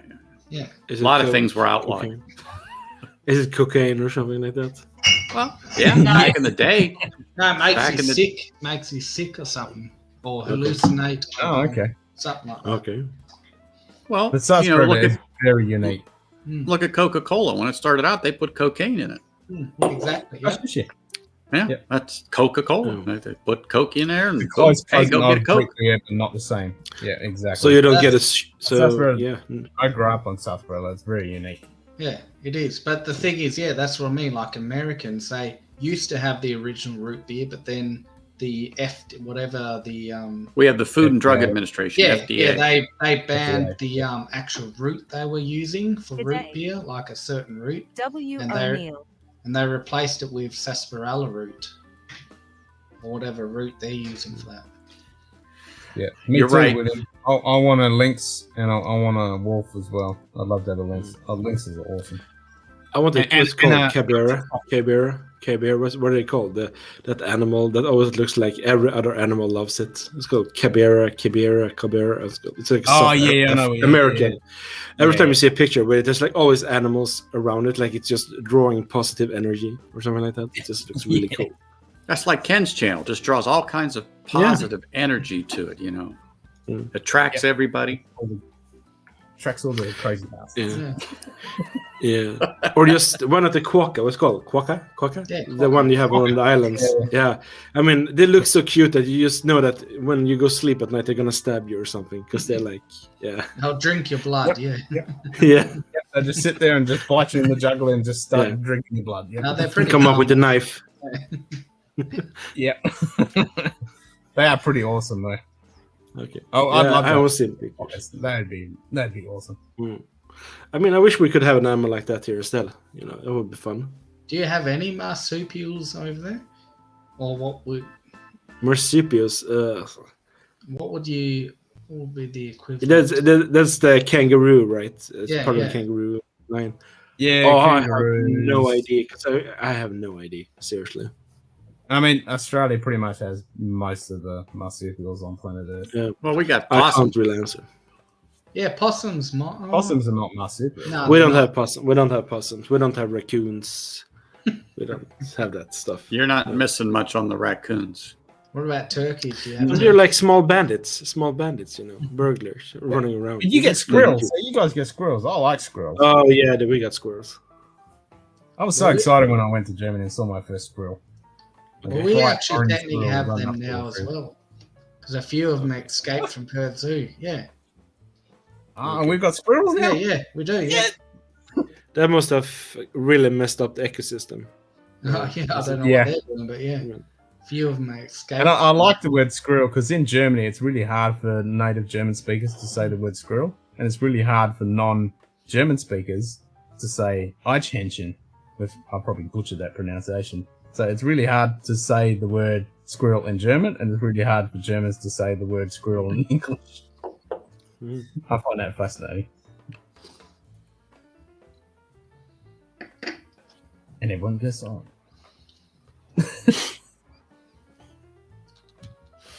Trash pandas. Yep, plenty of those. I mean, they look cute. Those not called raccoons. They look really cute. I mean, I never saw them when I was lived in the States because I lived in Ohio. But I remember, like, when I was out there walking outside the family's house that I was living with, and they have those grindhogs, I think they're called. Yep. Grindhogs. And I was just Groundhog. looking at, I was like, that's a big ass animal. It's like just walking around and no one is caring. Look, everyone that walks by is like, okay. Because since where I come from, we don't have that in my part, that big animals like that. So it was like, So are they dangerous or something? And I asked the family I was living, they were like, no, they're stupid. That was the only thing. Try to they said. They're pick like, one up and "Stupid." see how stupid they are. What's But that? Yeah. Try to pick one up. Yeah, try to pick one of those stupid little fur balls up. Okay, they can guess. I can guess. They can get. Would a groundhog be the same as our wombats, Ken? You reckon? Pretty much. Yeah, pretty much. Yeah, Except much. ours are bigger and fatter. So my parents used to have an Irish wolfhound. And when they'd open up the back door, the groundhogs would be there. That dog in like 3 steps would be down that hill and into that yard, grab up them freaking groundhogs like nobody's business. She did not want them in the yard. I mean, and that dog was afraid of her shadow, the tree shadow, you name it. But she'd see them groundhogs and wham, she'd be gone. Yep. That's like my bloody cat. He's afraid of his own fucking shadow. He sneezes 500 kilometers away and he'll fucking shit himself and run away. But he's killed 2 snakes that I know of.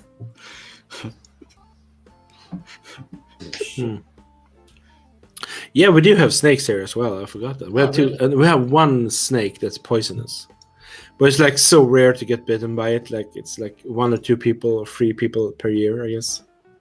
So you're saying those are the ones that deserve to be bitten then? I have no idea. I mean, usually I think it's like, because they lie on the rocks usually, because a lot of the parts here, if you go out in the woods and all that kind of stuff, there's like, looks like walls made by called stones that people have put there in the like thousands of years ago or something like that. Yes. Just been building up. So usually they're like they're laying gassing in the sun, I guess, and people walk past that, jump over and put their hands and so things like that. If you ever go down south here, so Tennessee, Kentucky, using that as an example, my aunt lives in Tennessee. And just that type of a wall you're talking about, Frederick, you will see them there. But what they were put there for were by the property owners or plantation owners. So back in the day when slaves were here, they knew not to cross those walls. So they were known as slave walls. So when that meant they met the boundaries of that property. And they run down the center of highways and stuff. You can't move them. You can't disturb them. They have to stay where they are. So if you bought a house and in a development and all of a sudden there was this dilapidated old pile of rocks, it didn't get moved. There was a reason. And that was one of those little walls. And they weren't but maybe knee high. But that's what they were. Okay. Else from that, we don't really have any poisonous animals here, which is good. So when you lived in Ohio, where were you at? Let's see here. What was the name of the town? Gahanna, like a small suburb to Columbus, Ohio. Yeah, well, it was interesting. I was up north in Youngstown, Ohio, because that's where I went to college. Okay. So. Yeah, it was interesting. Quite a big difference for where I am from. I was really shocked because, like, one thing that I was shocked about was public transportation, because we have a lot of public transportation. It sucks here.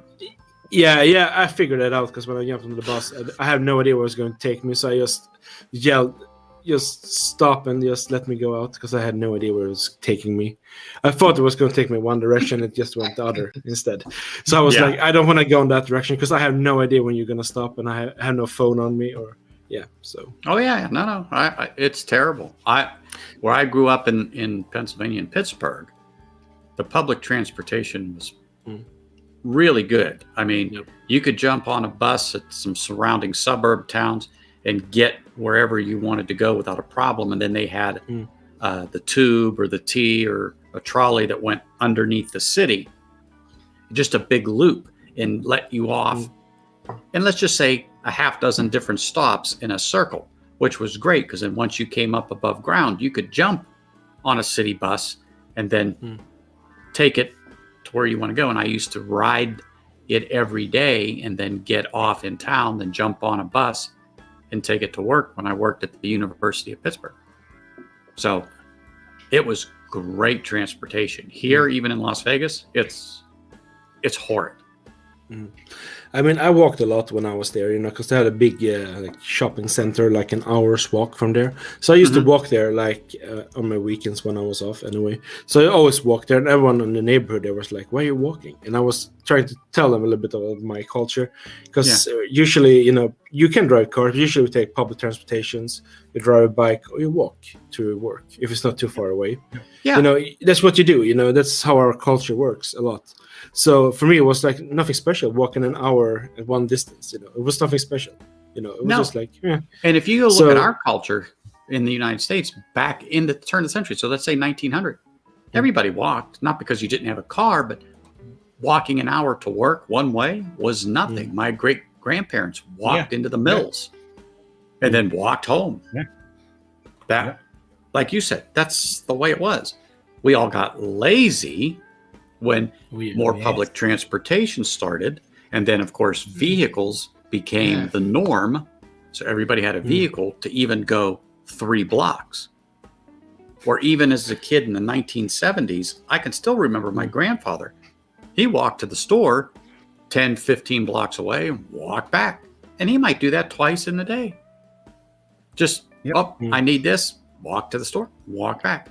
Because that was where he was, being born in the 1920. That's what they did. So like I said, we just got lazy because of society. And my mother told me all the stories when she was younger, because she was grown up in a farm. And she told me when she was going to school, for example, it was always like, either you took your bike, if it was broken, you walked, to school. And I think she had like, if you would walk, it would be like an hour, I think.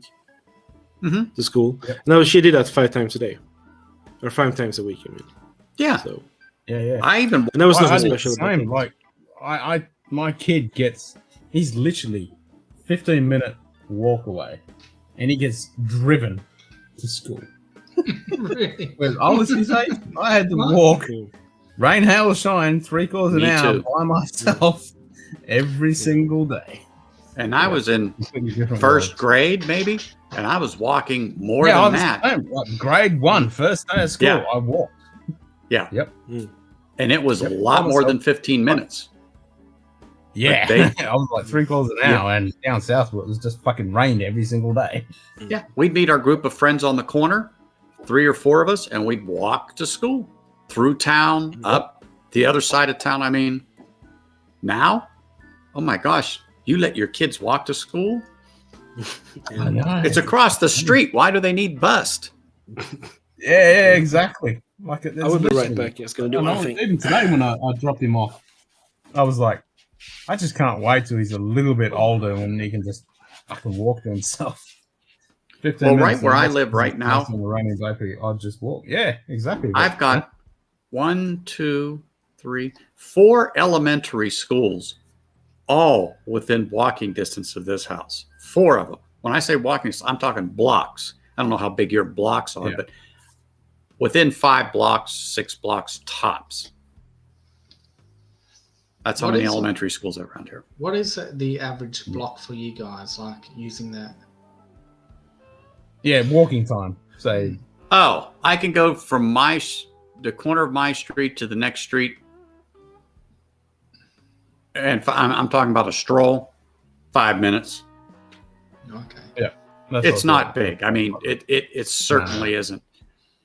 But the blocks here are a little longer than where I'm originally from, but it's nothing. I mean, I got parks literally blocks away you can walk to.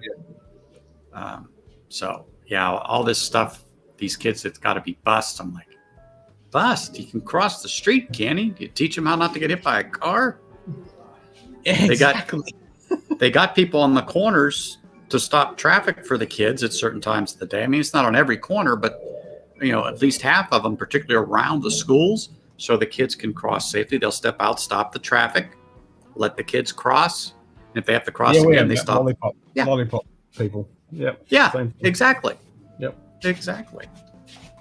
Yep. Mm-hmm. And I got to know the lollipop person across from my school very well because I saw them every morning, every afternoon. Every morning. Yep, every single day. The one used to look at me and my friend Isaac, and she'd point to her watch. You're late. You're late. You're late. What are we, 6 years old? What do you mean late? The bell rang. So we'd hurry up and get inside, but I don't think we ever got a mark for being late. And we were probably late every day because we're kids, 6 years old, walking to school. Yeah. Yep. Yeah. That's crazy, isn't it? There you go. Jim just said, hell, my parents asked me to get the paper from the drugstore when I was 8 in the early 90s. Can you imagine that happening today? Yeah, exactly. Like, my boy's almost 8. And I'd never ask him to go down the shop and grab something by himself. You know, it's just not done anymore. But back in my day, it would have been, yep, off you go. So in like the late 70s, early 80s, my grandmother would give me a note for 2 packs of cigarettes, and I'd walk to the shop. Yep. Oh, your grandmother wants them. They pull them out, hand them to me. I'd pay them. I'd walk home with it. Yep. Now, oh my gosh, that clerk would go to jail. Oh yeah. Yeah. But I used to go and buy cigarettes, and I couldn't have been more than 8, 9 years old. But I'd take them back up the hill and give them to my grandmother. Yeah. Yep. That's the true story. Oh shit! We just have a, that was normal. Shows It you was. how far society's dropped. Yeah, But- exactly. You know, I'd get, we need some milk. Yeah. Off you go. Off to the shop. 30-minute walk Yeah. away. Here's 20 cents for a bag of lollies for your trouble. Off you go. Whatever. Yep. Yeah. Yep. My grandfather would give me $1, $2, I can't remember, but it wasn't much. He'd say, walk down to the store and pick us up a Pepsi. All right. Hey, I'm going to get a Pepsi. All I got to do is walk down there. It's like 5 or 6 blocks. But when you're 8, 9, 10 years old, phew, I'd go down, pick up a couple of Pepsis. I'd come back up, give him his. He said, where's yours? I go, well, I drank it. I was a kid. You don't think I was going to just hold on to it till I got back to the house, right? Yeah, Right. exactly. And he'd say, oh. He said, well, I should have given you enough money to get 3. I said, I'll remember that next time. So next time I would say, nope, you got to give me an extra $1, Pap. I got to get 3 of them. Yeah, that's right. And he One would. day on the way back and one day at home. Yeah. Exactly. Simon, this one is for you. Oh, long Can you road. turn it a little bit? There you go. There's the label. You know what Simon's going to do. Off he goes. Oh, okay. Yeah. He's like, I And got he one of did those. change his Let me go shirt, get too. it. We have to acknowledge you did change your shirt last time. Yeah. What is that gag about Simon? Like he doesn't change his shirt or something? Tell him. Well, I'll back. Lord Shane Long pretty much came up with this ruling because Simon would be on stream, and he just do what he just did. Then he'd just walk off. He wouldn't say anything. And then he wouldn't come back for 20 minutes. And he reckons he was doing the dishes or something. But we reckon he did quite often. He was just passing out and then coming back. So Lord Shane Long come up with the thing. Okay, each time you do that, you got to come back and put a new shirt on. So, and then I nicknamed it the Simon Maneuver, which you just disappear off stream and then just kill the camera. So there's a rule now that when he disappears randomly, he has to change his shirt. Okay. And he's learnt that, and he says rules are rules. Mm-hmm. Yeah. Okay, But so every time I walk out, I can feed my polar bears, I guess. That's right. Exactly. Yeah, exactly. Nice. Yep. Yeah. Exactly. And we'll know when you say, hey, I got to feed the polar bears. We know you got something to do. You'll be back in a couple minutes. Yeah. Ta-da. There you go. So he didn't change his shirt that time, but he did change it Nice. before, so we can acknowledge That's that. what I And figured he's he was quite going to tough, get. but he's longer at it. I Simon, saw the what year is smile on your his from? face. Simon, what year is your from? Where is it written? On the bottle? Mine is down here, by the way. Mine is down here, like printed very faintly. Well, I don't have an 18, but I've got a standard. Mine is from 2015, by the way. Yes, mine too. Yep, 28/01/15. 21. Oh, mine is 22/04/15. Yep, 28/01/15. Oh, nice. So it should be the same thing, I guess. Then we're having. There it is. I've Everybody's only got a one. standard. Yeah. No, I don't have an 18. I've only got a standard long repeated, but yeah, I'll have some of that. How many releases do they do? Shitloads. With all the wine finishes. Really? You mean Long with row the reds. long row? Yeah. Long row? Yeah, they had this red series, and then they had the 18-year-old, the peated one that you have there. And they have, what's it called?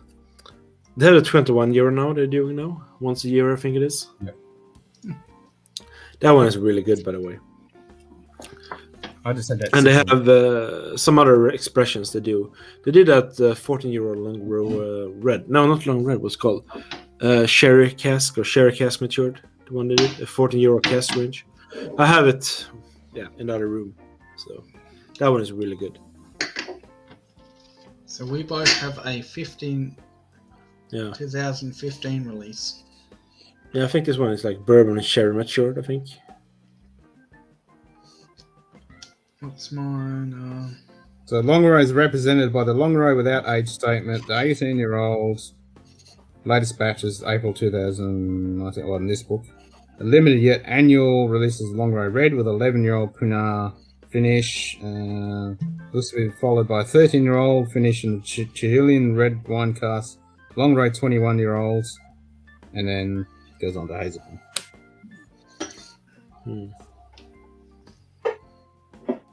But I mean, how many times a year do they release it? Oh, I have no idea. I mean, it's just a small production in a way, so not much. Because I think Springbank makes like 100,000 liter whiskey a year. I think they have something like that in production, and then they have, I think, 10% goes to Long Row and 10% goes to Hazelburn. So I think they get like 10,000 liters a year or something like that when they're making. So it's not much. It's not much, basically. Wow. 750,000 liters. That's a few barrels, that's for sure. But how many long rows? I mean, are they separate? What do you mean by separate? I mean, was that, he said 750,000 barrels, is that all of Springbank's? No, that's liters. Oh, liters. Ah. 750,000 liters. Oh, do you get that much? Okay. Yeah. But is that just Long Row requires 48 hours of peat smoke in the last couple of years. Yeah. The production volumes have increased. 280,000 litres were planned for 2020. However, due to the coronavirus, owners are now aiming for 120,000 litres, which 10% is Long Row and 10% is Hazelburn. So not much. Yeah, and by the way, Ken, I also brought this one out. I don't think I'm gonna drink it, by the way, but still. Oh, yep. I'm so chuffed to have that. Just want to tell people there in the chat, if they see this bottle still some, let's see if I can get a good, there we go. A good, Yeah, get it. This one. If you ever find this in the store, buy it, seriously. This is a must buy. Is it finished? Yeah, it's finished in Tawny Port. It's peated. Yeah. It is an amazing whiskey, basically.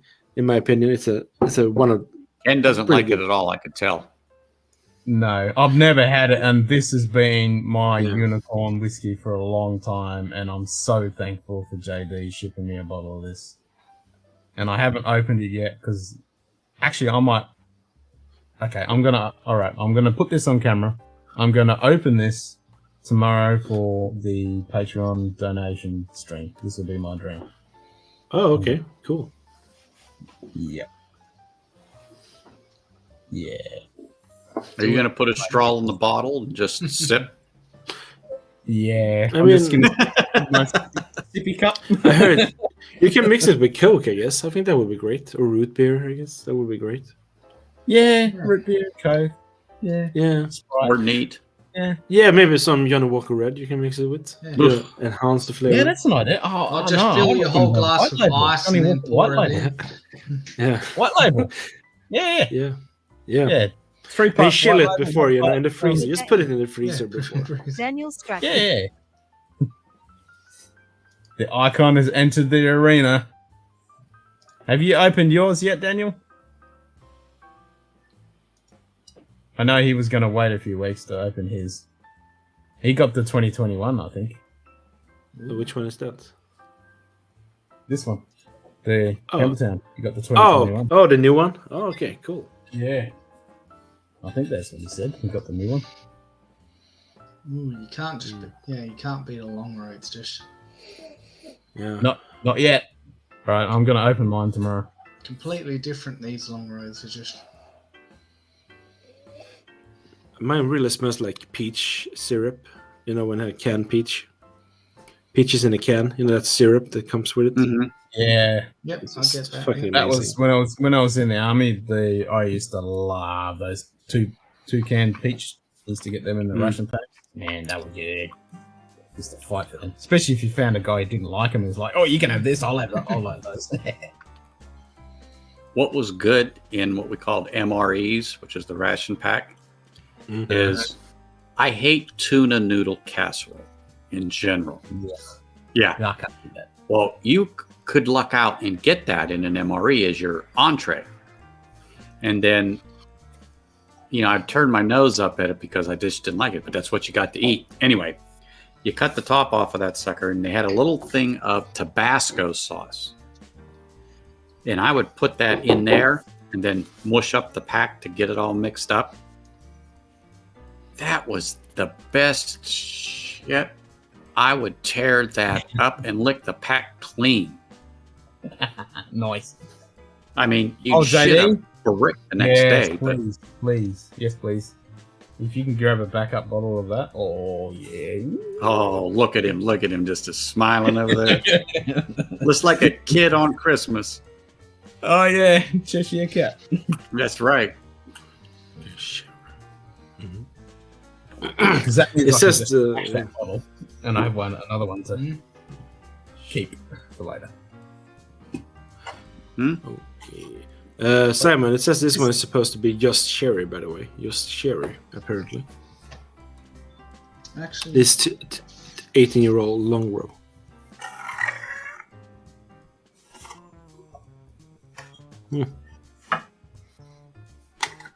That's fine. Sherry only. Yeah, it says that, but where I could find it at least. Yeah, that's good. Doesn't say anything about sherry on it. No, I found it on a website. I was looking out the year and the age and all that. You can usually do that with Springbanks or any Campbelltown whiskies from Springbank if you want to know what cask maturations they're on. If it doesn't say it, you just write the year, the age statement on it and all that stuff, and you can usually find the information somewhere. Yeah. I mean, I don't get really sherry on there. No. Hang on, so yours is 2015. Yeah. So how much did that cost you, Simon? 260 Australian. So about 130, 140 euros or something like that. 240 euros. Okay. Yeah. No, I mean 140 euros. Or, yeah, about 140 euros, yeah. Hey, Daniel, you going to come in, mate? I haven't seen you for a while. Okay, hang on. This is not a 15. There is a dot between. It looks like a 5, but I think a bit of the thing is rubbed out, and it looks like a 19. Okay. It could. Hang on, I'll type it in. It could be a 2019. Well, you only just got it, so I'll give you the Hazelberg Trial. That's so good. Have you tried it yet? Yeah, I'm going to have some of this soon. Mm. So we'll finish this long run. Since we're on the Campbelltown, do the whole Campbelltown. We did the Glen Scotias. Oh, I need to hit the button. Yeah. That. I like how Yeah, hit that button. Yep, hit that button. So yeah, Walking home from work at the moment, pop on after dinner and shower if you're still on. Yeah, I might be. Oh, yeah. Cheers everyone, by the way. Skål, prost, yeah, Slovenia, cheers. wherever we are. Prost, Slovakia.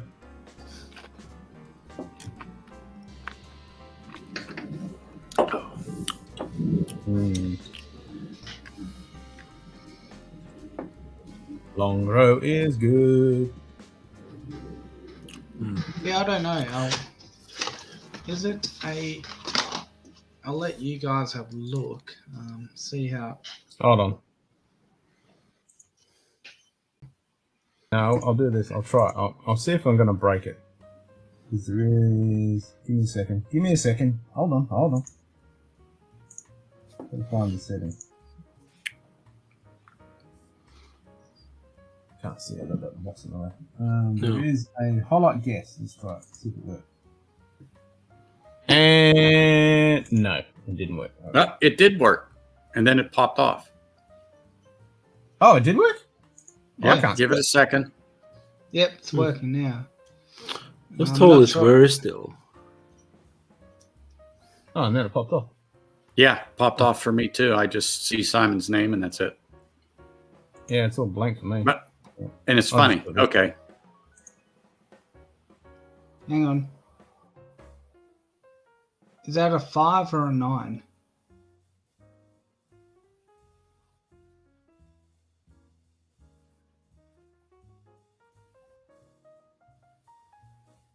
Or is that 9? Yeah. Yeah.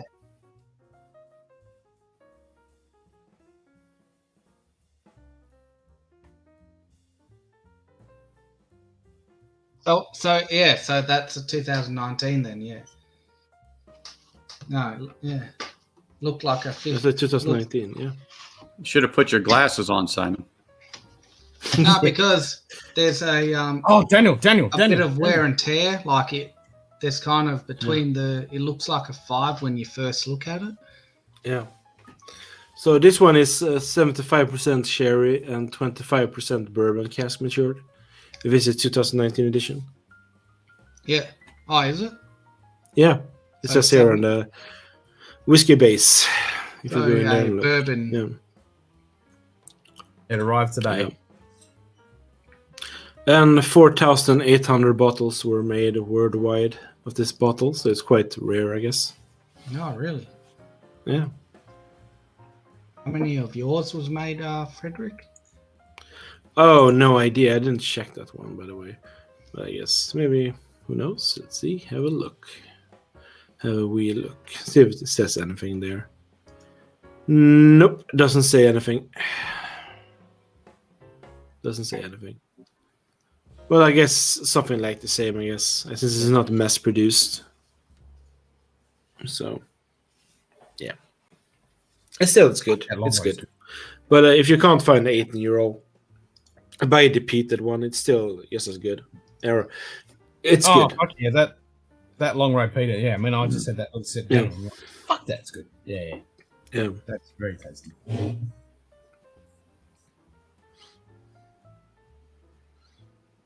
A very, very good drink. Okay, yep.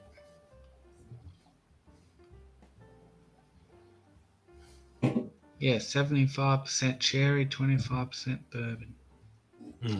That's weird. I'm not actually getting much sherry.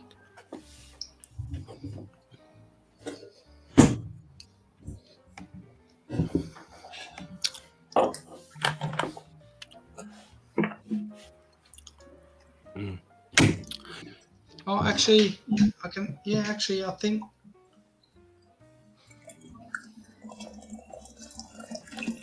Yeah, that's kind of dried fruit spiciness. So I guess.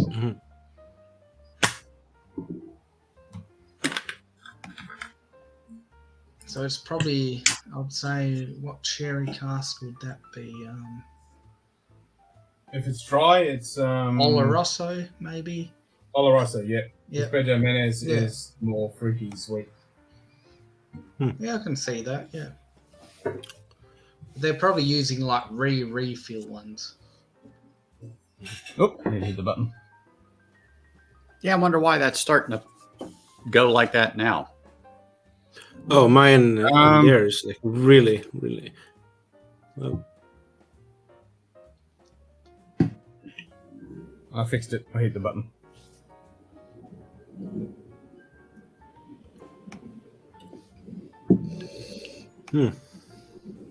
So you're gonna open up the 14-year-old tomorrow on a Patreon exclusive?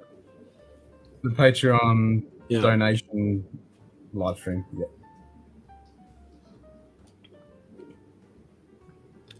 Interesting. Okay, Ken, just bought 2 more bottles of the Glen Scotia 2020 Festival. Oh, Why was that all the bottles they have there, or do they have more? 'Cause Yeah. else you should just go like this on the shelf. Yeah. No, but seriously, I have no idea what it costs. How much did you pay for it, JD? Because here in Sweden, when it came out, it was 65 euros for it, which is a really good price, Yeah. basically. Yeah, I mean, just do if I ever saw it on the store, I would just buy all of it.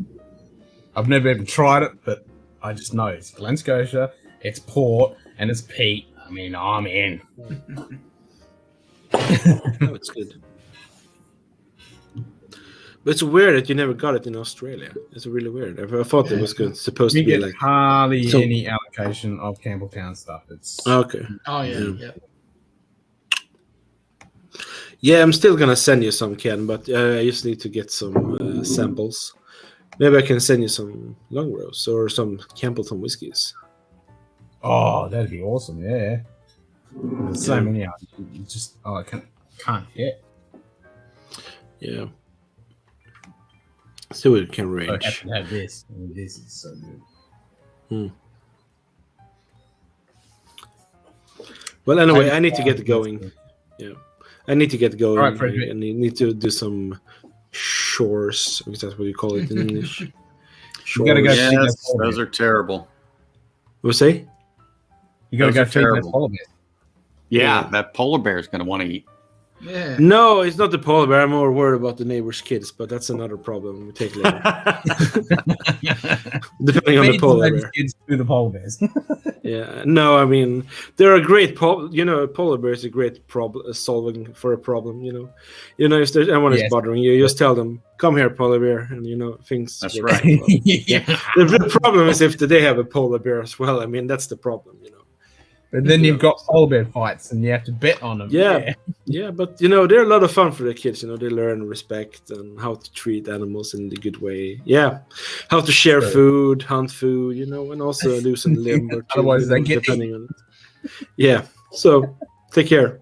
Yeah. Cheers. You too, mate. Thank you for joining us. Yeah. Yeah. Cheers. Yeah. And still have a great night. Okay. Yeah. Bye. Yes, See you, Frederick. too. Have a good day. Cheers, mate.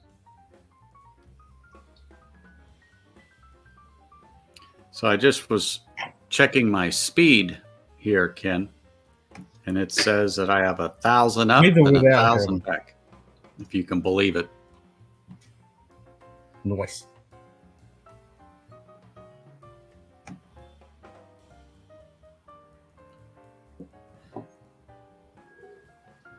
Yep, I'm gonna crack that Glen Scotia tomorrow. I'm kind of excited.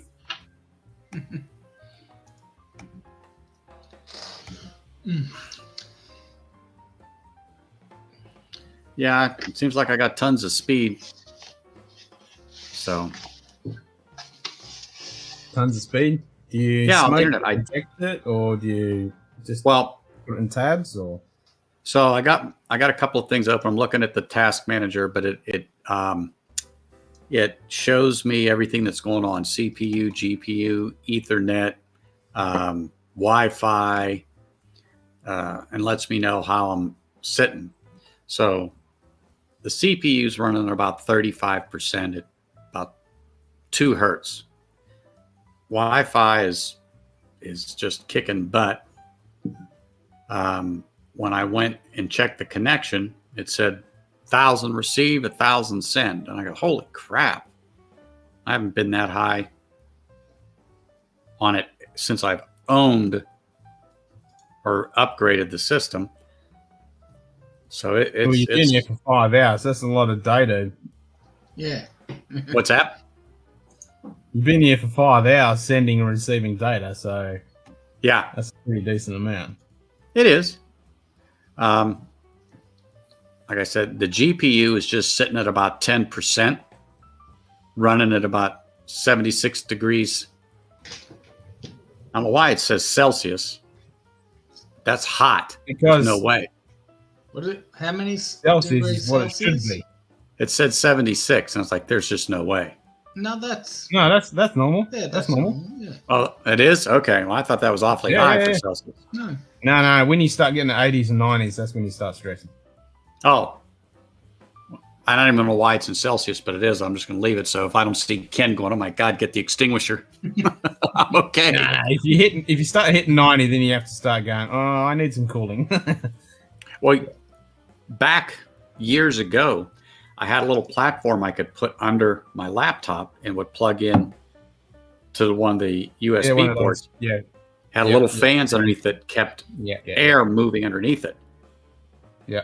I didn't think that was a real thing, but boy, it did help back in the early days, keeping that processor cool. I didn't think it would slow down, but by goodness it did. And we certainly weren't doing what we're doing now.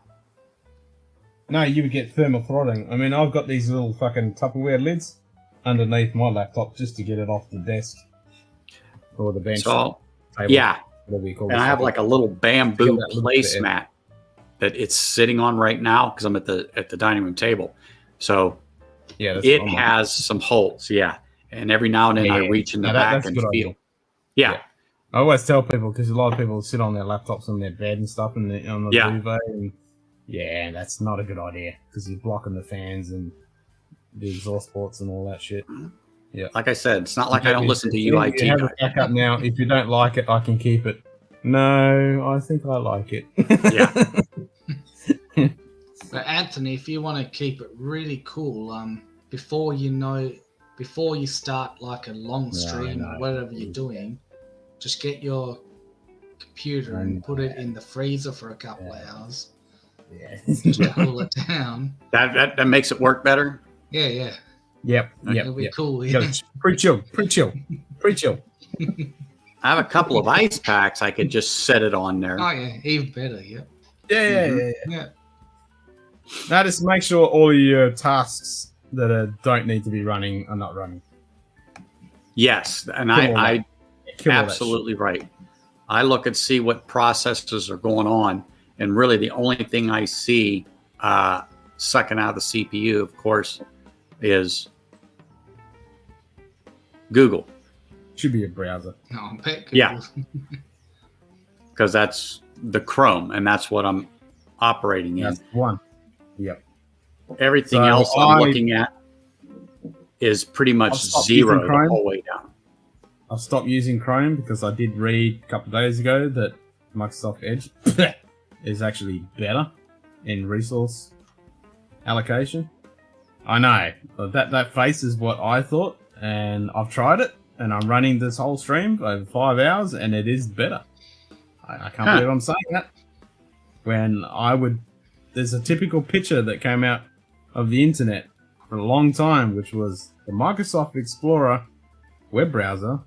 Was, you have a picture of different guns for Chrome and Firefox and all that. Well, actually back to the Netscape Navigator days, and they're all different weapons, and you would have the one with the barrel pointing back towards you for Internet Explorer, and Internet Explorer was the web browser you used to download an actual web browser.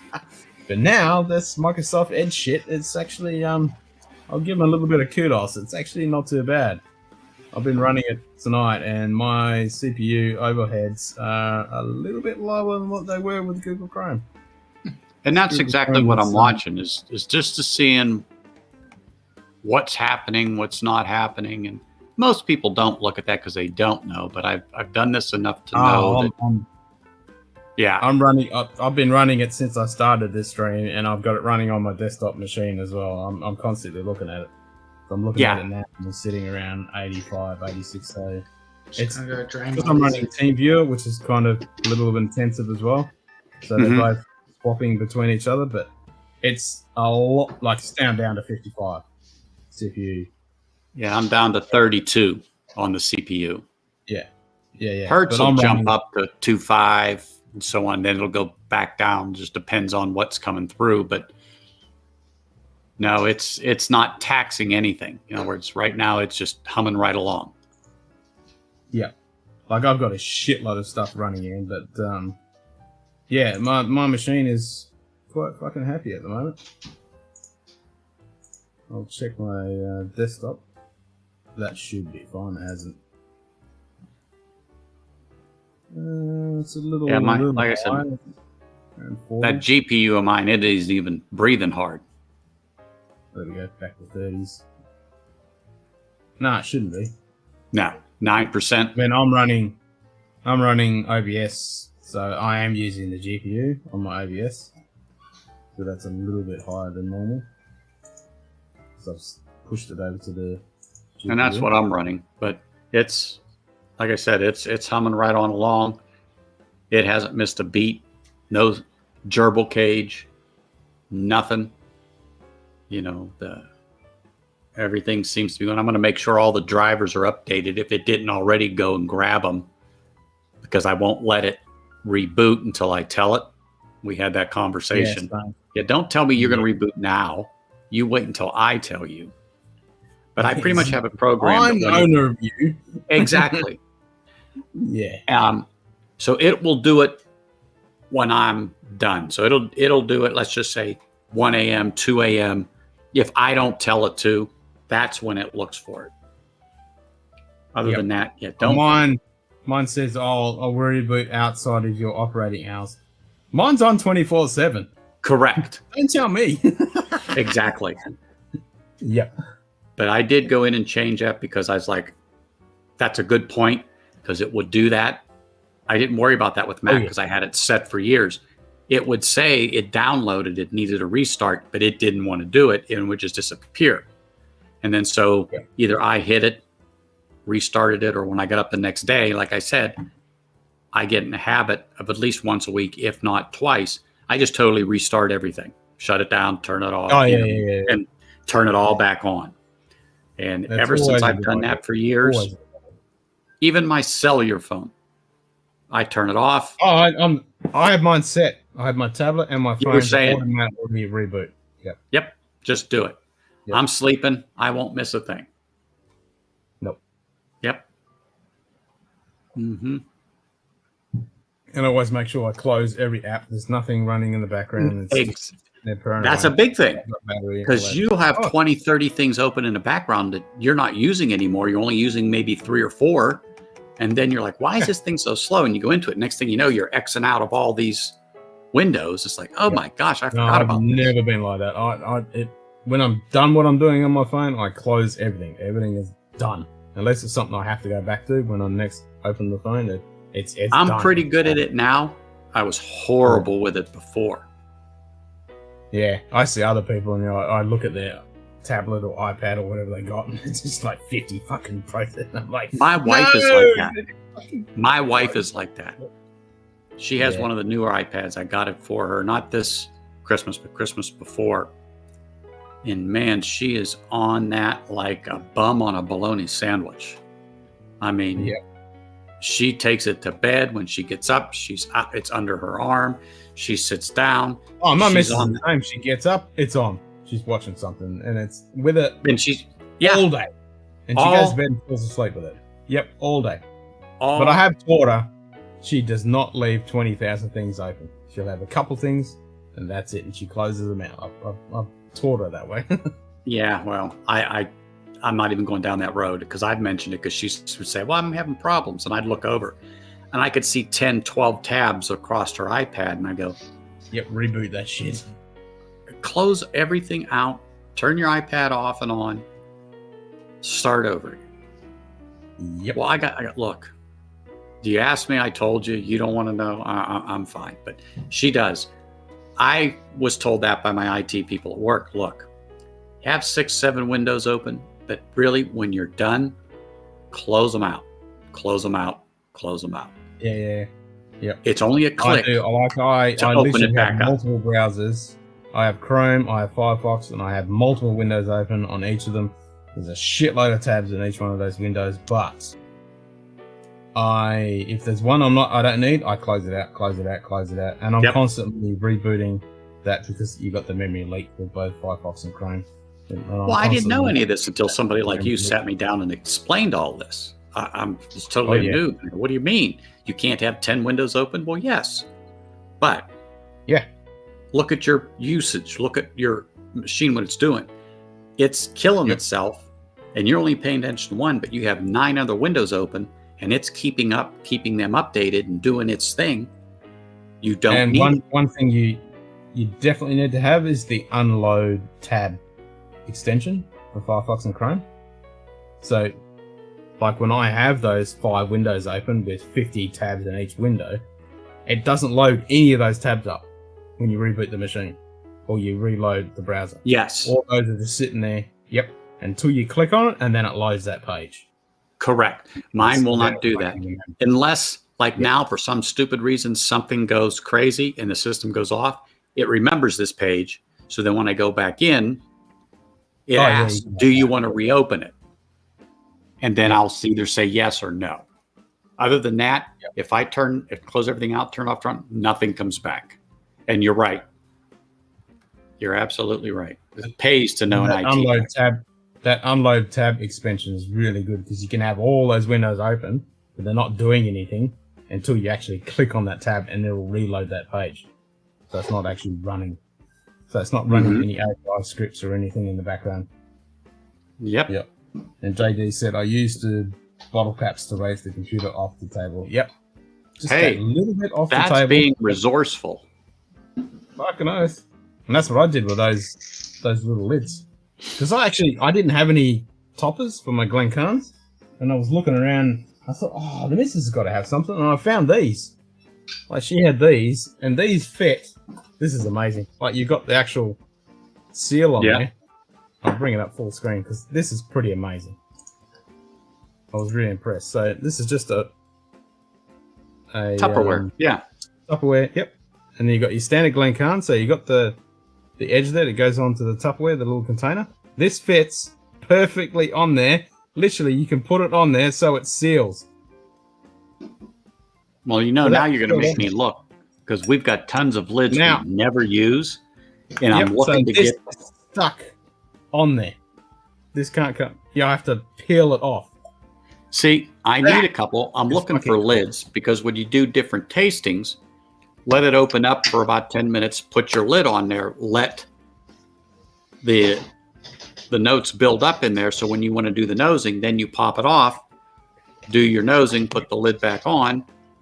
And I'm just thinking about getting some Glens that they'll send you lids, or they're just little discs that sit on the top, blah, blah, blah, blah, blah. Yeah. You're like, everyone's got, every channel's got their own coin, but I bought some of the glass ones, which are nice. That's exactly what I'm talking about. It's nice, but but that's what I mean. So I can pour that's sealed. That's amazing.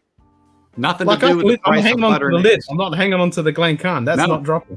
That's not going anywhere. That's literally sealed on there. Like I can't flick it off.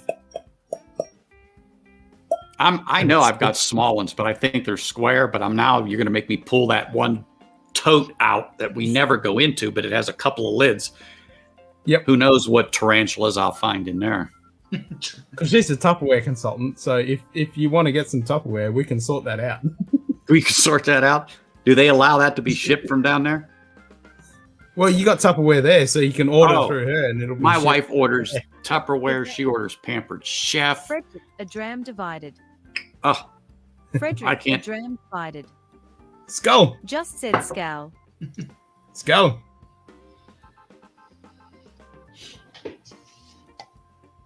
A skull.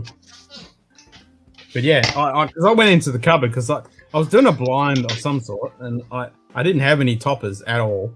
And I thought, well, I'll just get a lid that just covers it. You know, like your Pringles type lid or something Anything. like that. Yeah. And she had all these in there.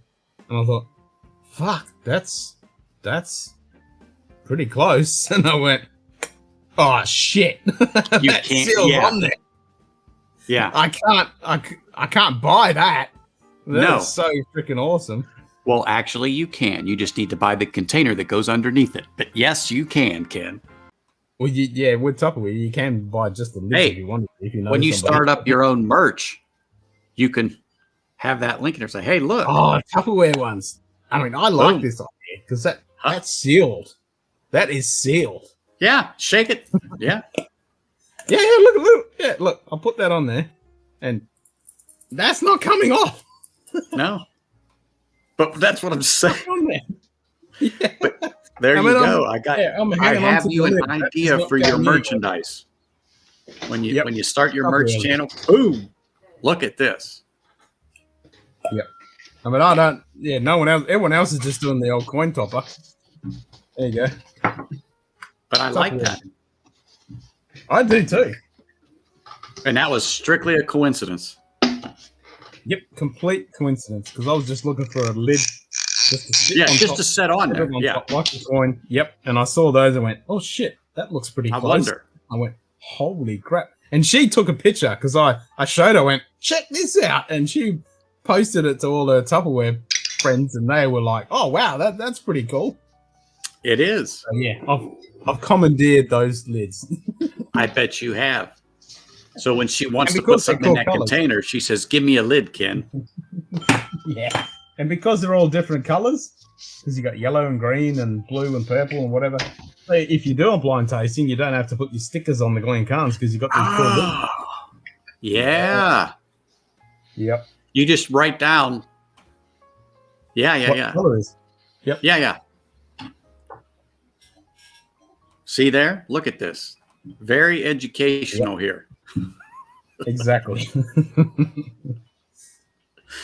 That is true. This hasn't been as good. Money's getting little low as I spent 1,000 euros on the last 7 days. Yikes! Yeah.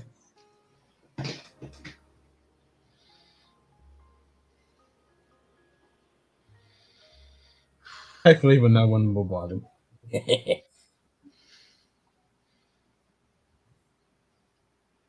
Yeah, it happens. It's easy to go through money when you're buying booze. Yep. Actually, I think I've still got the actual Tupperware containers sitting over there. Because she wasn't using them. She hasn't asked for it back. Best thing to do is confiscate them. That way they don't miss them. They don't see them. They don't ask for them. Well, I've got them all. Exactly. We've got someone. Yeah, I've got them all. Yeah. So they're these tiny little... And they're really good. Like, we have used them when we've gone out. You know, if you're going camping or you're having a pick or something like that, these are really good to put sauces and... Yes. And stuff like that. Ketchup, mustard, and things of that nature. That they don't have to take a whole container. But yeah, you got all the different colors, so they're perfect for a blind. Those are. And just a coincidence how they fit. I think it doesn't fit on it, but it fits the Glencairn. Actually, I haven't tried it on the coloured ones. Oh yeah, that fits on there really nice and tight. That's not going anywhere. That's stuck. But those frou-frou ones with the stem, yeah, it doesn't work. Yeah. Yep. Really cool. So yeah, if you want these little Tupperware containers, they're perfect lid for a Glencairn. Yeah, without a doubt. But so yeah, I'm using 4 of them now underneath the laptop. So I need to find something else to put under the laptop so I've got my...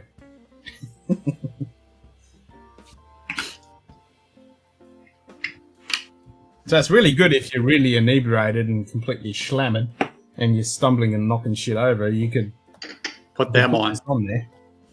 Yep. And you're not going to lose any of your precious liquid in your Glencairn because you can knock it over and it's like, oh, it ain't going anywhere. Unless you knock it off the table, then you're screwed. But also, if you were doing a blind tasting and you had all your sample bottles and you went through your tasting and you couldn't finish them all, you could leave it. Yeah, you won't have to worry about the air. Yeah. Yep, it's still. Well, how many times do you come back to the glass the next day and it's cloudy at the bottom with a little bit of liquid and it's only been 8 hours? Yep. I forgot about the glass I had last night and I left it set here. And as soon as I came into the room, I could smell the hint of alcohol and I go, I look over, there's the glass and I go, oh yeah. So I just fill it up with water, leave it soak. I'll clean it before I take off. Oh, 2 Glen Scotia 2021s. Nice.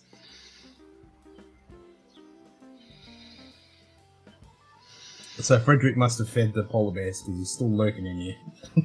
Oh yeah, you know, a few neighbor kids and stuff like that. Just throw them over the fence, and polar bears are happy. Exactly. Sort them out. Yeah. Yeah, that way you don't have problems with the neighbors' kids. Word gets out. Hey, this guy don't fool around. Feed them, or feed them some baby seals. Yeah. You just got to get the word out once or twice.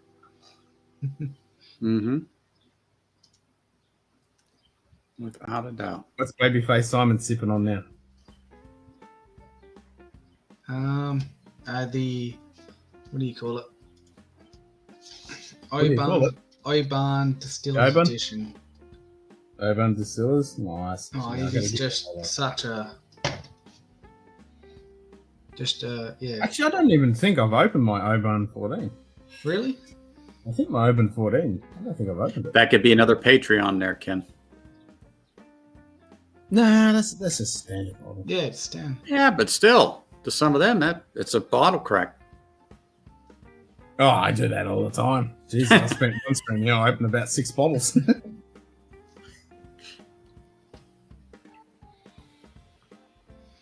Can't find them, but I do know once they are, full screening stops. Yep.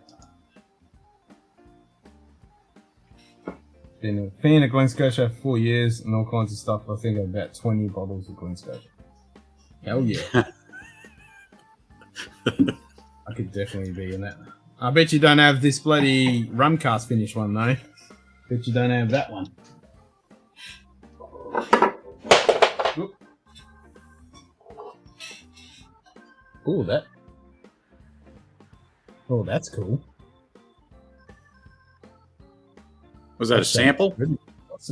Yeah. No, so I just bought a couple of samples to keep them for later, but that really shook up.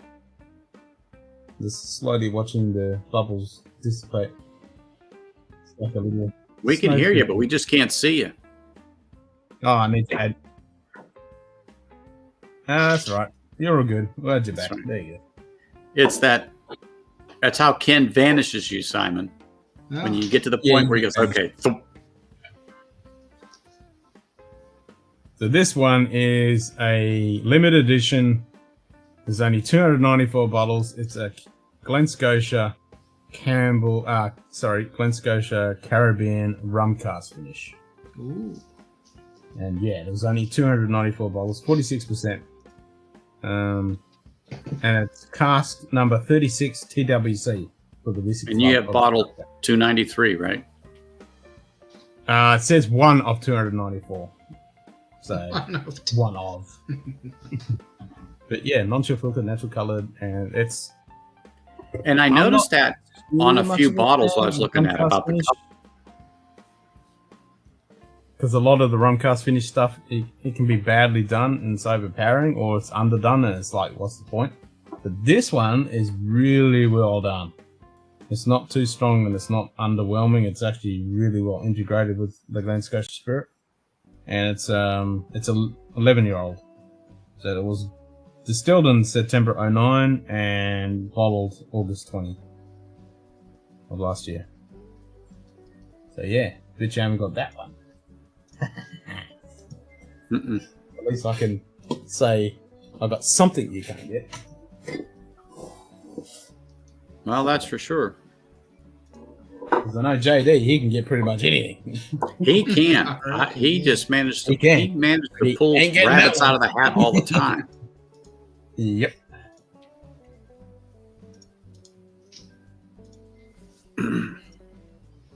He dropped it so hard, Simon disappeared. That will come out a single cast exclusive for Sweden and wheat from Glen Scotia. That is a 24. Oh! Oh! Oh! You've got my attention right there. Ooh. I want it. I want it. So you got the 2007-2019, so that's 11, what's that, 12-year-old Bordeaux red wine cast finish. What the? This is something fucking weird then. I wonder what the hell it was. There was a little bug flying around and I thought it was, that freaked me out then. It's doing little loops like this little bug. I'm like, what the? Because I've got a dead cat sitting here of one of my cameras, and it was flying around it, doing little loops, and I'm like, what the hell am I looking at? So the Bordeaux red wine cask. So I've seen that floating around. I can see a few. Like I can't get it personally, but I've seen people talking about that one. So that one doesn't count because that one you can get. What's the word? Live white whiskey. Mike, are you coming in? You said you were coming in when you finish your work. So you need to get your ass in. I haven't seen Jim for a while, so his wrench is not hovering over your head. Oh, only 314 bottles? Alright. That counts. You get that. Yeah, that definitely counts. Alright, you got me there. You've definitely got a bottle. Alright, so I've got a rare bottle, you've got a super rare bottle. I mean, fucking hell. That's crazy, isn't it? When you're talking about the whole world, there's only 300 or 200 bottles. That's pretty insane, isn't it? That's well, you've got the what do you call it? The Starward mesquite wood. That's only 660 bottles. Yeah, but that one is only 294. That's only 314. 660. I mean, that's a very small amount of whiskey. Fair enough. Oh, there he is. There we go. There he is. Cheers, Mike. What's up, fellas? How are you? We were waiting for you. We figured we were probably going to end up going to bed without seeing you. I know. I'm working at the same time. I have to leave here pretty quick to go to a customer. So that's terrible when work gets in the way. I know it does. And I have to drive about an hour away. So I can't even start drinking before it. You know. Oh man. Many of them frown when you show up drunk. They don't mind getting drunk with you, but you show up drunk and they're not happy. That is true. Like I do IT. If I go to a client before I fix their computer and get drunk on it, like here in Australia, I quite often I'll get, you want a drink? And I go, I can do it with a beer. If it's like stinking hot day, it's like, oh, you want a beer? I'm like, I can't. I'm working. Yeah, I sell the IT, so we're always taking customers out to lunch and happy hour. Well, not during COVID as much, but now with the ability to go outside and sit outside a little bit more often, it's better. Yeah. Oh, absolutely. It would be, yeah. Fucking hell. Absolutely. I probably sell to your customers, Ken. You probably do. Because you do IT for other companies, or you work for a company doing IT? No, I work for myself, so I'm freelancer, but I do work for other. So a bit of everything. So I don't know if you've seen Tim Evans in chat. He and I work at the same place. Yeah, I've seen Tim. Yeah. I mean, same place, different cities. He's in Chicago. I'm in Colorado. So. Well, didn't you meet him at some type of a function or something and realized? Hey, yeah. That's. I remember you telling the story how you realized who he was and then found out you worked for the same company. Yeah. So we did like this sales kickoff thing, and we had these virtual rooms that you break off into. Yep. And it was like a virtual conference, and one of them he was presenting because he works with some of our partners directly, and so he was pumping up one of our partners, and I was like, "Is that the same Tim Evans?" Like, and then I looked at the face, and it kind of matches his silhouette on YouTube, and I was, yeah. So then you actually just have to go up and ask. Yeah, so then I sent him a message, in our Slack that we use for, kind of like Slack, Teams, whatever, yeah. We used to use that a lot at work, and now they switched to Teams. Yeah. Oh, everyone's on the Teams bandwagon. Yeah, I hated it and got in trouble because of it. This is like... Yeah, Slack is a pain. I'm not impressed. Our company uses all Google stuff, too. And so it's like Gmail for corporate email is just brutal. Yeah. But... oh well. Yeah. But it's free for them. Yeah. I mean, it's crazy. Just the interface is terrible. It is and it isn't, depending on. Yeah. Yeah. I mean, it's still it's still corporate Gmail, but it's it doesn't integrate well with other things. Outlook isn't as clean, and of course they give us Macs instead of PCs. So. Fuck Outlook, fucking Office 635. They can all get fucked. Tell us what you really think, man. The gospel according to Yeah. Ken right there. Yeah. Oh, fucking. So I did get 2 deliveries from our boy Tim Evans today. Oh, yeah. So I got 1792. Oh, Yeah. 1792. Nice. the Is that sweet the wheat. weeded? I can't quite see. There's reflection. Yeah, the windows here, but yeah, Yep. sweet wheat. We'll do this. Yeah. Yeah, that's a beautiful bottle. So that was the first one. Second one was a little bit dusty, even. Oh. The 12-year. Oh my gosh! Did he find them there in Illinois? Yeah, he's got his sources in Chicago, man. It's kind of crazy. So the only thing I could find was the foolproof. Yeah. Yeah. And so I picked up a bottle of it because as fast as it hits the damn shelf, people grab it. You know, at 125 proof, 127 proof, whatever. Yeah, for $50. Yeah. About right. $50, $60 price range. And that's a total wine here, Mike. Yeah. Yeah, I can never find it here in Colorado, but I drive 30 miles north to Wyoming, 40 miles north. And it's all over Cheyenne, Laramie. You can get full proof, bottled in bond, or small batch, but I can't get 12-year, can't get sweet wheat. I have not seen the sweet wheat. I have not seen the sweet wheat, but I've seen the small batch. I've seen the full proof, and I've seen the bottled and bond. I think it is. Yeah, but that's it. And then they're there. If you don't reach out and grab one of at least each, if you come back tomorrow, no chance. Yeah, that's crazy. Yeah, the foolproof is kind of a challenge here.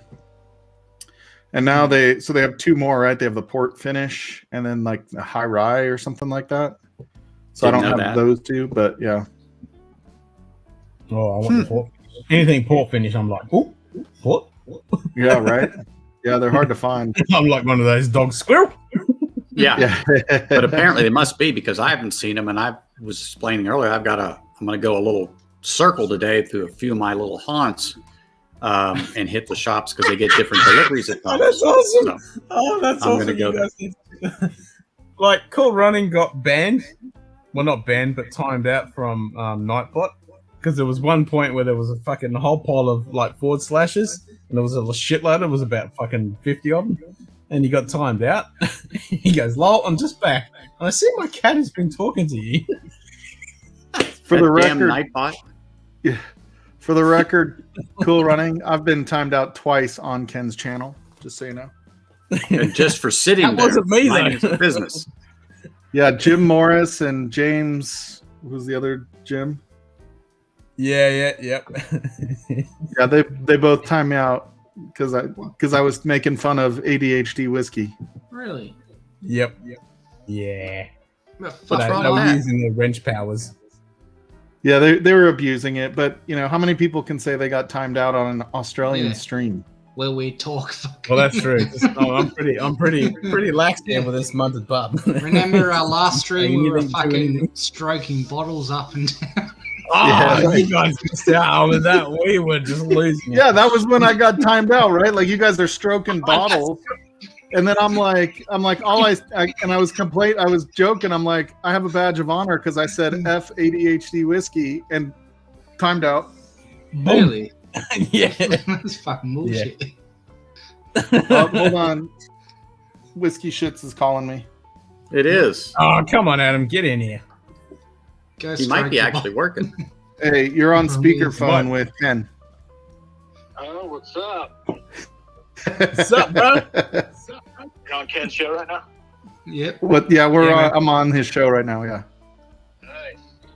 Hey, Bourbon Baller. Stanley just called me. He wants us to go on tonight in his place. Oh, okay. I'm in. Oh, I might be late, but I can do it. Yeah, What time? it's announced on there. What time? After Mash and Drum. So Okay. Probably not. Okay. Cool. Sounds good. I'll call you back. All right, see you boys. All right. So we're gonna go on after Mash and Drum instead of I'll- Stanley. I'll pop on. When's Mash and Drum on? He's on at what, 8 o'clock maybe? You're Colorado. I mean, I go Colorado time in my brain, so sorry. See, and I'm an that. hour behind you guys, so Yeah, because I'm doing my stream for the Patreon and fucking donators at 10 EST. See if he has it set up on when he's going live here. It doesn't show. He doesn't have one like pre-set up, but I think he normally goes on. Yeah, I want to say 8 o'clock our time. It might be 7 o'clock our time. He's done it. and I think it is 9 East Eastern. California. Yeah, 9 Eastern. I'm Yeah. Nevada, I so- usually catch the end of it. Yeah, I usually catch the end of it. Yeah, because I scheduled mine for 10 because I thought, okay, well, that'd be because there's no one on, but looks like Swags is going to go on, so. When's your Patreon one? 10 EST. 10 Eastern? Yeah. Okay. Which is 10 Australian, just in the morning. the next morning. Right? Yeah. Yeah. It's funny. That math is hard for me to figure out. Like, it's easy for me to figure out 2 hours, but now it's like 2 hours plus 12 hours, or is it minus 2 hours? I don't know. Yeah, which way is like, yeah, that's my brain.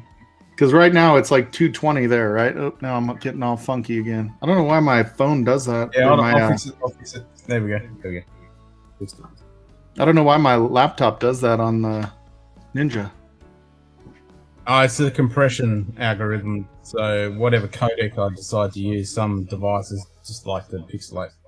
Oh, really? Max. Set it up so you hit a button and it just fixes it. It's a rainbow puke fix. Oh, Calls it. That's the button. I'll just sign on with my PC next time, and it'll probably be all better. All better. Probably. Instead of the Mac, it probably doesn't like Apple products. Well, Apple's shit, so that's why. Yeah, I hate it. It's not enterprise ready, Ken. It definitely isn't. I mean, trying to set up bloody, there's nothing worse when I was sitting up back in the day when doing the Exchange servers, and then and they come in. Oh, can you put the Mac on the Exchange? I'm like, fuck. Yeah. Yeah, it still doesn't integrate that well. It's kind of crazy. Nope. It works, but it's still buggy as hell. And like the Zoom plugin doesn't work with Outlook on Mac anymore. They canceled support. Yep. Oh, and the worst thing, fucking Outlook on iOS, there's no fucking signatures. Oh, really? I didn't even think of that.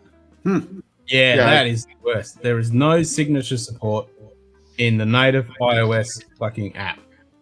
The mail app. Oh, yeah, the mail app. Yep.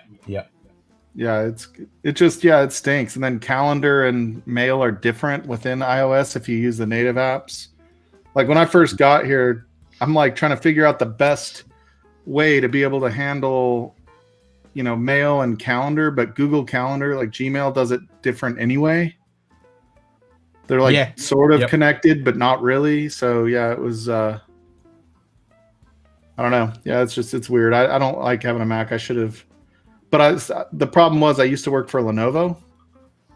And so they asked me if I wanted a Lenovo or a MacBook Pro. And I'm like, Lenovo. Yeah, fucking Lenovo. Good answer. Yeah, pretty shitty brain. I was like, I'm done with that place. I don't want anything else there. Yeah. Fucking yeah. Jesus. So what are you guys drinking?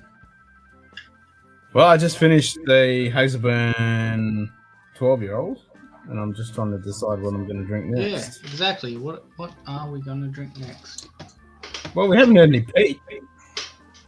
Exactly. That's what I'm going to go for, Mike. Well, actually, I've got tea just brewed on the stove for iced tea later, but I like to, since the weather's warmer, I love to pour Wild Turkey American honey. Oh, yeah. In the glass over ice, and then fresh brewed tea or just regular unsweetened tea. Oh my gosh, this bottle can disappear in a day. It is unbelievable. And it's not gaggy sweet.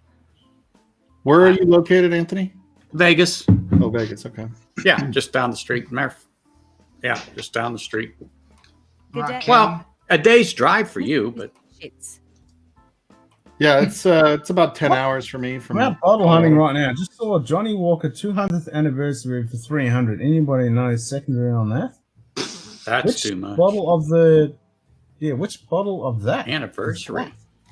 What? I know they did do a 200th anniversary. I'm trying to remember the bottling on that. Because that one is going. Yeah, I don't think that was really a very heavy. Isn't that what we have? The 200. No, as is the Sebleton. Yeah, Johnny Walker 200th at Total Wine for 65. But what's the size of that bottle? 200, did you say? Oh, is that what it was? I missed what he said there. Yeah, because I saw blue label. Yeah, I saw Oh, that this hit Total Wine. Yeah. Yeah, blue label 200th anniversary. Yeah. Yeah, that's the one. Yeah, because I did. Oh, bring that's out blue label. Okay, yeah. Yeah, that's what they brought out a range. Because they brought out like the red label and a pure red. Yeah. And the black one, black and the blue, and and then they brought out the special limited 200th anniversary, and they were going to do a massive launch campaign, but because of COVID, they completely fucked up, and they didn't do anything online, which I reckon they missed the mark. They should have done some events online.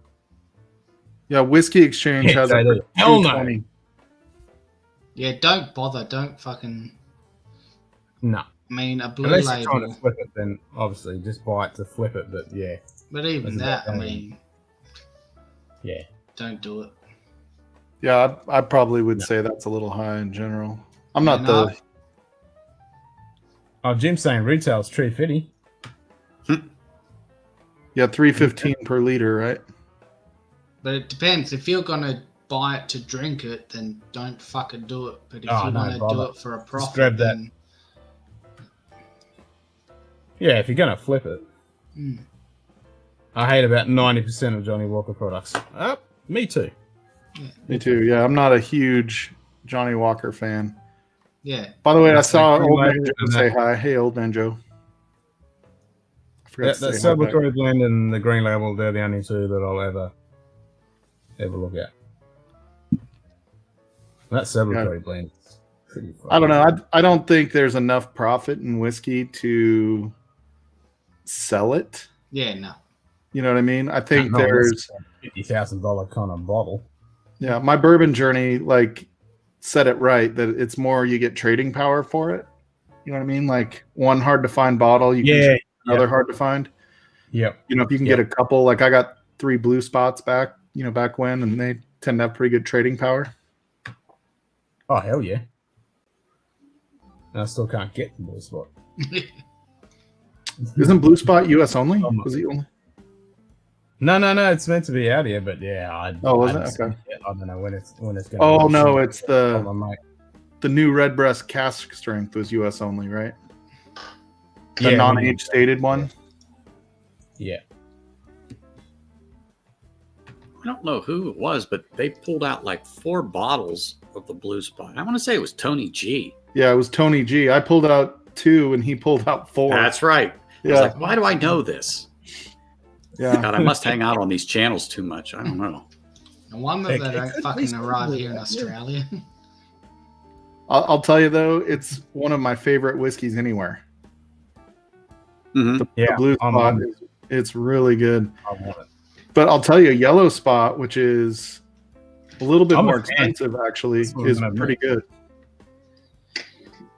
I haven't just tried not as high any proof. of those expressions yet, but I'm hearing a lot of decent things about that Blue Spot and the green. Yeah, so the Yellow Spot is everywhere. I think MSRP on that is like 210 or 110, 120 maybe. But it's is that at 170 or something here? What's the year on that? What's the age on that? It's 10? No, it's 12. 12, okay, yeah, 12. Yeah. Whereas the Blue Spot's 7 year. No, Blue's 8. The Blue Spot? Yeah, that's 8. He's got to go look. I think it's 8. 7.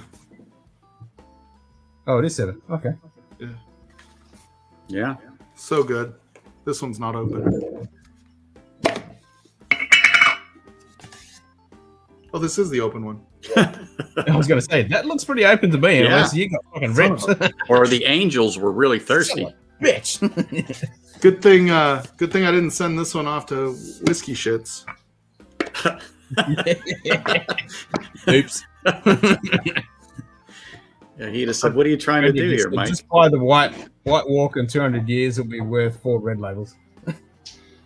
Pretty much. Fucking White Walk. Yeah, there you go. Yeah, I don't mind Johnny Walker every once in a while, but yeah, they're not super peaty, and I'm kind of like not the good. I don't like kind of peaty. Like, give me nothing or give me Lagavulin.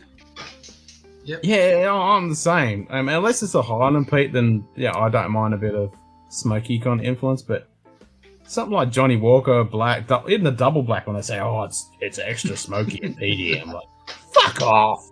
Yeah. And I mean, I'm not a Scotch connoisseur like a lot of you guys are. It's, you know, I like a Scotch. I've got to be kind of more in the mood for a Scotch. Yep.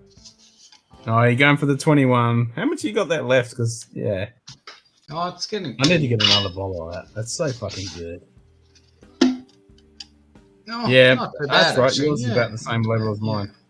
Did you guys see the Curiosity Public did the 18-year scotches that they had and compared them all? I saw that video. I haven't watched it yet. I saw They ranked them? Yeah. Yeah, I need to. They did the same thing with the 12s, and I won't spoil it for you, but the same distillery won both. Oh, really? Okay. And it was a surprise on both of them because it's not the most expensive by far. That's why it's good to do blinds. I mean, that's right. Oh, fuck yeah. It really will throw you for a loop sometimes, and you go, "I picked this shit? Really?" When you don't know, and you're strictly trusting your senses, and you taste that, and you go, "Oh man, this is good. I'm gonna make that 1 and 2 and 3," and then they reveal it, and you go, "I made Boone's Farm #1." Being sarcastic. Yeah, I can't believe it. Really? Yeah. Well, I did the blind. Even if you're not doing a blind, just doing a side by side of something. It'll surprise you. Judge it against. Yeah. And that's where I think like a lot of it is the experience of what you're drinking a little bit, right? Like I had 18-year marriage and dry state on our anniversary up in Estes Park, Colorado, you know, where The Shining was. The Shining. Filmed. Yes. Yeah. At the Stanley Hotel.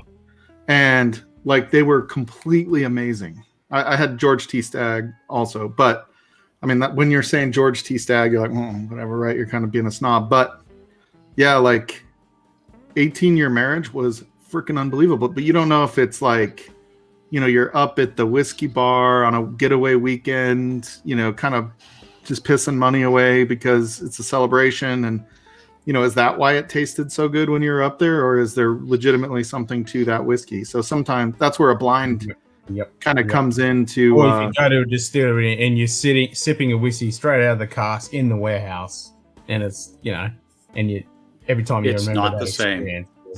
Yeah. Once it hits a bottle and sits for a while, and then you get it, versus basically like milk from the cow. Once you get that, it's not the same as what we get in the store. Even if you go to a distillery and have just a standard bottling at that distillery, and you're there with good family or friends at that experience, you know, if you've traveled there and it's something you've always wanted to do, you know, it's going to be a completely different thing than when you're just having a sip at home by yourself. Yeah. Mm-hmm. Yeah, and we did the we did a blind on Sunday with High Proof. Oh, I'm getting all goofy again. Yeah. With High Proof, and Shit sent me 5 different, bourbons, and I had Booker's #1 and Stag Junior Batch 15 last. Wow. Really? Yeah, in the blind. And I had I had Rare Breed second. That's good stuff. Well, there you go. And you can get Rare Breed everywhere. Yeah, like right? 42 Nobody bucks. Even here, yeah. Yeah. Pick it up, red breed.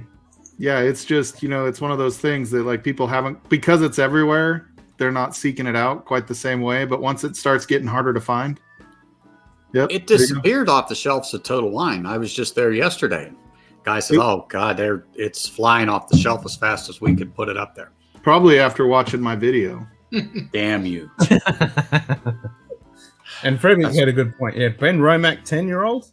Fuck yeah, that is a really good, like, Anthony, that's a really good one to grab for your intro to a Highland Pete. Ben Romack, 10-year-old. Which one? Yep. The Ben Romack, 10-year-old. Mm. That's a good one. Oh, okay. Yeah. So is Highland not typically, it doesn't have to be as old to be as good? Is that the... Because No. It's young for a Scotch, right? Highland peaty stuff is completely different. It's more smoky than, because when you say peat, most people think of Band-Aids, iodine, and all that kind of shit. In Highland peat, it's a lot more light and floral. Yep. And and they usually use a higher layer, so it's not the earthy, dark peat. So it's a lot more. You get more of a smoky, sweeter kind of influence on the whiskey. Whereas if you go down to odd, it's iodine, it's earthy, it's real rich. Dirt, so worms, all that good stuff. Peat characteristic, yeah. But peat in the Highlands is more smoky characteristic. So it comes across like different types of campfire, not earth. Gotcha. So if you compare the two, the Islay versus the Highland, is age less important in one or the other, or is it pretty linear? Oh, no. Linear when it comes to peat.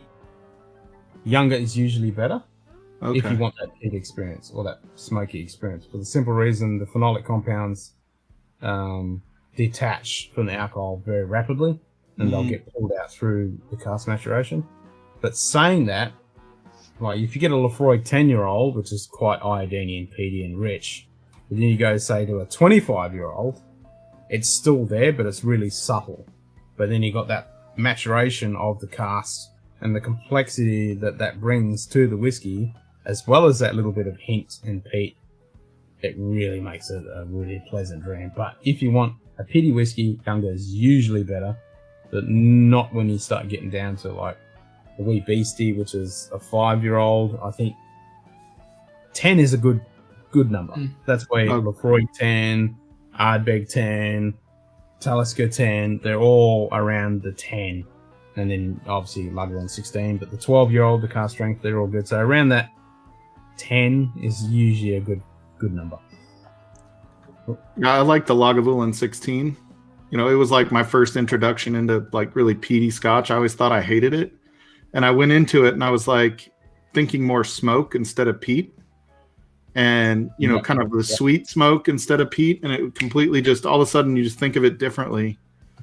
And it changed kind of like when I started liking green olives. Like I didn't like green olives until I started tasting how similar they were to black olives. And I was like, oh, it's funny. I don't know. Weird. Yeah. No, that's exactly it. Now, Lagavulin 16 is one of those ones that's just, it is the Prince of Islay, as they call it. It's really, really introduced a lot of people to what whiskey can actually be, whether that's bourbon, Scotch, Irish, doesn't matter. It's just kind of unique, and yeah, I'm so glad that I've got to experience Lagavulin 16, and I can make a fort of all the bottles. I'm not going to pull them out, but I can pull them all out and just line them up with like a little fort of them. Yeah. 8 of them. That's funny. Mm-hmm. So since we're talking about it, that's my next ramp. Because this needs to be killed, because that's like today. Yeah. So are scotches pretty easy to find out in Australia? Oh yeah, definitely. More than bourbon, yes, big time. Their distribution network is so much more mature than bourbon, right? Like, oh, for sure. And I've heard that the U.S. only gets a fraction of the bourbon that's actually produced, which is kind of interesting. Oh, really? Or not bourbon, Scotch. Scotch.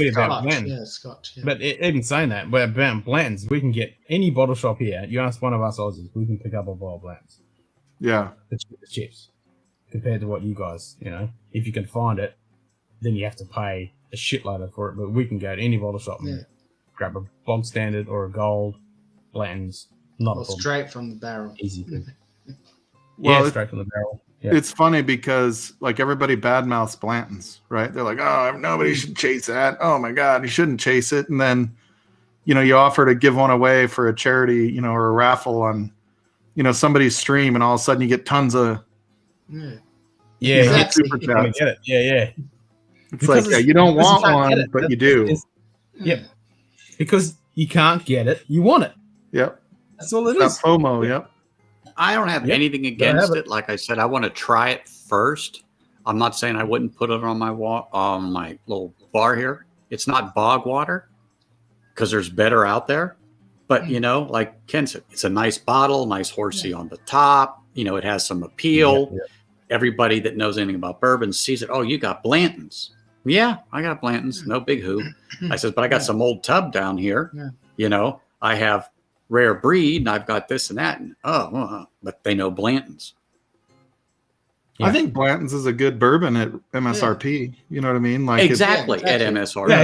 Yeah, exactly. Yeah. That's what we pay for it down here. So for us, it's. Yeah, exactly. I mean, and at MSRP, I had it at a tasting, and I thought it was all right, but we didn't. There's better. Yeah, that's and I feel that way about a lot of things. Like, there's some I would pay more for. Like, if I found another George T. Stagg for $200, I'd buy that in a heartbeat, even though MSRP is like $100. Yeah. But I love the GTS. I mean, that bottle, it's amazing. I would never pay MSRP for the CYPB again. No.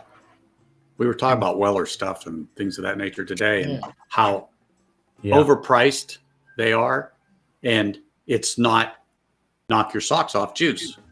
No. Yep. That's where like Special Reserve, I paid $32 after tax for a Special Reserve a few weeks ago. It's a $32 bottle of whiskey. It's not more than that.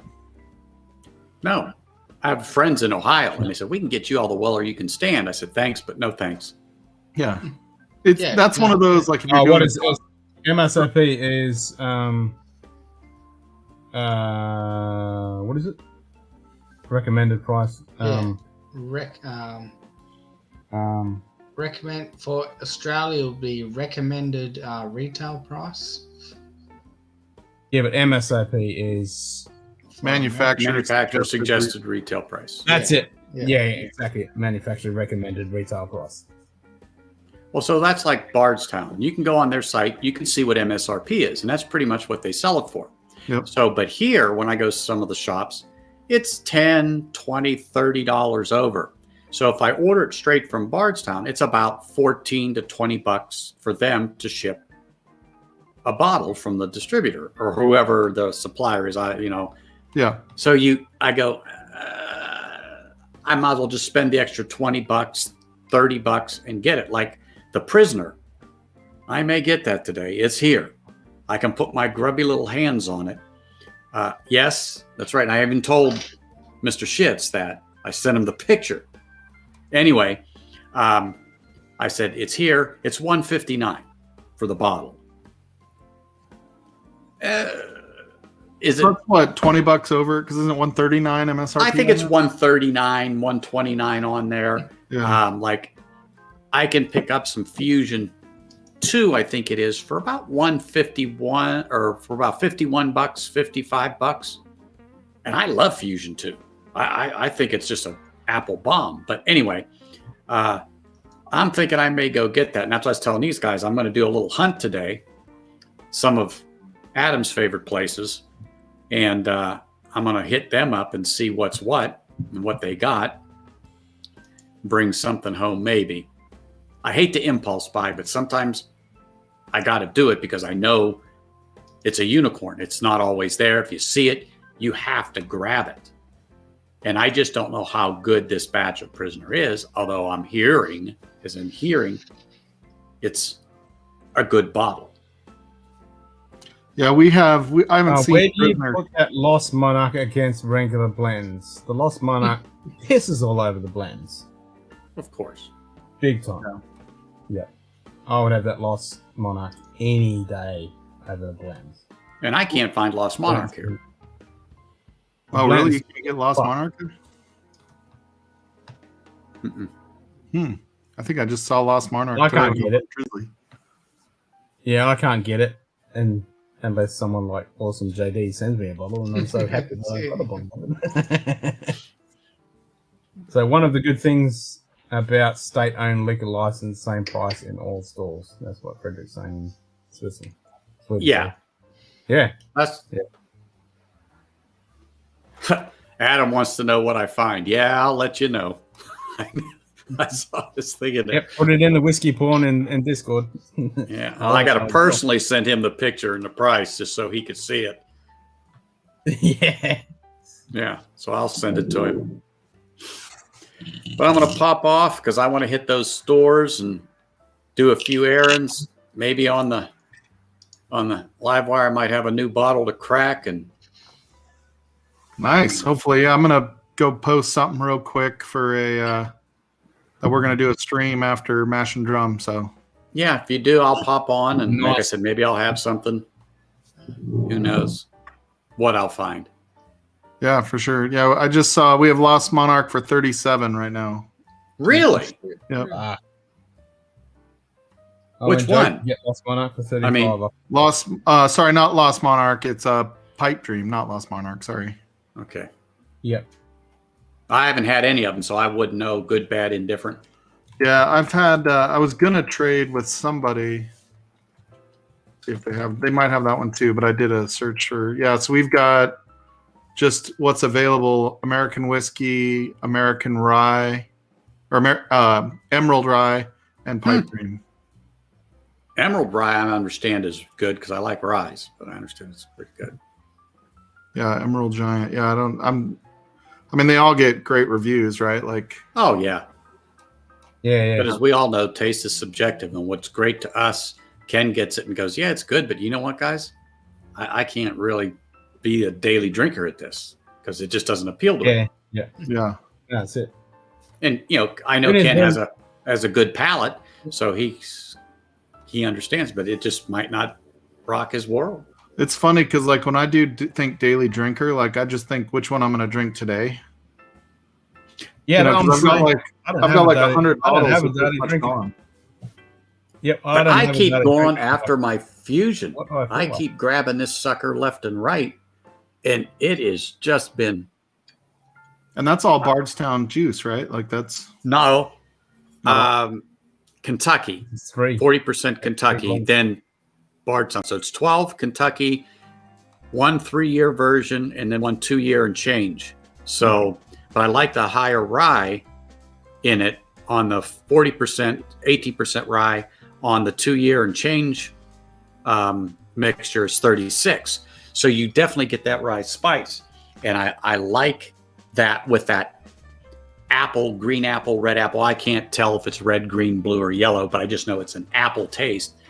And a nice mouthfeel as far as the viscosity of it. It's not weak. Like, I'm even anxious to try that Lavat or whatever it is. Like, that's supposed to be the... what is it? Not Lavat. It's they have another one that's got Dickel juice in it. Well, now I know Discovery 5 is going to have Dickel in it. I'm looking. Well, I do have the Discovery 4. I've got that. I didn't see the 5. I'm looking for Fusion. Yeah, 5's not out yet, but according to ADHD, it has some Tennessee. Yeah, it has some of the Tennessee whiskey in it. Yeah. Has he had a drop or two, I guess? It's called the... Hold on. Fusion. Anthony just said... Anthony. Distillaire. So I can impulse buy with you. And then JD just said, who needs Redwood Empire? I can get all of them at $35 a pop. And Mr. O'Neill said, Pipe Dream is meh. Lost Monarch is the one you want. And Fusion 4 is really a good one. I'm sure it is. I haven't been disappointed with the Fusion series. I'm trying to find Fusion 1. I can't find that because, it's hit or miss. But I got 2, I got 3. I don't have 4 yet. But I just think that that's a great product they put out so far. I haven't been disappointed in the purchase. They're starting to make it more expensive, right? What was that, Mike? I said they're starting to even raise the price on it, though. I've seen the price everything goes up. Yeah. It's not like they're going to knock it down so they can sell more. Yeah, right. I mean, getting well known. And especially with the fuel prices going up. I don't know what it is for you and up in Colorado, but when Ken and them here, they're going to say that's nothing. But we're like at $3.40 for regular unleaded per gallon. And then I drive a Ram 2500 diesel, and it's right around the same price for it here. I mean, it's just shot up. It surprised me how much diesel has actually gone up with gas. I know. And you know, I mean, everyone calls it a byproduct, and technically it is, but there's tons of it. But man, they're just simpler to make. Yeah. Well, it's the same here in Australia. Diesel's gone up way through the roof. It used to be real cheap. It was under $1 a gallon 20 years ago. Yeah. I remember coming across here in '98 when I came to Nevada. I had a diesel truck, like a 40-footer. We were hauling our crap in anyway. It was 99 cents. Regular unleaded was like $1 and a quarter, let's say, because you're paying the interstate prices they get you. And but Simon, you awake? Yeah. Oh yeah. Hey, I'm gonna have to jump off, Ken. I have to. Don't jump. All right, Mike. I have to get a call with a customer right now, but it was a pleasure, man. Hopefully, you get a pop on tonight before you start streaming. I hope so. Yeah, let's make it happen. Cool. All right. Sounds good. All right, Mike. Talk to you, Anthony. Yeah. See you, Simon. Yep. Thanks, Mike. All right, I'm gonna do the same. I'm going to get my errands done, but I want to get to that bottle shop because if there's something good there. Oh, yeah, get to that bottle shop. Adam's going to want it, so I have to let him know. Got to do my whiskey tuber job. You know what I mean? Help out everybody else. Exactly. That's right. All right, guys. Ken, thanks for your help, and I'm glad this stream is working. Anytime. The cable was the thing. Yep. Oh, yeah. That worked bloody beautifully, mate. Almost, it's over 6.5 hours, almost 6.5 hours, and flawless the whole time. Yeah. So, cheers. All right, man. Yeah. Hey, we'll talk to you guys. Take it easy. Yeah, cheers. Bye-bye. All right, have a good chase. Yeah. Cheers, mate.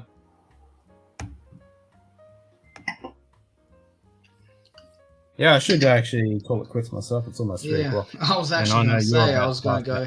Yeah, you're about to pass out. I was going to go. I'm busting for a pee, so. I was going to go 3 o'clock. That's it. I'm done. Yep. All right.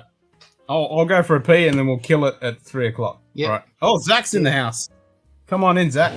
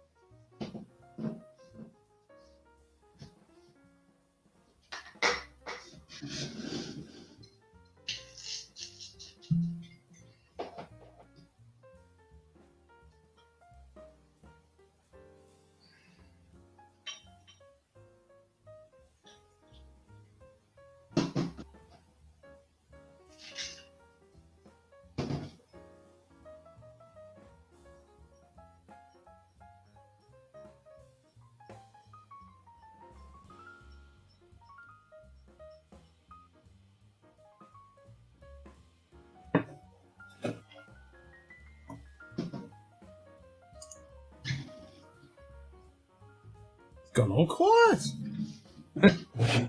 Yes, Kim. Let's go. Let's go where? Where we going?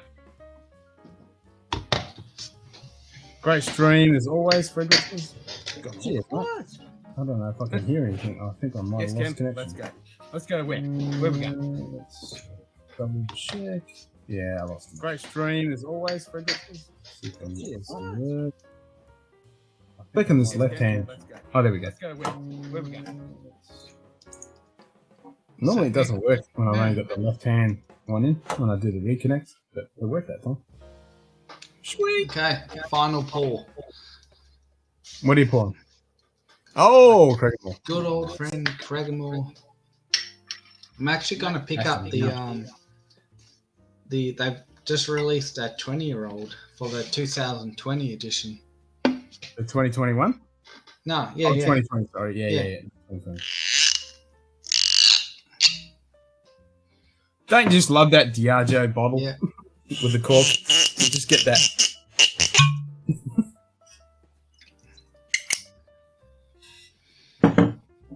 It's a fucking classic sound. It is.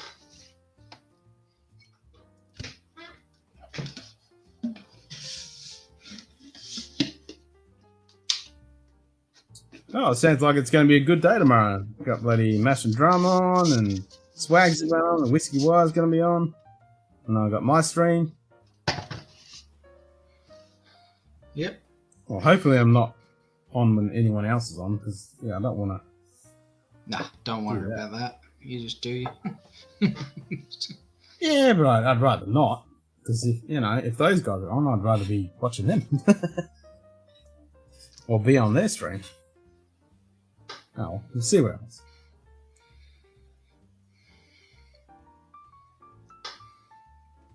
Depends how rocking it is on my stream anyway. So, if it's super quiet and pretty much dead, then we'll just kill it. I mean, what time is it? 10 o'clock? 10 o'clock our time, yeah. Yeah. Yeah, I'll probably join you, but it'll be after 10 o'clock. Yeah, no, that's cool. It's all cool, man. It's all cool. You'll still be punching Z's, you reckon, or you're busy? I'll be punching C's, fucking hell.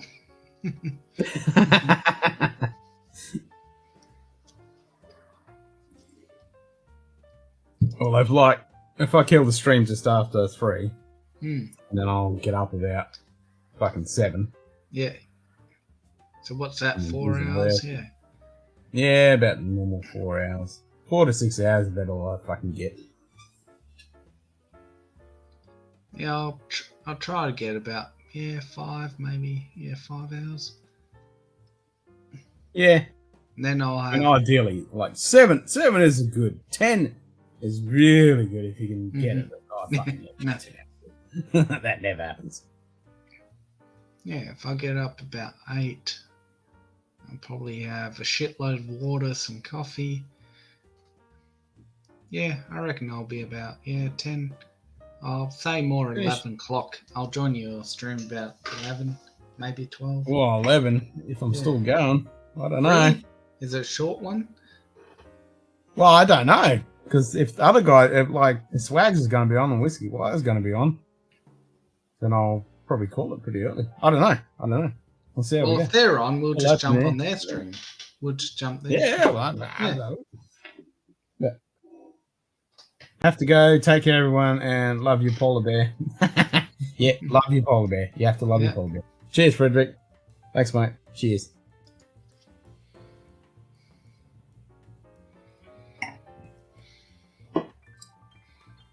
You gonna pop in, Zach? Pop on in. If not, I'll catch you tomorrow. Well, tonight, your time. Yeah. This morning for him. That's been a good stream tonight. Oh, it's good to see that Anthony got his bloody internet sorted out. Oh, yeah. Because that was so much better. Yeah, what huge. Even though he's got really good internet connection, that Wi-Fi, that was playing havoc with his connection. Because I looked at a couple of the streams earlier, just checking on them. And yeah, I looked at one like a week and a half ago. And he came on, and it was the same problem. It was on his laptop, exactly the same problem. Just patchy, sketchy, 5 frames every 2 minutes kind of deal. But I think the first time he ever started joining our streams, it was not too bad. Like what? Yeah, he had some issues because he was using Apple stuff. He couldn't get on. And then he was using his Windows machine, and that worked. But yeah, he's always had some issues, but now it seems to be dialed in really well. Yeah. Smoking Angostura Signature Robusta. Oh! Ooh. I can't wait till Friday. You're making me... Oh. I'm trying to remember if I've had that stick. Because that sounds really familiar. That sounds really familiar. Angostura Robusta. I think I might have had that. Yeah, cheers, old man Joe. Thank you for joining us. Yeah, thanks, man. Second COVID. Ooh, yikes. Don't get a blood clot. Yeah, don't get that shit. All right, catch you next time, mate. I hope to see you on the stream. Jeez. God damn, Zach. I really want a stick right now. I could quite happily sit out there for an hour and have a stick in the dark.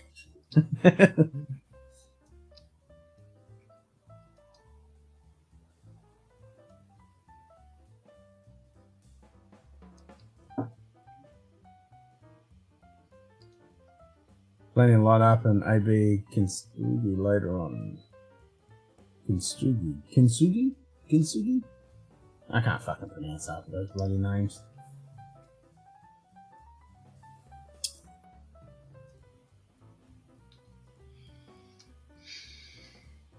Nice. You gonna pop on, Zach? If not, I'm gonna call it. It's now 3 a.m.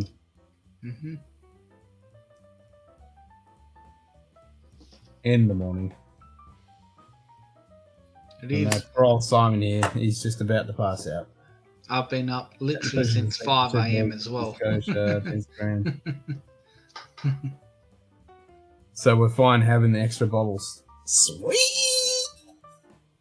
Fuck yeah. What was that, Simon? Sorry? Oh, I've been up since 5 a.m. Ouch! Yeah.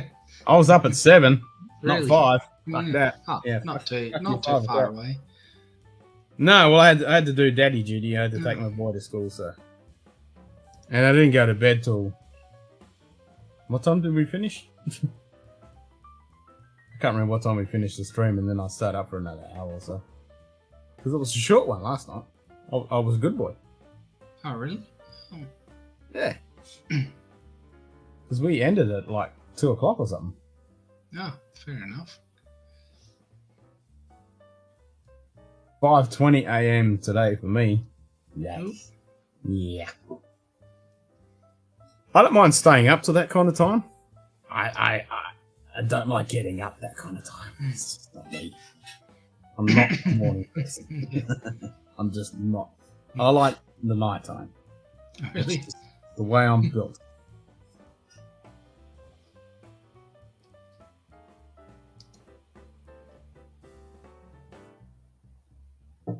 Hey, William, I have to admit, Simon has really stepped up his game the last few streams. Yeah. He hasn't passed out once in I a haven't long done the time. I haven't done the Yeah, Simon you haven't done maneuver the for a while. typical Yeah. Simon. I haven't been able to say the Simon maneuver for a long time, and I've trained you well.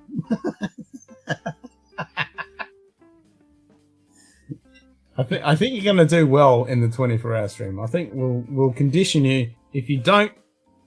Well, when I start the 24-hour stream, it's going to be lunchtime. It's going to be lunchtime, Yeah, so you wouldn't have had a drink so- by then. No. Yep. So you wouldn't have had a drink. No. And it'll be preemptive strike beforehand. We're like, okay, we're going to do it on this date.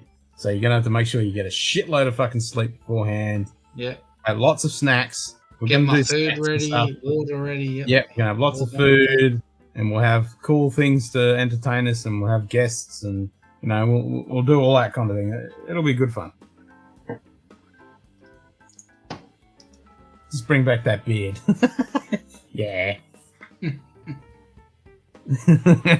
You make me feel old every time I see you.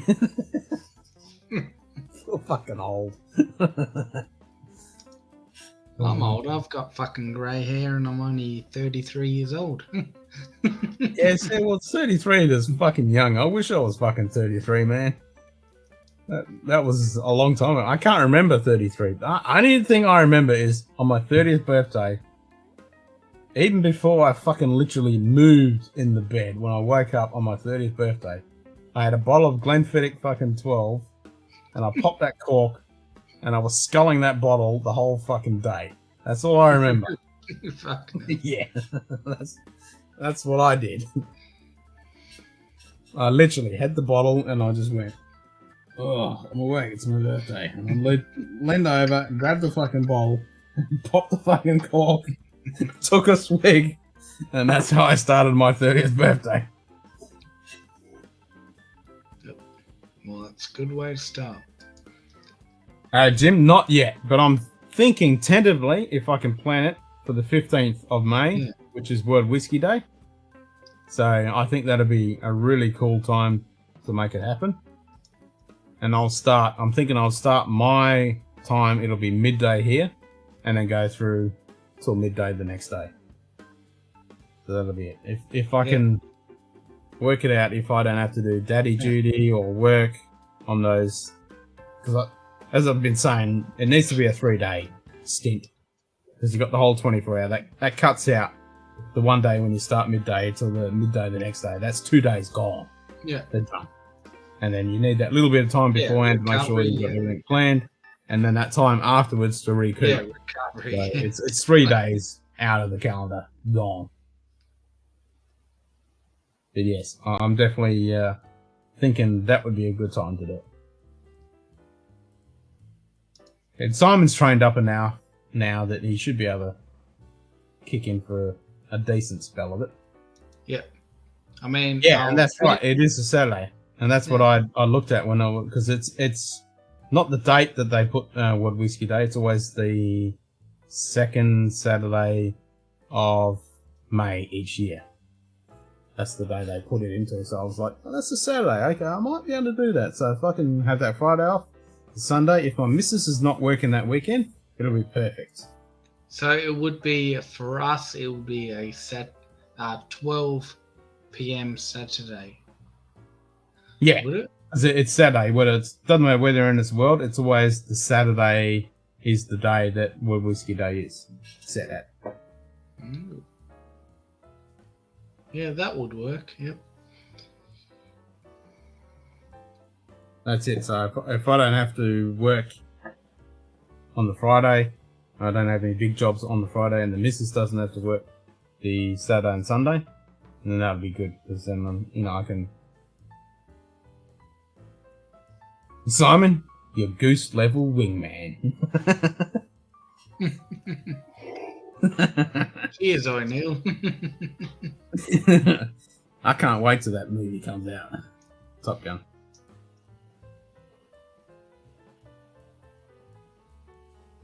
Check the Insta. Alright. I'll have a look what bottles you ordered. Give me a sticky beak, and then we'll kill it. Kill it. Oh, there we go. 3 messages. What have we got here? Ah, nice. I had a look at his stream because I don't go on Instagram hardly ever. And I went on there early today and I was looking at all the sexy bottles that your missus have been taking pictures of, and I'm like, oh, that's awesome. Hell yeah, Glen Scotia. Sweet. Ooh, what have we got here? I'm seeing some. I hate how you can't zoom in. I can't. Not old man eyes. When I see a white whiskey, and I can't tell what the others are. Maybe they're all light whiskies? I can't tell. Look like old light whiskies.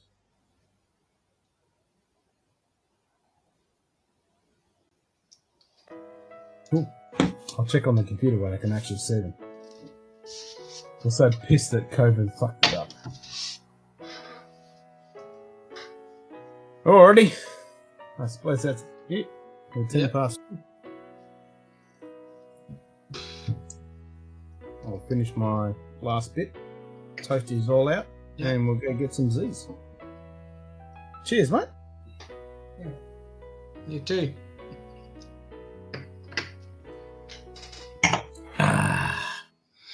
Cheerio, everyone. Thanks for joining in on another awesome Whiskey Wednesday night stream. And hopefully we get to see... Oh, the wife is calling. All right. Thanks, JD. Cheers, mate.